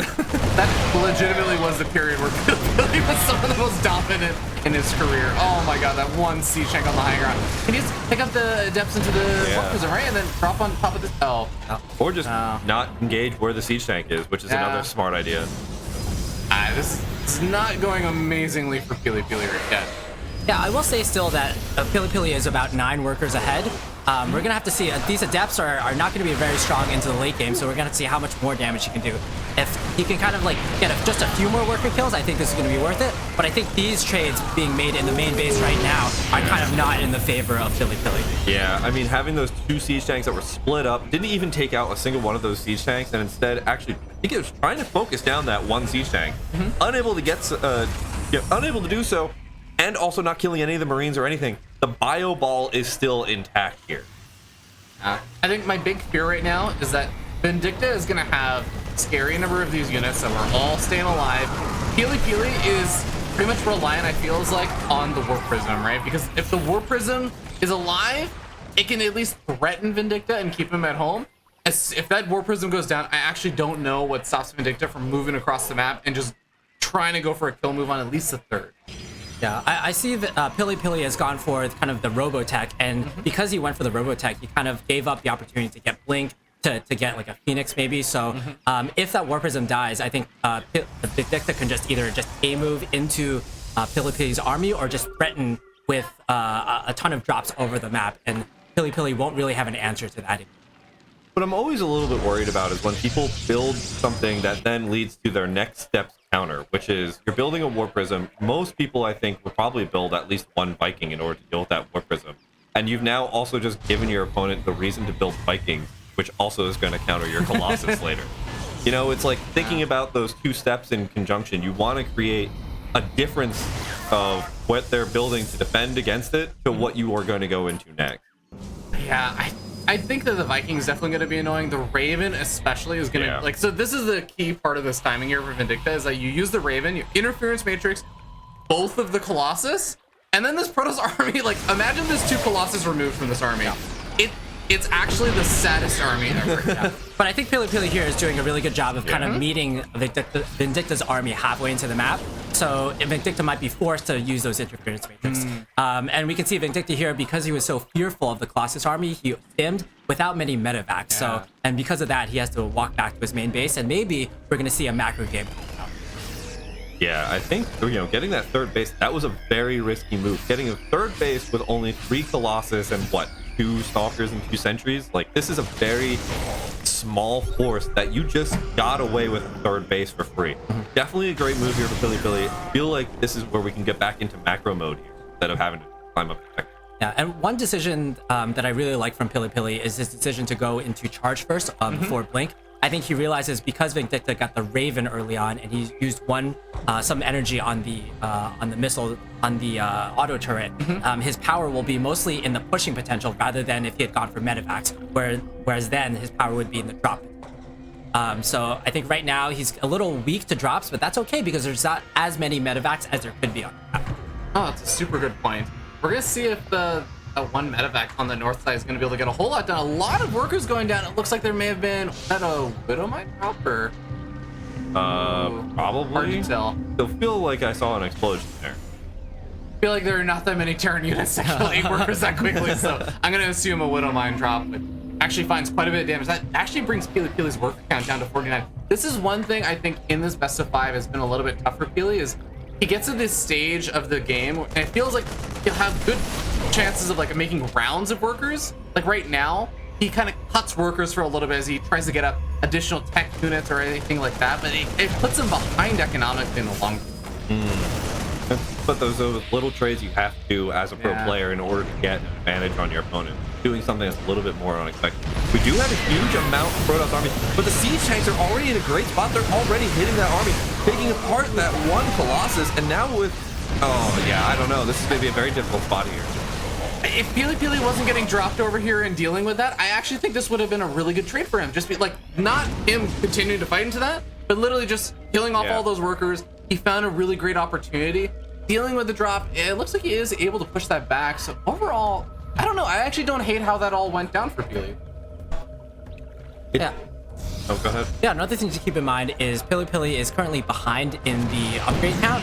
Vindicta hasn't been really too much on top of his upgrades, but he is going to have a 2 upgrade advantage on the Protoss army. We have another fight coming on. Colossus are running into the Marauders and all the siege tanks, but the Zealots are on top of the siege tanks, and they're able to take down a lot of those siege tank numbers. Colossus are going down, more Marauders going down. Oh yeah, that was actually looking really good there for Peely Peely at the very beginning, as those Immortals were just tearing apart all those armored units. The very quick micro on the Colossus with the War Prism was very well done, but at the end of the day, the War Prism just gets targeted down, and then the Colossus. Peely Peely on a very sparse army, trying to just deny that third base from actually just landing. I think I may have missed it, but I think the interference matrix actually came out on the Warp Prism during that fight. So like it was literally as the interference matrix expired, another warping round came in, and that like saved Peely Peely alongside that prism micro. I actually think Vindicta would have just died there if he hadn't gotten that interference matrix off. That was really, really well done. Ooh. I mean, this is still such a weird place because exactly what you were saying before, Monk. Like, Peely Peely is super far behind on upgrades, so he is feeling like he has to all in over here. But he's having a hard time actually breaking through. I feel like at this point, Peely Peely's morale is a little bit broken and just kind of trying to break on rock, and it's just not wearing away. I feel like we're probably going to see a GG soon, but we're going to go for a couple last bras here. Yeah, I do feel like if he had not given up the Zealots in that scenario, he could have still come back to the game with a lot of like good Disruptor shots. Disruptors, of course, are the great equalizer in the Terran versus Protoss matchup. I mean, he's even got like a nice bank and everything. I really wish that he had maybe just like found an opportunity to pull back, take a fourth or something, and continue macroing. But this is not the most ideal trade for Peely. Yeah, and as we're plummeting now down to 60 supply to 113. Definitely in a very difficult spot. I mean, I agree. Like those, there we go. There's a GG, well played. It looks like we're going to see Vindicta take the 3-0 over Peely Peely. Hot damn. I mean, Vindicta was one of the favorites coming into this. I think Peely Peely was going to be the big, scary kind of barrier for him, but goddamn, Vindicta is looking good. There's a reason why he's full-time in StarCraft right now. Yeah. And definitely, really just happy to see a Terran winning, you know? Like, just, if I had to put something down here today, like, we got nothing but Terran matches, and then a Terran win, it just makes me whole, you know? It makes me feel at home in StarCraft 2. We're going to have to be careful to hide Monk, because, as Monk mentioned, you know, the Adepts losing 1 extra damage, point of damage, is like, that it was directly correlated with some of Peely's best performances in tournaments. So we're gonna have to hide you from Peely a little bit later on. But yeah, I mean, honestly, really, really cool to see Vindicta. He's just popping off and doing really, really well over here, earning himself like $600 and a couple $100 in Puma shoes, like gift cards and stuff. So really, really great performance there. So you know, just want to throw that out there one more time. Of course, you can donate to the Pacific Marine Mammal Center. Oh, yes. I remembered it. Yeah. And, you know, donate to those seals and the sea lions and everything else that's, the 4,500-pound sea lions. 4,500-pound sea lions. They need help. They need saving. And you can do it. Exclamation mark donate in the chat. There's also a QR code on a bunch of the different, like, break screens and other stuff. If you guys want to contribute, this is all an incredible event put together by Eugenia, who you guys don't know, like, she is one of these people who's been behind the scenes in both StarCraft and also like collegiate stuff and everything. And I think it's just so cool because she was like, my birthday's coming up. What do I want to do for my birthday? I know. I'll throw $1,500 into a StarCraft tournament, but also raise over $3,000 for like a charity event for Marines or marine biology, kind of like relate. I am so bad with Marine mammals. Marine mammals. Yes, marine mammals. Like such an awesome way to kind of spend her birthday. So big shout out to her. And she actually also matched, I think, up to $500 of the donations of the donations that people gave. So if you guys want to continue adding to that, it's like seriously one of the best ways you can kind of give her a nice birthday present. Yeah, and you know, if that doesn't scream like someone who deserves an esports award, I don't know what does. I was just gonna bring up that she is also in the running for Collegiate Esports Award Influencer, I think is the name of the title.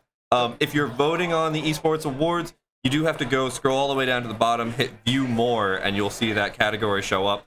So vote for Eugenia because she is just absolutely awesome. She wakes up and feels like a good person.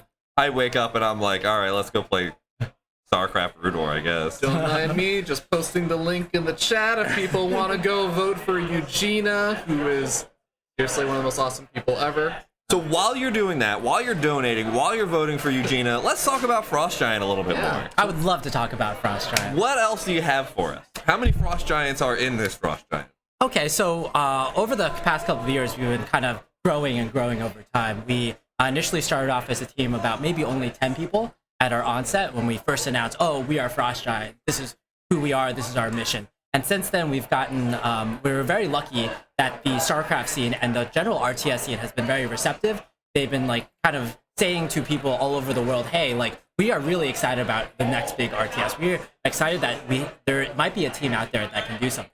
And because of your excitement, we have been able to raise a lot more money from organizations such as Kakao Games. If you are anything into like the Korean scene, I know you are maybe Schamtoo, you know, that little Going to Korea, you have to have cacao. Exactly. We're very lucky to be supported by Kakao Games, who have supported us with the Series A funding. Oh, nice. And because of that, we are able to grow even more. Right now, I think, I know in office we're about 30-something people, and as an organization as a whole, I think it really depends on like who you count as part of the organization. We're somewhere between like 50 to 60 people right now. So our team is definitely really ramping up. We're definitely like getting ready to produce the content that we need, and not only that, but produce like the engine that we need in order to support like the next gen RTS. So, talking a lot about Frost Giant, you know, I think a lot of people are really curious about the game mechanics. I'm just kind of curious, without actually giving us any descriptive things about like the units or anything, I'm sure is under the NDA.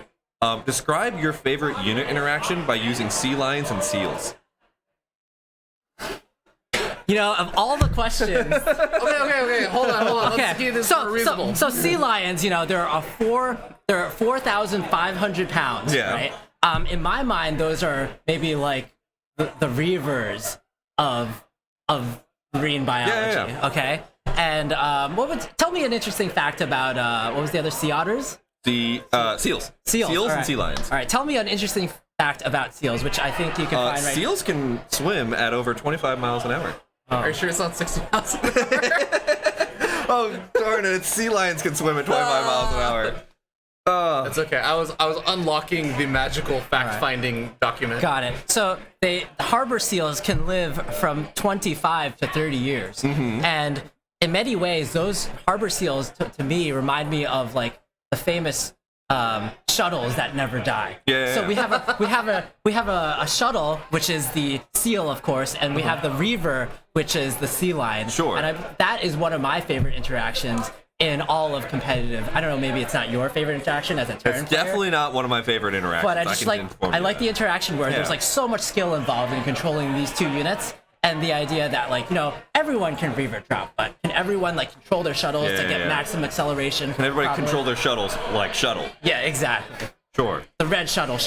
All right. Yeah. What else do you want to tell us about Frost Giant? Just that like we can't wait to show you guys more about like what we're about. Like honestly, like I know like we came out with a trailer and we talked about like a lot of what we want this game to be about. You announced your first voice actor. Oh. Yeah. What was his name? Charlotte? Great. Well, if you want to follow us on YouTube, we have a YouTube short by our first voice actor. I think he's like an orange tabby. Yeah. Okay. Who does that belong to, by the way? You're forced. Oh, it's a cat. Yeah. Okay. I was like trying to put this together. I forgot to mention that. I think this is like way too high level. Like this is like the meta jokes are like really piling on top of each other. This is what happens when you get 3 people like us sitting here that we're like 8 inside jokes deep. Total geek like StarCraft people. Well, great. Thank you so much for joining us. Of course, as you were talking about before, you can find Frost Giant's new game Stormgate on Steam. Put that on your wish list if you want to choose. PlayStormgate.com was your website, I believe. Yes, it was, as well as I'm sure there's Twitter.com Frost Giant for the studio. Yeah. Twitter. Also, I believe Play Stormgate is our Twitter handle. Okay. Yeah. Actually, I'm not sure. Yeah, it is. No, okay, great. Thank you for following us on Twitter. Yes. That's fair. Sweet. I think that's actually going to do it for us, guys. Thank you all so much for watching. One final thing, which we're not asked to shout out, but I'm going to shout out because I know it's possibly the most important thing that we were not asked to shout out, which is Eugenia's book club. If you guys like reading, Eugenia really likes her book club. It will make her so happy. Scroll down on the stream to the About section and go join the Discord and join her book club. Like, she will be so happy, and also, from what I hear, they're all actually really great books, and everyone who I've talked to who's in the book club really enjoys it. So go check that out. If you want to read more, this was like one of your New Year's resolutions, this is how you do it, all right? Go check that out. That's the final shout out that we were not asked to do that I'm going to do. And with that, I think that's it from us today. Thank you so much for everybody who played today. Thank you for everybody who donated. Thank you for everybody who's just shown up here today. Like, it's actually pretty popping back here behind us. She's signaling us forward. No, she's signaling someone else forward. Yeah, someone else, from above us. We're not important. Yeah, we're not important. Nobody cares about us. And congrats to Vindicta, of course. Yes, congrats to Vindicta for first place. Second place, Billy Pilly. We don't know what happened to the third, fourth place match. Yeah, I actually do. I think the Saranghae SC2, I think, won the Pup Cup also. Oh, nice. I didn't know that's how you felt about me. Of course you did. I always tell you that. Okay. All right, we're too many inside jokes. There was so many inside jokes. Thank you guys so much for watching. Have a wonderful, wonderful rest of your weekend, and see you next time. Cheers.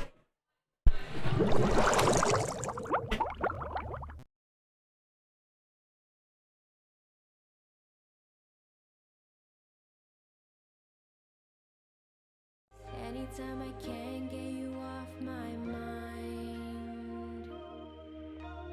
play me a song, I'll play along. I'm waiting for you. Stay if you want, no matter how long. I'm waiting for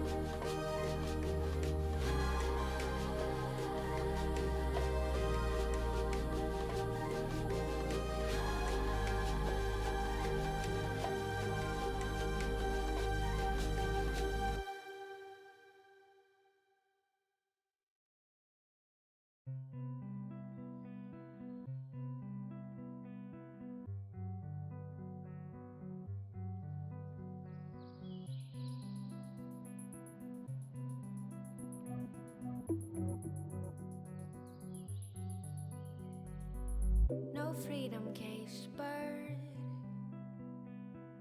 None of your cries are heard.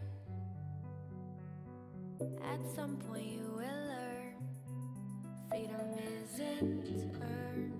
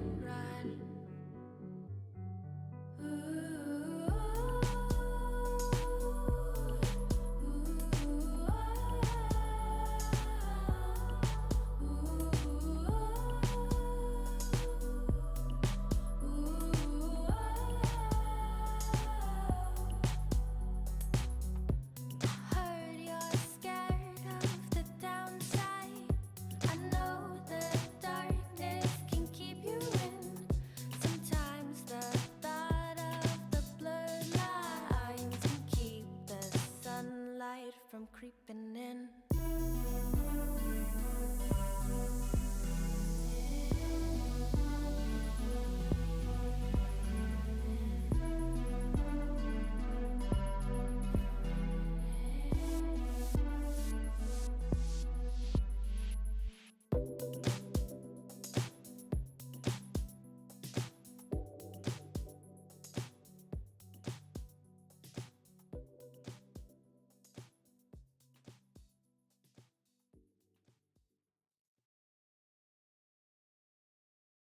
Jolene, Jolene, Jolene, Jolene, I'm begging of you, please don't take my man.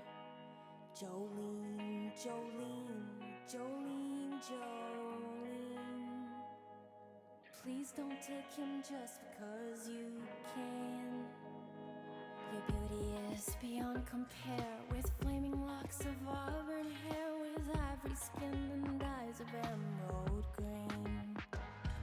Your smile is like a breath of spring, your voice is soft like summer rain, and I cannot compete with you, Jolene. Jolene, Jolene, Jolene, Jolene, I'm begging of you, please don't take my man.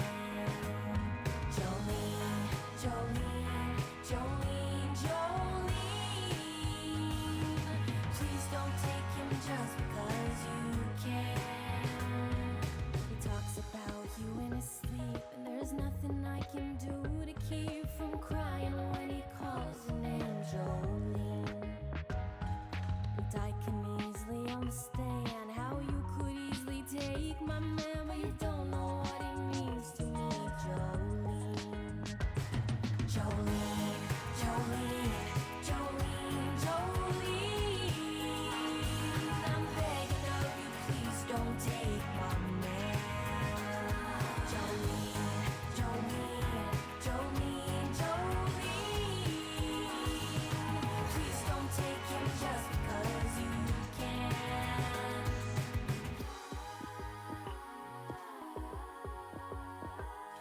I'm crying when he calls your name, Jolene.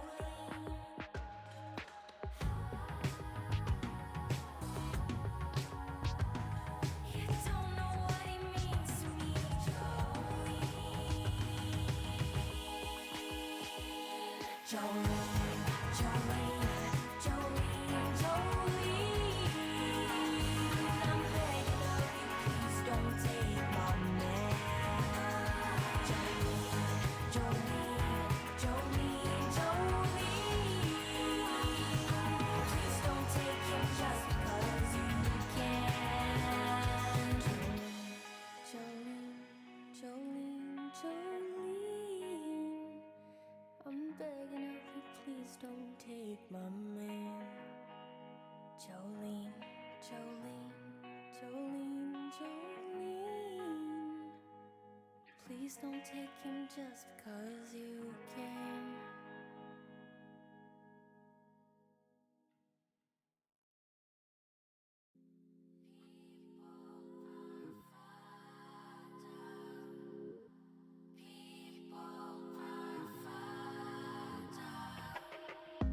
They ask if I know what I deserve.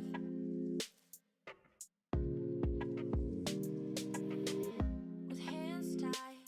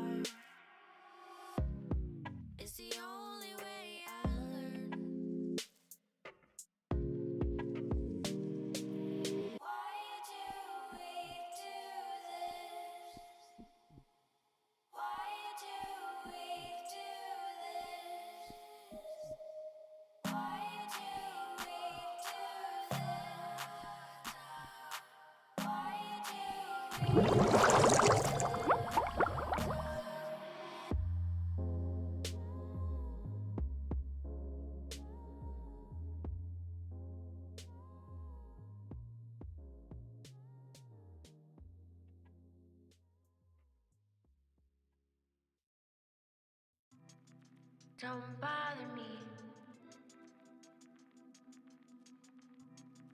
Don't bother me. Don't bother me. I'm feeling incomplete. I try. I try.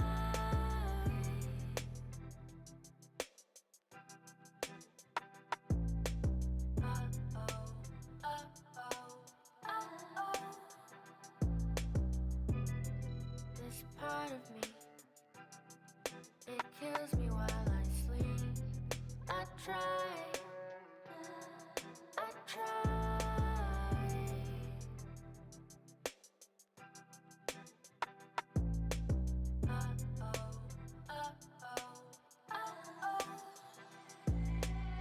Can you tell me how? Will I fight this fight? I know I'll be fine. One more night, one more night away from you, and I one more. Try to give myself some time once more. I'm sitting across from my sanity, it's right in my view. Hey, the world has done nothing but block my view. Hey, I'm on the brink of finding something new, and all I can ask of you is please don't bother me. Don't bother me. I'm feeling incomplete. Don't bother